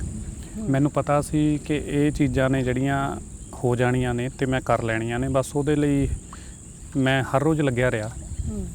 ਮੈਂ ਕਿਤੇ ਲਿਖਿਆ ਪੜ੍ਹਿਆ ਸੀ ਕਿ ਜੇ ਤੁਸੀਂ ਘਰੇ ਬੈਠੇ ਰਹੋਗੇ ਜਾਂ ਬੈੱਡ ਤੇ ਪਏ ਰਹੋਗੇ ਫਿਰ ਕੁਝ ਨਹੀਂ ਹੋਣਾ, ਤੁਹਾਨੂੰ ਘਰੋਂ ਨਿਕਲਣਾ ਪੈਣਾ। ਤੇ ਐਦਾਂ ਬੜੇ ਵਾਰੀ ਹੁੰਦਾ ਸੀ, ਕੋਈ ਕੰਮ ਨਹੀਂ ਹੁੰਦਾ ਸੀ ਪਰ ਮੈਂ ਘਰੋਂ ਨਿਕਲ ਜਾਂਦਾ ਸੀ। ਅੱਛਾ, ਬਿਨਾਂ ਕੰਮ ਤੋਂ, ਕਿ ਕੁਛ ਨਾ ਕੁਛ ਤੇ ਹੋਊਗਾ। ਚਾਹੇ ਮੇਰੇ ਮਿੱਤਰ ਹੁੰਦੇ ਸੀ ਉਹਨਾਂ ਕੋਲੇ ਜਾਂ ਕੋਈ ਜਾਣ ਪਛਾਣ ਵਾਲਾ ਹੁੰਦਾ ਸੀ, ਤੇ ਐਦਾਂ ਹੀ ਅੱਗੇ ਦੀ ਅੱਗੇ ਫਿਰ ਕਨੈਕਸ਼ਨ ਬਣਦੇ ਗਏ। ਜਦੋਂ ਅਸੀਂ ਘਰੋਂ ਉੱਠ ਕੇ ਨਿਕਲਦੇ ਹਾਂ ਤੇ ਸਾਨੂੰ ਕੋਈ ਨਾ ਕੋਈ ਕਨੈਕਸ਼ਨ ਕਿਤੇ ਨਾ ਕਿਤੇ, ਕਿਵੇਂ ਨਾ ਕਿਵੇਂ ਆਟੋਮੈਟਿਕ ਸਾਨੂੰ ਜਿਹੜੀ ਕੁਦਰਤ ਆ ਉਹ ਦਿੰਦੀ ਰਹਿੰਦੀ ਆ। ਤੇ ਉਸੇ ਤਰ੍ਹਾਂ ਹੀ ਫਿਰ ਐਦਾਂ ਹੀ ਕੜੀਆਂ ਨਾਲ ਕੜੀਆਂ ਜੁੜਦੀਆਂ ਗਈਆਂ। ਜਿਵੇਂ ਹੁਣ ਤਾਂ ਚਲੋ ਤੁਸੀਂ ਕੋਈ ਵੀ ਇਦਾਂ ਦੀ ਕੋਈ ਚੀਜ਼ ਜਾਂ ਕੋਈ ਸ਼ੈ ਜਾਂ ਸ਼ਾਇਦ ਉਹਨਾਂ ਦੀ ਕੋਈ ਖਵਾਹਿਸ਼ ਇਦਾਂ ਦੀ ਹੈ ਹੀ ਨਹੀਂ ਗੀ ਵੀ ਜਿਹੜੀ ਇਹ ਕਹਿਣ ਉਹ ਕਿ ਮੇਰੀ ਪੂਰੀ ਨਹੀਂ ਹੋਈ ਜਾਂ ਮੇਰੀ ਤੁਸੀਂ ਉਹਨਾਂ ਦੀ ਪੂਰੀ ਨਾ ਕੀਤੀ ਹੋਵੇ। ਪਰ ਜਦੋਂ ਤੁਹਾਡੀ ਮੈਰਿਡ ਲਾਈਫ ਸ਼ੁਰੂ ਹੋਈ ਸੀ, ਤੁਹਾਡਾ ਸਟਰਗਲਿੰਗ ਟਾਈਮ ਸੀਗਾ ਜਾਂ ਇੱਕ ਨੋਰਮਲ ਸਿਚੁਏਸ਼ਨ 'ਚ ਤੁਹਾਡਾ ਵਿਆਹ ਨਹੀਂ ਸੀ ਹੋਇਆ, ਹੈ ਨਾ, ਉਹਨਾਂ ਚੀਜ਼ਾਂ ਨੂੰ ਲੈ ਕੇ ਉਸ ਵੇਲੇ ਤੁਹਾਨੂੰ ਕਦੇ ਲੱਗਦਾ ਹੁੰਦਾ ਸੀਗਾ ਕਿ ਮੈਂ ਮੇਰਾ ਤਾਂ ਸਟਰਗਲ ਸੀਗਾ ਪ੍ਰੀਤ, ਮੈਂ ਤੇਰੀ ਲਾਈਫ ਵੀ ਇੱਦਾਂ ਹੀ ਬਣਾ ਲਈ ਆ ਜਾਂ ਕੁਛ ਇੱਦਾਂ ਦਾ ਉਸ ਟਾਈਮ ਤੁਸੀਂ ਸੋਚਿਆ ਸੀਗਾ ਕਦੇ? ਉਦੋਂ ਲੱਗਦਾ ਤਾਂ ਹੁੰਦਾ ਸੀ ਪਰ ਖੁਸ਼ ਬਹੁਤ ਹੁੰਦੇ ਸੀ ਅਸੀਂ ਇੱਕ ਦੂਜੇ ਨਾਲ। ਹਾਂਜੀ, ਉਹ ਵੀ ਬਹੁਤ ਖੁਸ਼ ਹੁੰਦੇ ਸੀ। ਉਹਨਾਂ ਦੀ ਪਹਿਲੇ ਦਿਨ ਤੋਂ ਕੋਈ ਐਦਾਂ ਦਾ ਕੁਝ ਹੁੰਦਾ ਹੀ ਨਹੀਂ ਸੀ ਕਿ ਕੋਈ ਕਿਸੇ ਤਰ੍ਹਾਂ ਦੀ ਖੁਆਇਸ਼ ਆ ਉਹਨਾਂ ਦੀ ਜਾਂ ਕੋਈ ਕਦੇ ਉਹਨਾਂ ਨੇ ਕੋਈ ਚੀਜ਼ ਮੰਗੀ ਹੋਵੇ, ਐਦਾਂ ਕਦੇ ਹੋਇਆ ਹੀ ਨਹੀਂ ਹੁਣ ਤੱਕ, ਹੁਣ ਵੀ ਨਹੀਂ। ਤੇ ਪਰ ਪਹਿਲੇ ਦਿਨ ਤੋਂ ਮੈਨੂੰ ਐਂ ਲੱਗਦਾ ਹੁੰਦਾ ਸੀ ਕਿ ਜੇ ਸਟਰਗਲ ਮੈਂ ਕਰਦਾ ਤੇ ਉਨੀ ਹੀ ਉਹ ਵੀ ਮੇਰੇ ਨਾਲ ਕਰਦੇ ਸੀਗੇ ਹਰ ਰੋਜ਼, ਹਰ ਗੱਲ 'ਚ। ਤੇ ਜੇ ਕਿਸੇ ਚੀਜ਼ ਦਾ ਮੈਨੂੰ ਚਾਅ ਹੁੰਦਾ ਸੀ ਤੇ ਉਹਨਾਂ ਨੂੰ ਵੀ ਉਹ ਤੋਂ ਵੱਧ ਹੁੰਦਾ ਸੀ, ਹੁਣ ਵੀ। ਜਦੋਂ ਆਪਣਾ ਨਵਾਂ ਵਿਆਹ ਹੁੰਦਾ ਹੈ ਹੁੰਦਾ ਵੀ ਇੱਕ ਦੂਜੇ ਦੇ ਨਾਲ ਜ਼ਿਆਦਾ ਟਾਈਮ ਸਪੈਂਡ ਕਰੀਏ ਜਾਂ ਅਸੀਂ ਕਿਤੇ ਘੁੰਮਣ ਜਾਈਏ, ਹੈ ਨਾ। ਵਿਆਹ ਦੇ ਪਹਿਲੇ ਕੁਝ ਸਾਲ ਤਾਂ ਜ਼ਿਆਦਾ ਹੀ ਹੁੰਦਾ ਹੈ ਨਾ ਕਿ ਇੱਕ ਦੂਜੇ ਦੀ ਅਟਰੈਕਸ਼ਨ ਮਿਲੇ, ਅਟੈਂਸ਼ਨ ਮਿਲੇ, ਹੈ ਨਾ। ਪਰ ਤੁਹਾਡਾ ਕੰਮ ਉੱਦਾਂ ਦਾ ਸੀਗਾ ਕਿ ਤੁਸੀਂ ਜ਼ਿਆਦਾ ਟਾਈਮ ਘਰੇ ਨਹੀਂ ਰਹਿੰਦੇ ਸੀਗੇ, ਹੈ ਨਾ। ਹਾਂ, ਮੈਂ ਟਰੈਵਲ ਉਦੋਂ ਉਹ ਤੋਂ ਬਾਅਦ ਹੀ ਹਰ ਰੋਜ਼ ਟਰੈਵਲ ਕਰਦਾ ਸੀ ਮੈਂ, ਕਿਉਂਕਿ ਮੇਰੇ ਦਿਮਾਗ 'ਚ ਇਹੀ ਸੀ ਕਿ ਪਤਾ ਨਹੀਂ ਕਿਹੜੇ ਵੇਲੇ ਕਦੋਂ ਕਿਹੜਾ ਕਨੈਕਸ਼ਨ ਮਿਲ ਜਾਣਾ ਤੇ ਕਿਹੜੇ ਬੰਦੇ ਨੇ ਮਿਲ ਜਾਣਾ ਤੇ ਜਿਹਦੇ ਨਾਲ ਮੈਂ ਪੈਰ ਅੱਗੇ ਧਰਨਾ ਆਪਣਾ। ਚਾਹੇ ਉਹ ਸਫਲ ਗੀਤਕਾਰ ਬਣਨ ਲਈ ਸੀ, ਭਾਵੇਂ ਉਹ ਸਫਲ ਪ੍ਰੋਡਿਊਸਰ ਬਣਨ ਲਈ ਸੀ। ਮੈਨੂੰ ਉਦੋਂ ਵੀ ਸੀ ਤੇ ਹੁਣ ਵੀ ਹੁੰਦਾ। ਮੈਂ ਹੁਣ ਵੀ ਹਰ ਰੋਜ਼ ਸਿਰਫ ਇਸੇ ਕਰਕੇ ਕੰਮ 'ਤੇ ਲੱਗਿਆ ਰਹਿਣਾ ਕਿ ਪਤਾ ਨਹੀਂ ਕਿਹੜੇ ਵੇਲੇ ਕਦੋਂ ਕਿਹੜੀ ਅਸੀਂ ਨਵੀਂ ਚੀਜ਼ ਸ਼ੁਰੂ ਕਰ ਲੈਣੀ ਆ।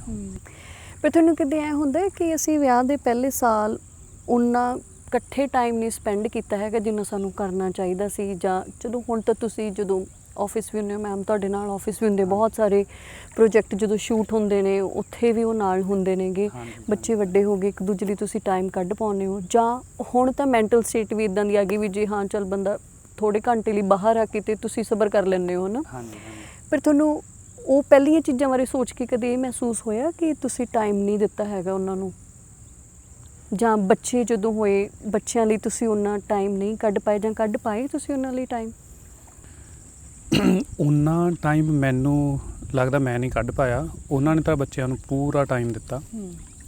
ਮੈਂ ਉਹਨਾਂ ਤਿੰਨਾਂ ਲਈ ਉਹਨਾਂ ਟਾਈਮ ਕੱਢ ਨਹੀਂ ਪਾਇਆ। ਉਦੋਂ ਮੈਨੂੰ ਲੱਗਦਾ ਤਾਂ ਹੁੰਦਾ ਸੀ ਪਰ ਮੈਂ ਟਾਈਮ ਦੀ ਵੇਟ ਕਰਦਾ ਸੀ ਕਿ ਇੱਦਾਂ ਦਾ ਟਾਈਮ ਆਊਗਾ ਫਿਰ ਜਦੋਂ ਅਸੀਂ ਟਾਈਮ ਇੱਕ ਦੂਜੇ ਨੂੰ ਦੇਵਾਂਗੇ। ਅਤੇ ਉਹ ਹੌਲੀ ਹੌਲੀ ਹੁਣ ਆ ਗਿਆ, ਹੁਣ ਅਸੀਂ ਜ਼ਿਆਦਾ ਟਾਈਮ ਇਕੱਠੇ ਹੀ ਹੁੰਦੇ ਹਾਂ। ਇੱਕ ਜਿਵੇਂ ਆਪਣੇ ਉਹੀ ਕਹਾਵਤ ਜੀ ਬਣੀ ਹੋਈ ਹੈ ਕਿ ਜਾਂ ਕਈ ਵਾਰ ਮੁੰਡੇ ਕਹਿ ਵੀ ਦਿੰਦੇ ਨੇ ਕਿ ਮੈਨੂੰ ਆਪਦੀ ਮਦਰ ਵਰਗੀ ਲਾਈਫ ਪਾਰਟਨਰ ਚਾਹੀਦੀ ਆ, ਹੈ ਨਾ, ਜਿਹ 'ਚ ਮੇਰੀ ਮਦਰ ਵਾਲੇ ਗੁਣ ਹੋਣ।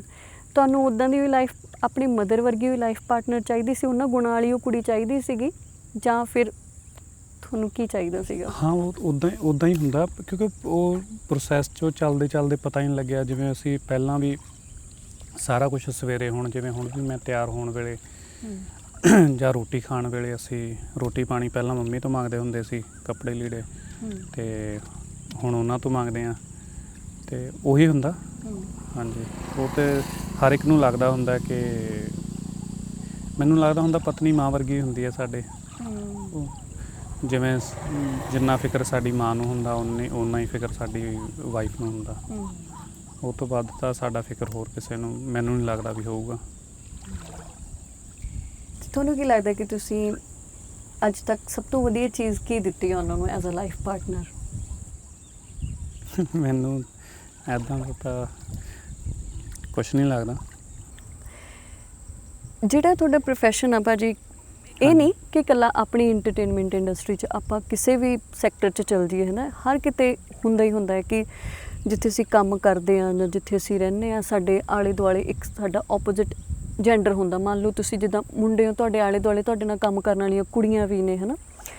ਜਾਂ ਤੁਹਾਡੀ ਲਾਈਫ 'ਚ ਜਦੋਂ ਇੱਕ ਦੋ ਇਨਸੀਡੈਂਟ ਇੱਦਾਂ ਦੇ ਹੋਏ ਵੀ ਤੁਹਾਡਾ ਨਾਮ ਜੁੜਿਆ ਕਿਸੇ ਦੇ ਨਾਲ, ਹੈ ਨਾ, ਕਲੈਸ਼ ਹੋਏ, ਪਰ ਬਾਵਜੂਦ ਤੁਸੀਂ ਅੱਜ 14 ਸਾਲਾਂ ਦਾ ਸਫ਼ਰ ਤੈਅ ਕਰਕੇ ਆਏ ਹੋ, ਹੈ ਨਾ। ਯਕੀਨਨ ਇਹਦੇ ਵਿੱਚ ਮੈਮ ਉਹਨਾਂ ਦਾ ਵੱਡਾ ਰੋਲ ਰਿਹਾ ਹੋਣਾ। ਬਿਲਕੁਲ। ਪਰ ਜਦੋਂ ਦੋਵਾਂ ਜੀਆਂ ਦੇ ਵਿੱਚ ਕਿਸੇ ਇੱਕ ਗੱਲ ਨੂੰ ਲੈ ਕੇ ਇੱਕ ਵਾਰੀ ਮਿਸਅੰਡਰਸਟੈਂਡਿੰਗ ਹੋ ਜਾਂਦੀ ਆ, ਹੈ ਨਾ, ਤਾਂ ਉਹ ਚੀਜ਼ਾਂ ਨੇ ਜਿਹੜੀਆਂ ਉਹ ਕਿਤੇ ਨਾ ਕਿਤੇ, ਜਿਵੇਂ ਆਪਾਂ ਕਹਿੰਦੇ ਨਾ ਵੀ ਧਾਗੇ ਦੇ ਵਿੱਚ ਗੰਢ ਪੈ ਹੀ ਜਾਂਦੀ ਆ, ਹੈ ਨਾ।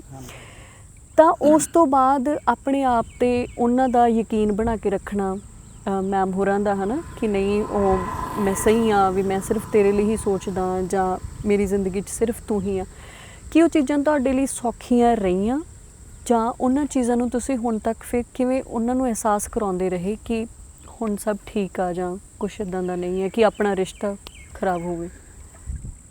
ਮੇਰੀ ਪਤਾ ਨਹੀਂ ਕਿਉਂ ਆਪਣੇ ਆਪ ਹੀ ਜਾਂ ਆਪਣਾ ਬੰਦੇ ਦਾ ਸੁਭਾਅ ਹੁੰਦਾ ਕਿ ਮੈਨੂੰ ਲੱਗਦਾ ਮੈਂ ਝੂਠ ਨਹੀਂ ਬੋਲ ਸਕਦਾ। ਜੇ ਮੈਂ ਝੂਠ ਬੋਲ ਦੇਵਾਂ, ਕਿਸੇ ਨੂੰ ਵੀ ਨਹੀਂ ਬੋਲ ਸਕਦਾ, ਇਹਨਾਂ ਨੂੰ ਤੇ ਬਿਲਕੁਲ ਹੀ ਨਹੀਂ ਬੋਲ ਸਕਦਾ। ਜੇ ਮੈਂ ਝੂਠ ਬੋਲ ਵੀ ਦੇਵਾਂ ਤੇ ਮੈਨੂੰ ਚੈਨ ਨਹੀਂ ਆਉਂਦਾ, ਸਕੂਨ ਨਹੀਂ ਮਿਲਦਾ, ਮੈਨੂੰ ਨੀਂਦ ਹੀ ਨਹੀਂ ਆਉਂਦੀ। ਤੇ ਜੇ ਮੈਂ ਕਦੇ ਕੋਈ ਕਿਸੇ ਤਰ੍ਹਾਂ ਦਾ ਝੂਠ ਬੋਲ ਵੀ ਦਿੰਦਾ ਸੀ ਤਾਂ ਇਹਨਾਂ ਨੂੰ ਪਤਾ ਹੁੰਦਾ ਸੀ ਕਿ ਮੈਂ ਝੂਠ ਬੋਲਦਾ, ਤੇ ਆਪੇ ਹੀ ਮੈਂ ਦੱਸ ਦਿੰਦਾ ਸੀ ਸਭ ਕੁਝ ਇਹਨਾਂ ਨੂੰ। ਤੇ ਉਹਦੇ ਤੋਂ ਬਾਅਦ ਅਸੀਂ ਡਿਸਕਸ ਕਰਦੇ ਸੀਗੇ ਸਾਰੀਆਂ ਚੀਜ਼ਾਂ, ਤੇ ਉਹਦੇ 'ਚ ਕਈ ਵਾਰੀ ਇਹਨਾਂ ਨੂੰ ਲੱਗਦਾ ਹੁੰਦਾ ਸੀ ਵੀ ਸ਼ਾਇਦ ਮੈਂ ਸਹੀ ਪਾਸੇ ਜਾਂਦਾ ਕਿਤੇ ਉਸ ਟਰੈਕ ਤੋਂ ਭਟਕ ਕੇ ਗਲਤ ਨਾ ਹੋ ਜਾਂ ਕੋਈ ਗਲਤ ਚੀਜ਼ਾਂ 'ਚ ਟਾਈਮ ਖਰਾਬ ਨਾ ਕਰਾਂ। ਤੇ ਉਹ ਬਹੁਤ ਸਮਝਾਉਂਦੇ ਸੀ। ਕਈ ਵਾਰੀ ਬਹਿਸ ਵੀ ਹੁੰਦੀ ਸੀ ਉਸ ਗੱਲ 'ਤੇ, ਲੜਾਈ ਵੀ ਹੋ ਜਾਂਦੀ ਸੀ ਸਾਡੀ। ਪਰ ਜਦੋਂ ਲੜਾਈ ਹੁੰਦੀ ਸੀ ਮੈਨੂੰ ਆਪਣੇ ਆਪ ਨੂੰ ਪਤਾ ਹੁੰਦਾ ਸੀ ਵੀ ਮੈਂ ਗਲਤ ਹਾਂ, ਤੇ ਕਈ ਵਾਰੀ ਉੱਪਰੋਂ ਉਸ ਚੀਜ਼ 'ਤੇ ਬਹਿਸ ਵੀ ਕਰਨੀ ਕਿ ਮੈਂ ਸਹੀ ਹਾਂ, ਪਰ ਮੈਨੂੰ ਪਤਾ ਹੁੰਦਾ ਸੀ ਕਿ ਮੈਂ ਗਲਤ ਹਾਂ। ਤੇ ਇਹਨਾਂ ਨੂੰ ਪਤਾ ਹੁੰਦਾ ਸੀ ਕਿ ਸਵੇਰੇ ਸ਼ਾਮ ਨੂੰ ਕੱਲ੍ਹ ਨੂੰ ਪਰਸੋਂ ਨੂੰ ਆਪੇ ਇਹਨੇ ਕਹਿ ਦੇਣਾ ਕਿ ਹਾਂ ਠੀਕ ਹੈ ਵੀ ਤੂੰ ਸਹੀ ਹੈ ਮੈਂ ਗਲਤ ਹਾਂ, ਤੇ ਉੱਦਾਂ ਹੀ ਹੁੰਦਾ ਸੀ। ਤੇ ਉਸ ਤਰ੍ਹਾਂ ਹੀ ਹੁੰਦਾ ਆ। ਤੇ ਪਰ ਜਿਵੇਂ ਹੌਲੀ ਹੌਲੀ ਟਾਈਮ ਨਾਲ ਬੰਦਾ ਮੈਚਿਓਰ ਹੋ ਜਾਂਦਾ, ਤੇ ਮੈਚਿਓਰ ਹੋ ਗਏ ਸੀ। ਪਰ ਉਹਨਾਂ ਨੇ ਪਹਿਲੇ ਦਿਨ ਤੋਂ ਅੱਜ ਤੱਕ ਇਹੀ ਕਿਹਾ ਵੀ ਕੋਈ ਨਹੀਂ, ਮੈਨੂੰ ਯਕੀਨ ਹੈ ਤੂੰ ਵਾਪਸ ਮੁੜ ਕੇ ਘਰੇ ਹੀ ਆਏਂਗਾ, ਭਾਵੇਂ ਹਫ਼ਤਾ, ਮਹੀਨਾ, ਸਾਲ, 2 ਸਾਲ, ਜਿੱਥੇ ਮਰਜ਼ੀ ਤੂੰ ਘੁੰਮ, ਜਿੱਥੇ ਮਰਜ਼ੀ ਪੂਰੀ ਦੁਨੀਆ 'ਚ ਰਹਿ, ਪਰ ਤੂੰ ਮੁੜ ਕੇ ਮੇਰੇ ਕੋਲ ਹੀ ਆਏਂਗਾ, ਇਹ ਮੈਨੂੰ ਯਕੀਨ ਆ। ਤੇ ਮੈਨੂੰ ਵੀ ਫਿਰ ਆਪਣੇ ਆਪ ਨੂੰ ਲੱਗਦਾ ਸੀ ਵੀ ਯਾਰ ਪਤਾ ਤਾਂ ਹੁੰਦਾ ਹੀ ਸੀ ਵੀ ਹੈ ਤਾਂ ਸਹੀ ਨੇ ਉਹ, ਵੀ ਤੁਸੀਂ ਸਹੀ ਹੋ, ਪਰ ਕਈ ਵਾਰੀ ਸਾਨੂੰ ਆਪਣੇ ਆਪ ਨੂੰ ਪਤਾ ਨਹੀਂ ਲੱਗਦਾ। ਸਾਨੂੰ ਫਲੋ 'ਚ ਅਸੀਂ ਕਿਸੇ ਪਾਸੇ ਚਲੇ ਜਾਂਦੇ ਹਾਂ, ਪਰ ਟਾਈਮ ਆਉਣ ਦੇ ਨਾਲ ਸਮਾਂ ਆਉਣ 'ਤੇ ਸਾਨੂੰ ਆਪਣੇ ਆਪ ਹੀ ਉਹ ਚੀਜ਼ਾਂ ਦੀ ਸਮਝ ਆ ਜਾਂਦੀ ਹੈ ਕਿ ਕੀ ਸਹੀ ਹੈ ਅਤੇ ਕੀ ਗਲਤ ਹੈ। ਇੱਦਾਂ ਹੋਇਆ ਵੀ ਕਿ ਮੈਨੂੰ ਪਹਿਲਾਂ ਦੱਸ ਦਿੰਦੇ ਸੀਗੇ ਇਹ ਕਿ ਮੈਨੂੰ ਲੱਗ ਰਿਹਾ ਹੈ ਕਿ ਹੁਣ ਤੁਸੀਂ ਕੰਮ ਤੋਂ ਧਿਆਨ ਭਟਕਾਓਗੇ ਅਤੇ ਨੁਕਸਾਨ ਹੋਊਗਾ ਸਾਰੀਆਂ ਚੀਜ਼ਾਂ ਦਾ, ਅਤੇ ਉੱਦਾਂ ਹੀ ਹੁੰਦਾ ਸੀ। ਅੱਛਾ। ਅਤੇ ਕਾਫੀ ਵਾਰੀ ਕੰਮ ਦੇ ਵਿੱਚ ਉਤਰਾਅ ਚੜ੍ਹਾਅ ਆਏ, ਅਤੇ ਇਹ ਦੱਸਦੇ ਰਹੇ, ਪਰ ਇਹਨਾਂ ਨੇ ਫਿਰ ਵੀ ਕਦੇ ਇਹ ਨਹੀਂ ਕਿਹਾ ਕਿ ਤੂੰ ਆਪਣਾ ਦੇਖ ਜਾਂ ਆਪਣਾ ਕਰ ਜਾਂ ਜਿਵੇਂ ਮਰਜ਼ੀ ਕਰ। ਇਹ ਹਰ ਗੱਲ 'ਤੇ ਸਾਥ ਦਿੰਦੇ ਰਹੇ। ਕਿਤੇ ਤੁਸੀਂ ਇਹਨਾਂ ਚੀਜ਼ਾਂ ਨੂੰ ਗਰੰਟਡ ਤਾਂ ਨਹੀਂ ਲੈਂਦੇ ਰਹੇ ਲਾਈਫ 'ਚ ਵੀ ਪ੍ਰੀਤ ਨੇ ਮੇਰੇ ਤੋਂ ਇਲਾਵਾ ਕਿਤੇ ਨਹੀਂ ਜਾਣਾ, ਜਾਂ ਮੈਂ ਜੇ ਬਾਹਰ ਮੇਰਾ ਕੋਈ ਇਹਦੇ ਤੋਂ ਇਲਾਵਾ ਕੋਈ ਰਿਸ਼ਤਾ ਬਣ ਵੀ ਗਿਆ ਹੈ ਨਾ, ਤਾਂ ਸਾਡਾ ਵਿਆਹ ਤਾਂ ਉਸੇ ਤਰੀਕੇ ਨਾਲ ਹੀ ਰਹੂਗਾ, ਜਾਂ ਇਹ ਮੇਰੇ ਘਰ ਨਾਲ ਹੁਣ ਇੰਨਾ ਜੁੜ ਗਿਆ, ਜਾਂ ਸਾਡੇ ਬੱਚੇ ਨੇ ਅੱਗੇ ਹੈ ਨਾ। ਕਿਉਂਕਿ ਇੱਕ ਮੁੰਡੇ ਦੇ ਲਈ ਦੂਜੀ ਜ਼ਿੰਦਗੀ ਸ਼ੁਰੂ ਕਰਨੀ ਬਹੁਤ ਸੌਖੀ ਹੁੰਦੀ ਆ, ਫਾਈਨੈਂਸ਼ੀਅਲੀ ਸਪੋਰਟ ਹੁੰਦੀ ਆ ਉਹਦੇ ਕੋਲੇ, ਮੋਰਲ ਸਪੋਰਟ ਵੀ ਹੁੰਦੀ ਆ, ਤਾਂ ਕੁੜੀ ਦੇ ਲਈ ਇੱਦਾਂ ਦਾ ਡਿਸੀਜਨ ਲੈਣਾ ਵੀ ਨਹੀਂ ਠੀਕ ਆ ਜੇ ਤੂੰ ਮੈਨੂੰ ਧੋਖਾ ਦਿੱਤਾ ਹੈ ਨਾ ਤਾਂ ਮੈਂ ਨਵੀਂ ਕੋਈ ਜ਼ਿੰਦਗੀ ਸ਼ੁਰੂ ਕਰ ਲਵਾਂ, ਉਹ ਬਹੁਤ ਘੱਟ ਸੋਚਦੀ ਹੁੰਦੀ ਆ। ਕਿਤੇ ਤੁਸੀਂ ਇਹਨਾਂ ਚੀਜ਼ਾਂ ਨੂੰ ਗਰੰਟਡ ਤਾਂ ਨਹੀਂ ਲੈਂਦੇ ਰਹੇ? ਨਹੀਂ, ਮੈਂ ਇਹਨਾਂ ਚੀਜ਼ਾਂ ਨੂੰ ਕਦੇ ਵੀ ਇੱਦਾਂ ਨਹੀਂ ਸੋਚਿਆ। ਮੈਨੂੰ ਸਭ ਤੋਂ ਵੱਧ ਡਰ ਪ੍ਰੀਤ ਹੋਣਾ ਦੇ ਅੱਡ ਹੋਣ ਤੋਂ ਲੱਗਦਾ, ਉਹਨਾਂ ਦੇ ਰੁੱਸਣ ਤੋਂ ਲੱਗਦਾ। ਜੇ ਉਹ ਰੁੱਸੇ ਹੋਣ ਮੇਰੇ ਨਾਲ ਜਾਂ ਅਪਸੈਟ ਹੋਣ ਤੇ ਮੈਨੂੰ ਉਦੋਂ ਸਕੂਨ ਨਹੀਂ ਹੁੰਦਾ, ਚੈਨ ਨਹੀਂ ਹੁੰਦਾ ਕਿਤੇ ਵੀ। ਤੇ ਫੋਰ ਗ੍ਰਾਂਟਡ ਤਾਂ ਕਦੇ ਵੀ ਨਹੀਂ ਲਿਆ। ਤੇ ਮੈਨੂੰ ਹਮੇਸ਼ਾ ਹੀ ਡਰ ਲੱਗਦਾ ਰਹਿੰਦਾ ਕਿ ਮੈਂ ਕਿਸੇ ਵੇਲੇ ਵੀ ਉਹਨਾਂ ਨੂੰ ਗਵਾਵਾਂ ਨਾ, ਆਪਣੇ ਦੂਰ ਨਾ ਕਰਾਂ। ਜੇ ਤੁਸੀਂ ਉਹਨਾਂ ਨੂੰ ਸ਼ਬਦਾਂ 'ਚ ਐਕਸਪਲੇਨ ਕਰਨਾ ਹੋਵੇ ਵੀ ਉਹ ਤੁਹਾਡੀ ਜ਼ਿੰਦਗੀ 'ਚ ਕੀ ਨੇ ਜਾਂ ਉਹਨਾਂ ਦੇ ਮਾਇਨੇ ਕੀ ਨੇ, ਤੁਸੀਂ ਕਦੇ ਵੈਸੇ ਤੁਸੀਂ ਐਕਸਪ੍ਰੈਸਿਵ ਹੈਗੇ ਹੋ ਭਾਜੀ, ਤੁਸੀਂ ਉਹਨਾਂ ਨੂੰ ਦੱਸ ਪਾਉਂਦੇ ਹੋ ਕਦੇ ਵੀ ਮੈਂ ਤੈਨੂੰ ਕਿੰਨਾ ਪਿਆਰ ਕਰਦਾ? ਨਹੀਂ, ਮੇਰੇ ਤੋਂ ਦੱਸਿਆ ਨਹੀਂ ਜਾਂਦਾ। ਮੈਂ ਐਕਸਪ੍ਰੈਸਿਵ ਨਹੀਂ ਆ। ਮੈਂ ਹੋਰ ਲੋਕਾਂ ਲਈ ਹੁੰਦਾ ਐਕਸਪ੍ਰੈਸਿਵ, ਜਿਵੇਂ ਜੇ ਕੋਈ ਮੇਰਾ ਆਰਟਿਸਟ ਆ ਜਾਂ ਜੇ ਕੋਈ ਮੇਰੇ ਦੋਸਤ ਨੇ, ਉਹਨਾਂ ਨੂੰ ਮੈਂ ਜਤਾ ਦਿੰਦਾ ਕਿ ਮੈਂ ਤੁਹਾਡਾ ਕਿੰਨਾ ਕਰਦਾ। ਜਾਂ ਜਿਵੇਂ ਨਾਲ ਕੰਮ ਕਰਨ ਵਾਲੇ ਨੇ ਉਹਨਾਂ ਨੂੰ ਮੈਂ ਕੋਸ਼ਿਸ਼ ਕਰਦਾ ਰਹਿਣਾ ਕਿ ਇਹਨਾਂ ਨੂੰ ਜਿਤਾਵਾਂ ਕਿ ਮੈਂ ਉਹਨਾਂ ਦੀ ਕਿੰਨੀ ਕੇਅਰ ਕਰਦਾ। ਪਰ ਪ੍ਰੀਤ ਹੋਣਾ ਕੋਲ ਉਹਨਾਂ ਜਿਤਾਇਆ ਨਹੀਂ ਜਾਂਦਾ। ਜਿਵੇਂ ਤੁਹਾਨੂੰ ਉਹਨਾਂ ਦੇ ਹੱਥ ਦੀ ਚਾਹ ਬਹੁਤ ਪਸੰਦ ਹੈ, ਕਦੇ ਤੁਸੀਂ ਵੀ ਉਹਨਾਂ ਨੂੰ ਕੁਝ ਬਣਾ ਕੇ ਖਿਲਾਇਆ ਪਿਲਾਇਆ ਕਦੇ? ਨਹੀਂ, ਮੈਂ ਸ਼ਾਇਦ ਬਹੁਤ ਘੱਟ 2-4 ਵਾਰੀ ਕਦੇ ਜ਼ਿੰਦਗੀ 'ਚ ਉਹਨਾਂ ਨੂੰ ਚਾਹ ਬਣਾ ਕੇ ਪਿਆਈ ਹੋਊਗੀ ਤੇ ਵਧੀਆ ਲੱਗੀ ਉਹਨਾਂ ਨੂੰ। ਹਾਂਜੀ। ਜਦੋਂ ਤੁਸੀਂ ਕਿਤੇ ਦੋਨੇ ਇੱਕ ਦੂਜੇ ਨਾਲ ਨਾਰਾਜ਼ ਹੁੰਦੇ ਹੋ, ਫਿਰ ਸਭ ਤੋਂ ਵਧੀਆ ਤਰੀਕਾ ਕੀ ਹੁੰਦਾ ਇੱਕ ਦੂਜੇ ਨੂੰ ਮਨਾਉਣ ਦਾ? ਤੁਸੀਂ ਮਨਾਇਆ ਕਦੇ ਵੈਸੇ ਨਾਮ ਉਹਨਾਂ ਨੂੰ? ਹਾਂਜੀ, ਬੜੇ ਵਾਰੀ ਉਹ ਮਨਾ ਲੈਂਦੇ ਨੇ, ਕਈ ਵਾਰੀ ਮੈਂ ਮਨਾ ਲੈਂਦਾ। ਸਾਡੀ ਜਿੰਨੀ ਮਰਜ਼ੀ ਲੜਾਈ ਹੋਵੇ, ਜੇ ਸਾਡੇ ਦੋਵਾਂ ਚੋਂ ਕੋਈ ਵੀ ਇੱਕ ਜਣਾ ਹੱਸ ਕੇ ਬੋਲ ਪਵੇ, ਹੱਸ ਕੇ ਗੱਲ ਕਰ ਲਵੇ, ਜਿਵੇਂ ਆਪਣਾ ਹਾਸਾ ਨਿਕਲ ਜਾਂਦਾ ਹੁੰਦਾ, ਉੱਦਾਂ ਜੇ ਗੱਲ ਕਰ ਲਵੇ ਤੇ ਅਸੀਂ ਉਸੇ ਵੇਲੇ ਦੋਵੇਂ ਨੋਰਮਲ ਹੋ ਜਾਂਦੇ ਹਾਂ। ਤੇ ਫਿਰ ਜਦੋਂ ਤੁਹਾਡੀ ਜ਼ਿੰਦਗੀ 'ਚ ਬੱਚੇ ਆਏ, ਹਾਂਜੀ, ਤਾਂ ਉਸ ਤੋਂ ਬਾਅਦ ਤੁਹਾਡੀ ਦੋਵਾਂ ਦੀ ਜ਼ਿੰਦਗੀ ਕਿਵੇਂ ਸੀ? ਤੁਸੀਂ ਦੋਨਾਂ ਨੇ ਕਿਵੇਂ ਆਪਣਾ ਰੋਲ ਅਦਾ ਕੀਤਾ ਜ਼ਿੰਦਗੀ ਦੇ ਵਿੱਚ? ਬੱਚਿਆਂ ਤੋਂ ਪਹਿਲਾਂ ਥੋੜ੍ਹੀ ਜਿਹੀ ਹੋਰ ਤਰ੍ਹਾਂ ਦੀ ਸੋਚ ਸੀ। ਜਿਵੇਂ ਵਿਆਹ ਤੋਂ ਪਹਿਲਾਂ, ਵਿਆਹ ਤੋਂ ਬਾਅਦ ਵੀ ਅਸੀਂ ਚੇਂਜ ਕਰਦੇ ਹਾਂ ਆਪਣੇ ਆਪ ਨੂੰ, ਉਵੇਂ ਹੀ ਬੱਚਿਆਂ ਤੋਂ ਬਾਅਦ ਵੀ ਅਸੀਂ ਚੀਜ਼ਾਂ ਚੇਂਜ ਕਰਦੇ ਹਾਂ। ਕਿਉਂਕਿ ਫਿਰ ਸਾਨੂੰ, ਜਿਵੇਂ ਮੈਨੂੰ, ਫਿਰ ਅਸੀਂ ਸਾਰਿਆਂ ਬਾਰੇ ਸੋਚਦੇ ਹਾਂ। ਉਹਨਾਂ ਦਾ ਪਤਾ ਹੁੰਦਾ ਬੱਚਿਆਂ ਦੇ ਲਈ? ਤੁਸੀਂ ਉਹਨਾਂ ਦੀ ਪੀਟੀਐਮ ਵਗੈਰਾ ਤੇ ਜਾਂਦੇ ਹੋ, ਤੁਸੀਂ ਪੇਰੈਂਟ ਟੀਚਰਸ ਜਦੋਂ ਮੀਟਿੰਗ ਹੁੰਦੀ ਆ ਜਾਂ ਸਕੂਲ, ਜਾਂ ਤੁਹਾਡੇ ਨਾਲ ਉਹ ਚੀਜ਼ਾਂ ਸ਼ੇਅਰ ਕਰ ਲੈਂਦੇ ਨੇਗੇ? ਉਹ ਮੇਰੇ ਨਾਲ ਘੱਟ ਕਰਦੇ ਨੇ, ਪਰ ਪ੍ਰੀਤ ਹੋਣਾ ਨਾਲ ਜ਼ਿਆਦਾ ਕਰਦੇ ਨੇ। ਪ੍ਰੀਤ ਹੋਣਾ ਨਾਲ ਹੀ ਵੱਧ ਕਰਦੇ ਨੇ। ਮੈਂ ਗਿਆ ਕਈ ਵਾਰੀ ਪੀਟੀਐਮ 'ਤੇ ਵੀ ਗਿਆ। ਮੈਂ ਕੋਸ਼ਿਸ਼ ਕਰਦਾ ਹੁੰਦਾ ਕਿ ਮੈਨੂੰ ਵੱਧ ਚੀਜ਼ਾਂ ਪਤਾ ਹੋਣ, ਉਹਨਾਂ ਦੇ ਸੁਭਾਅ ਬਾਰੇ ਪਤਾ ਹੋਵੇ, ਉਹਨਾਂ ਦੀ ਪਸੰਦ ਬਾਰੇ ਪਤਾ ਹੋਵੇ।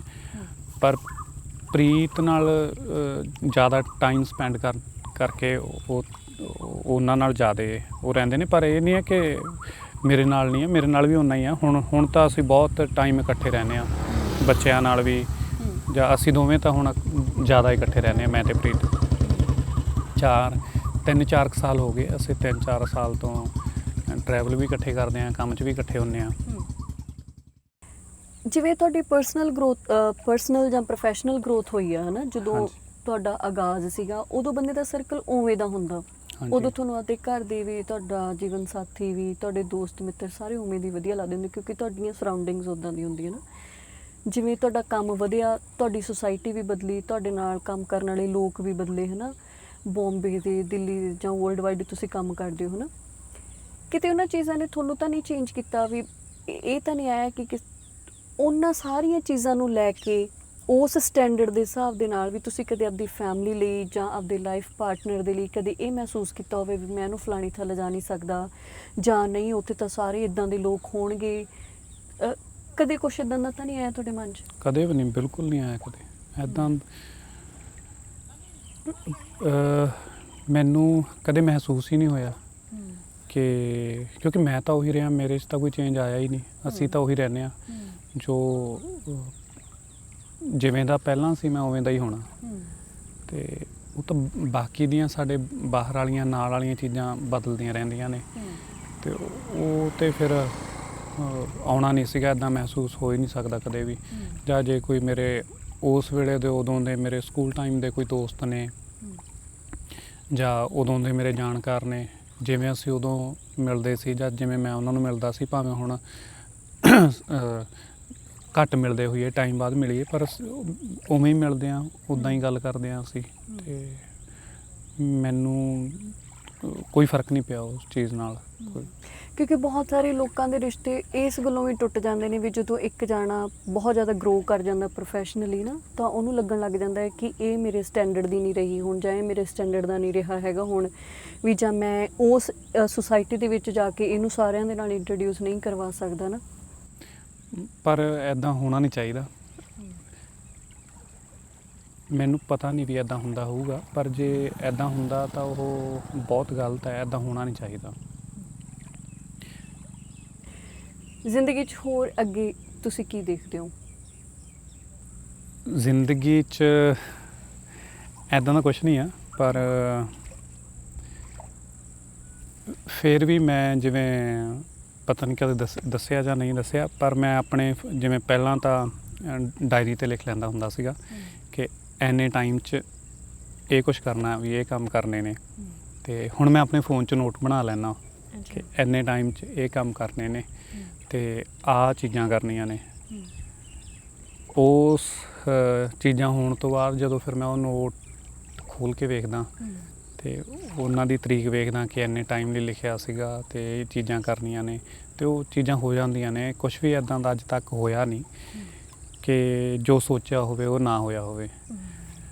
ਪਰ ਉਹਦੇ ਲਈ ਇਹ ਨਹੀਂ ਕਿ ਮੈਂ ਲਿਖ ਕੇ ਘਰੇ ਬੈਠਾ ਰਹਿਣਾ ਜਾਂ ਵੀ ਸਿਰਫ ਲਿਖਣ ਨਾਲ ਹੀ ਹੋ ਜਾਊਗਾ। ਲਿਖਣ ਨਾਲ ਹੀ ਨਾ, ਉਹਦੇ ਲਈ ਮੈਂ ਸੋਚ ਸਮਝ ਕੇ ਕਿ ਇਹ ਕਰਨ ਲਈ ਕੀ ਕਰਨਾ ਪਊ, ਉਹ ਬਹੁਤ ਧਿਆਨ ਨਾਲ ਉਹ ਚੀਜ਼ ਦੇ ਫਿਰ ਸਟੈਪ ਚੱਕਦਾ। ਤੁਹਾਨੂੰ ਮੈਮ ਦੇ ਬਹੁਤੇ ਮੇਕਅਪ ਕੀਤਾ ਨਹੀਂ ਪਸੰਦ ਨਾ? ਤੁਹਾਨੂੰ ਉਹ ਕਿਵੇਂ ਸੋਹਣੇ ਲੱਗਦੇ ਨੇ? ਕੀ ਤੁਹਾਨੂੰ ਉਹਨਾਂ ਦੇ ਪਾਇਆ ਚੰਗਾ ਲੱਗਦਾ, ਜਾਂ ਕਿਵੇਂ ਸੋਹਣੇ ਲੱਗਦੇ ਨੇ ਤੁਹਾਨੂੰ? ਉਹ ਇੱਦਾਂ ਹੀ ਸੋਹਣੇ ਲੱਗਦੇ ਨੇ ਜਿਵੇਂ ਹੈਗੇ ਨੇ, ਜਿਵੇਂ ਪਹਿਲੇ ਦਿਨ ਤੋਂ ਉਹਨਾਂ ਨੂੰ ਦੇਖਿਆ ਮੈਨੂੰ ਉੱਦਾਂ ਹੀ ਵਧੀਆ ਲੱਗਦੇ ਨੇ। ਅੱਛਾ, ਤੁਹਾਨੂੰ ਕਿੰਨਾ ਟਾਈਮ ਹੋ ਗਿਆ ਵੀ ਘਰ ਦਾ ਬਿੱਲ ਆਪ ਭਰੇ ਨੂੰ ਜਾਂ ਘਰ ਦਾ ਸਿਲੰਡਰ ਭਰਾਏ ਨੂੰ? ਮੈਨੂੰ ਬਹੁਤ ਟਾਈਮ ਹੋ ਗਿਆ। ਮੈਨੂੰ ਪਤਾ ਨਹੀਂ ਹੁੰਦਾ ਇਹਨਾਂ ਚੀਜ਼ਾਂ ਦਾ, ਉਹ ਆਪੇ ਮੈਨੇਜ ਕਰਦੇ ਨੇ ਸਾਰੀਆਂ ਚੀਜ਼ਾਂ। ਈਵਨ ਹੁਣ ਤਾਂ ਜਿਵੇਂ ਦਫ਼ਤਰ ਦੀਆਂ ਵੀ ਸਾਰੀਆਂ ਚੀਜ਼ਾਂ ਉਹ ਆਪੇ ਹੀ ਦੇਖਦੇ ਨੇ। ਮੈਂ ਹੌਲੀ ਹੌਲੀ ਜ਼ਿੰਮੇਵਾਰੀਆਂ ਜਿਵੇਂ ਉਹ ਲਈ ਜਾਂਦੇ ਨੇ। ਮੈਨੂੰ ਇੱਦਾਂ ਲੱਗਦਾ ਕਿ ਜੇ ਜਿੰਨੀਆਂ ਜ਼ਿੰਮੇਵਾਰੀਆਂ ਉਹ ਲੈਂਦੇ ਨੇ ਤਾਂ ਫਿਰ ਮੈਂ ਅੱਗੇ ਕੁਝ ਹੋਰ ਕਰ ਸਕਦਾ। ਪ੍ਰੋਫੈਸ਼ਨਲ ਚੀਜ਼ਾਂ 'ਚ ਤੁਸੀਂ ਉਹਨਾਂ ਦੀ ਕੀ ਰਾਏ ਲੈਂਦੇ ਹੋ, ਜਾਂ ਹਰ ਇੱਕ ਉਹਨਾਂ ਦੀ ਇਨਵੋਲਵਮੈਂਟ ਕਿਵੇਂ ਰਹਿੰਦੀ ਹੈ ਤੁਹਾਡੇ ਹਰ ਪ੍ਰੋਜੈਕਟ 'ਚ, ਜਾਂ ਤੁਸੀਂ ਕੁਛ ਨਵਾਂ ਕਰਨ ਜਾ ਰਹੇ ਹੋ ਨਾ? ਉਹਨਾਂ ਪ੍ਰੋਫੈਸ਼ਨਲ ਚੀਜ਼ਾਂ ਦੇ ਵਿੱਚ ਜਾਂ ਗਾਣਿਆਂ ਦੇ ਵਿੱਚ ਪਹਿਲੇ ਦਿਨ ਤੋਂ ਹੁਣ ਤੱਕ ਕੁਝ ਵੀ ਇੱਦਾਂ ਦਾ ਨਹੀਂ ਆ ਜਿਹੜਾ ਉਹਨਾਂ ਨੂੰ ਨਾ ਪਤਾ ਹੋਵੇ। ਅੱਛਾ, ਜੇ ਮੈਂ ਕੋਈ ਸਟੂਡੀਓ 'ਚ ਕਿਤੇ ਉਹਨਾਂ ਤੋਂ, ਉਹ ਜੇ ਇੱਥੇ ਨੇ ਮੋਹਾਲੀ ਨੇ, ਜੇ ਮੈਂ ਕਿਤੇ ਹੋਰ ਵੀ ਜਾਂ ਬੰਬੇ ਵੀ ਜਾਂ ਕਿਤੇ ਬਾਹਰ ਵੀ ਕਿਤੇ ਕੋਈ ਗਾਣਾ ਬਣਾਇਆ ਤਾਂ ਮੈਂ ਸਭ ਤੋਂ ਪਹਿਲਾਂ ਉਹਨਾਂ ਨੂੰ ਭੇਜਦਾ ਕਿ ਆ ਕਿਵੇਂ ਦਾ ਲੱਗਦਾ। ਜਾਂ ਕਈ ਵਾਰੀ ਹੁਣ ਤਾਂ ਜਿਵੇਂ ਬਣਾਉਣ ਵੇਲੇ ਵੀ, ਸ਼ੁਰੂ ਕਰਨ ਵੇਲੇ ਵੀ ਸਟੂਡੀਓ 'ਚ ਕੋਈ ਗਾਣਾ ਬਣਾਉਣਾ ਹੁੰਦਾ ਤਾਂ ਉਹਨਾਂ ਨੂੰ ਮੈਂ ਭੇਜਦਾ ਵੌਇਸ ਨੋਟ ਕਿ ਕਿਵੇਂ ਦਾ ਲੱਗਦਾ। ਬਹੁਤ ਵਾਰੀ ਹੋਇਆ ਉਹ ਕਹਿ ਦਿੰਦੇ ਨੇ ਵੀ ਇਹ ਠੀਕ ਨਹੀਂ ਲੱਗਦਾ, ਤੇ ਉਹ ਫਿਰ ਮੈਂ ਛੱਡ ਦਿੰਦਾ ਉੱਥੇ। ਅੱਛਾ, ਹਾਂਜੀ। ਤੇ ਕਈ ਵਾਰੀ ਜਿਹੜੇ ਹੋਰ ਵੀ ਕੰਮ ਨੇ, ਜੇ ਕੋਈ ਐਗਰੀਮੈਂਟ ਕਰਨਾ ਹੈ ਕਿਸੇ ਨਾਲ, ਕੋਈ ਪੇਪਰ ਵਰਕ ਕਰਨਾ ਹੈ ਜਾਂ ਕੋਈ ਹੋਰ ਕਿਸੇ ਵੀ ਤਰ੍ਹਾਂ ਦੀ ਕਿਸੇ ਨਾਲ ਕੋਈ ਸਲਾਹ ਮਸ਼ਵਰਾ ਹੁੰਦਾ ਬਾਹਰ, ਤੇ ਉਹ ਵੀ ਮੈਂ ਡਿਸਕਸ ਕਰਦਾ ਉਸੇ ਵੇਲੇ ਮੈਸੇਜ ਕਰਕੇ।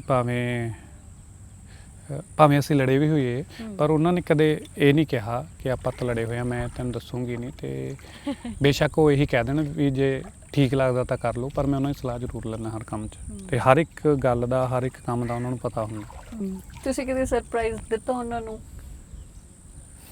ਉਹ ਮੈਨੂੰ ਦਿੰਦੇ ਰਹੇ ਨੇ, ਮੈਂ ਨਹੀਂ ਦਿੱਤਾ ਕਦੇ, ਉਹ ਦਿੰਦੇ ਰਹਿੰਦੇ ਨੇ ਸਰਪ੍ਰਾਈਜ਼ ਮੈਨੂੰ, ਕਾਫੀ ਮੈਨੂੰ ਚੰਗਾ ਲੱਗਦਾ। ਅੱਛਾ, ਕਦੇ ਉਹਨਾਂ ਨੇ ਇਹ ਨਹੀਂ ਕਿਹਾ ਕਿ ਮੈਂ ਹਮੇਸ਼ਾ ਤੁਹਾਡੇ ਲਈ ਇੰਨੀਆਂ ਚੀਜ਼ਾਂ ਪਲਾਨ ਰੱਖਦੀ ਹਾਂ ਤਾਂ ਮੈਨੂੰ ਵੀ ਕੁਝ ਚਾਹੀਦਾ ਰਿਟਰਨ ਦੇ ਵਿੱਚ, ਜਾਂ ਤੁਸੀਂ ਮੇਰੇ ਲਈ ਕਦੇ ਨਹੀਂ ਕਰਦੇ ਹੈਗੇ? ਨਹੀਂ, ਉਹਨਾਂ ਨੇ ਕਦੇ ਕਿਹਾ ਨਹੀਂ, ਤੇ ਮੈਨੂੰ ਇੱਦਾਂ ਲੱਗਦਾ ਹੁੰਦਾ ਕਿ ਮੈਂ ਜੋ ਵੀ ਕਰਦਾ, ਮੈਂ ਜੋ ਵੀ ਹਾਂ, ਮੈਂ ਉਹਨਾਂ ਲਈ ਹੋਈ ਹਾਂ, ਤੇ ਉਹਨਾਂ ਲਈ ਸਭ ਕੁਝ ਕਰਦਾ। ਤੇ ਮੈਨੂੰ ਲੱਗਦਾ ਸਾਨੂੰ ਇਸ ਐਪੀਸੋਡ ਦੇ ਵਿੱਚ ਹੁਣ ਉਹਨਾਂ ਨੂੰ ਵੀ ਬੁਲਾ ਲੈਣਾ ਚਾਹੀਦਾ ਨਾ। ਹਾਂਜੀ, ਬਿਲਕੁਲ। ਉਹ ਲੱਗਦਾ ਵਾਂਗ ਖੁਦਾਏ ਜਿਹੜਾ ਮੋੜ ਗਿਆ ਮੁੱਲ ਲਾਈਆਂ ਦੇ, ਹੱਥ ਛੱਡਿਆ ਨਾ ਕਿਸੇ ਪਲਿਓ ਨੇ, ਜੀਨੇ ਚਾਹਿਆ ਵਾਂਗ ਸ਼ੁਦਾਈਆਂ ਦੇ। ਮੈਮ ਇੱਕ ਵਾਰ ਫਿਰ ਤੋਂ ਤੁਹਾਡਾ ਬਹੁਤ ਸਵਾਗਤ ਹੈ। ਪਹਿਲਾ ਮੁਹੱਬਤਨਾਮਾ ਜਿਹੜਾ ਅਸੀਂ ਘਰ ਵਾਲੀ ਦਾ ਅੱਡ ਰਿਕਾਰਡ ਕੀਤਾ, ਘਰ ਵਾਲੇ ਦਾ ਅੱਡ ਰਿਕਾਰਡ ਕੀਤਾ। ਤੁਸੀਂ ਦੋਨੇ ਨਹੀਂ, ਮੈਨੂੰ ਲੱਗਦਾ ਕਿ ਜ਼ਿਆਦਾ ਕਦੇ ਐਕਸਪ੍ਰੈਸ ਕਰਦੇ ਹੋਵੋਗੇ ਹੈ ਨਾ ਇੱਕ ਦੂਜੇ ਨੂੰ, ਵੀ ਤੁਸੀਂ ਮੇਰੇ ਲਈ ਕੀ ਹੋ ਜਾਂ ਤੂੰ ਮੇਰੇ ਲਈ ਕੀ ਹੋ। ਹਾਂਜੀ, ਇਹ ਤਾਂ ਕਰ ਦਿੰਦੇ ਨੇ, ਇਹ ਕਰ ਦਿੰਦੇ ਨੇ। ਇਹ ਤਾਂ ਕਰਦੇ। ਤੁਹਾਨੂੰ ਮੈਮ ਐ ਹੁੰਦਾ ਨਹੀਂਗਾ ਕਿ ਮੈਂ ਹਮੇਸ਼ਾ ਸਰਪ੍ਰਾਈਜ਼ ਦਿੰਦੀ ਰਹਿੰਦੀ ਹਾਂ, ਮੈਂ ਹੀ ਹਮੇਸ਼ਾ ਸਪੈਸ਼ਲ ਚੀਜ਼ਾਂ ਪਲਾਨ ਕਰਦੀ ਹਾਂ, ਭਾਜੀ ਹੁਣੇ ਤੁਹਾਡੇ ਲਈ ਨਹੀਂ ਕਰਦੇ, ਵੀ ਇਹਨਾਂ ਦਾ ਇਹ ਸੁਭਾਅ ਨਹੀਂ ਹੈਗਾ? ਕਦੀ ਕਦੀ ਹੁੰਦਾ, ਹੂੰ ਪਰ ਲੱਗਦਾ ਕਿ ਉਹ ਜੋ ਕਰ ਰਹੇ ਨੇ ਉਹ ਵੀ ਸਾਡੇ ਲਈ ਹੀ ਕਰ ਰਹੇ ਨੇ, ਹੂੰ ਫਿਰ ਉਹ ਬਰਾਬਰ ਜੇ ਲੱਗਦਾ ਮੈਨੂੰ ਕਿ ਕੋਈ ਨਹੀਂ, ਉਹਨਾਂ ਨੂੰ ਆਪਣੇ ਲਈ ਵੀ ਟਾਈਮ ਨਹੀਂ ਮਿਲਦਾ ਹੈਗਾ, ਫਿਰ ਜੇ ਮੈਂ ਉਹਨਾਂ ਲਈ ਕੁਝ ਕਰੂੰਗੀ ਤਾਂ ਉਹਨਾਂ ਨੂੰ ਵਧੀਆ ਲੱਗੂਗਾ। ਹੁਣ ਮੈਂ ਸੋਚਦੀ ਹਾਂ ਵੀ ਕਿਸੇ ਬੰਦੇ ਦੀ ਇੰਨੀ ਕਿਸਮਤ ਚੰਗੀ ਕਿਵੇਂ ਹੋ ਸਕਦੀ ਹੈ। ਪਹਿਲੀ ਵਾਰ ਦੇਖਿਆ ਵੀ ਘਰ ਵਾਲੀ ਨੂੰ ਘਰ ਵਾਲੇ ਤੋਂ ਸ਼ਿਕਾਇਤ ਹੀ ਕੋਈ ਨਹੀਂ। ਤੁਸੀਂ ਕੁਝ ਕਹਿਣਾ ਚਾਹੋਗੇ ਭਾਜੀ? ਮੈਂ ਪਹਿਲਾਂ ਹੀ ਸੰਗ ਕੇ ਬੋਲ ਰਿਹਾ ਸੀ, ਹੁਣ ਇਹਨਾਂ ਸਾਹਮਣੇ ਜਮਾਂ ਹੀ ਬੋਲਿਆ ਜਾਣਾ। ਸੋ ਜ਼ਿੰਦਗੀ 'ਚ ਤੁਸੀਂ ਕੁਝ ਆਉਣ ਵਾਲੇ ਟਾਈਮ 'ਚ ਕੁਝ ਇਕੱਠਿਆਂ ਕਰਨ ਬਾਰੇ ਸੋਚਿਆ, ਕੁਝ ਪਲਾਨ ਇਦਾਂ ਦਾ ਕਦੇ ਕੁਝ ਕੀਤਾ? ਕਾਫੀ ਚੀਜ਼ਾਂ ਡਿਸਕਸ ਕਰਦੇ ਰਹਿੰਦੇ ਹਾਂ ਅਸੀਂ ਕਿ ਕਰਾਂਗੇ, ਉੱਦਾਂ ਕਰਾਂਗੇ, ਪਰ ਸਪੈਸ਼ਲ ਤਾਂ ਇਦਾਂ ਦਾ ਕੁਝ ਨਹੀਂ ਹੈ, ਪਰ ਚੀਜ਼ਾਂ ਸੋਚਦੇ ਤਾਂ ਰਹਿੰਦੇ ਹਾਂ। ਮੈਨੂੰ ਲੱਗਦਾ ਅਸੀਂ ਪਲਾਨ ਕਰਕੇ ਕੁਝ ਕੀਤਾ ਹੀ ਨਹੀਂ ਕਦੇ ਜ਼ਿੰਦਗੀ 'ਚ। ਅੱਛਾ, ਸਾਰਾ ਕੁਝ ਆਪੇ ਜਿੱਦਾਂ ਜਿੱਦਾਂ ਹੋ ਹੀ ਗਿਆ, ਉੱਦਾਂ ਪਿੱਛੇ ਪਿੱਛੇ ਚੱਲੀ ਜਾਂਦੇ ਹਾਂ। ਇਹ ਕਹਿੰਦੇ ਮੈਂ ਰੋਜ਼ ਬੈਟੀ ਮੈਂ ਹੀ ਦਿੰਨਾ ਆ। ਤੁਸੀਂ ਸੱਚੀ ਕਦੇ ਸ਼ਿਕਾਇਤ ਨਹੀਂ ਕੀਤੀ ਵੀ ਤੁਸੀਂ ਮੇਰੇ ਲਈ ਕੁਝ ਨਹੀਂ ਕਦੇ ਬਣਾਇਆ ਹੈਗਾ? ਕਦੀ ਕਦੀ ਹੋ ਜਾਂਦਾ, ਪਰ ਹੁਣ ਨਹੀਂ ਇੰਨਾ ਹੁੰਦਾ, ਪਹਿਲਾਂ ਹੁੰਦਾ ਸੀ ਜ਼ਿਆਦਾ।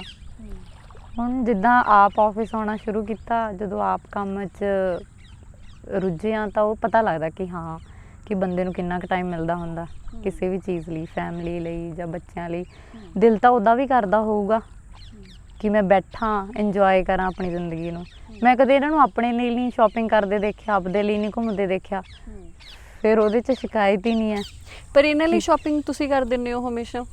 ਹਾਂਜੀ, ਹੈ ਨਾ, ਕਰਨੀ ਪੈਂਦੀ ਹੈ ਕਿਉਂਕਿ ਆਪ ਨਹੀਂ ਕਰਦੇ ਹੈਗੇ। ਦੇਖੋ ਨਵੀਂ ਸ਼ਰਟ ਬਣਵਾ ਕੇ ਦਿੱਤੀ ਹੈ ਮੈਨੂੰ ਤਾਂ। ਇੱਕ ਨਹੀਂ ਭਾਜੀ, ਮੈਨੂੰ ਇਹ ਤੀਸਰੀ ਸ਼ਰਟ ਬਣਾਈਆਂ ਨੇ ਤੁਸੀਂ ਇੰਟਰਵਿਊ ਲਈ।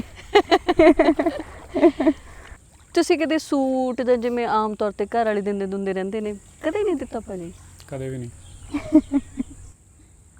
ਤੁਹਾਡਾ ਮੈਮ ਕਦੇ ਨਹੀਂ ਦਿਲ ਕੀਤਾ ਵੀ ਪਾ ਕੇ ਕਹਿਣ ਨੂੰ ਵੀ ਇਹ ਮੈਨੂੰ ਬੰਟੀ ਹੁਣਾਂ ਨੇ ਗਿਫਟ ਕੀਤਾ ਹੈ? ਸੂਟ ਨਹੀਂ ਦਿੱਤਾ, ਉਹ ਹਮੇਸ਼ਾ ਮੇਰੇ ਬਰਥਡੇ ਤੇ ਸ਼ਾਪਿੰਗ ਕਰਾਉਂਦੇ ਆ ਪੂਰੀ, ਪਰ ਕਦੇ ਅਸੀਂ ਸੂਟ ਨਹੀਂ ਖਰੀਦਿਆ।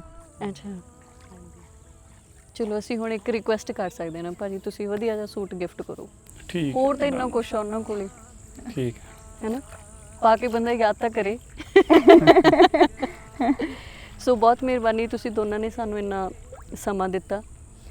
ਮੁਹੱਬਤਨਾਮਾ ਤੁਹਾਡੇ ਆਉਣ ਨਾਲ ਹੋਰ ਵੀ ਸੋਹਣਾ ਹੋ ਗਿਆ, ਤੇ ਅਸੀਂ ਹਮੇਸ਼ਾ ਇਹੀ ਅਰਦਾਸ ਕਰਦੇ ਹਾਂ ਕਿ ਤੁਹਾਡੀ ਜ਼ਿੰਦਗੀ ਦੋਵਾਂ ਦੀ ਹਮੇਸ਼ਾ ਇਕੱਠਿਆਂ ਦੀ ਰਵੇ।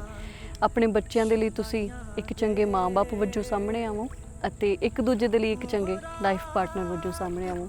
ਸੋ ਬਹੁਤ ਸ਼ੁਕਰੀਆ, ਮਿਹਰਬਾਨੀ, ਸਤਿ ਸ਼੍ਰੀ ਅਕਾਲ। ਸਤਿ ਸ਼੍ਰੀ ਅਕਾਲ। ਜੜੇ ਸੂਰਜ ਲਾਲੀ ਮੁਖੜੇ ਦੀ, ਉਹ ਜੁਦਾ ਹੋਵੇ ਜਿੰਦ ਹਿਜਰੀ ਤਪੇ, ਉਹਨੂੰ ਮਿਲਣਾ ਦੀਦਾਰ ਨੇ ਸਾਈਆਂ ਦੇ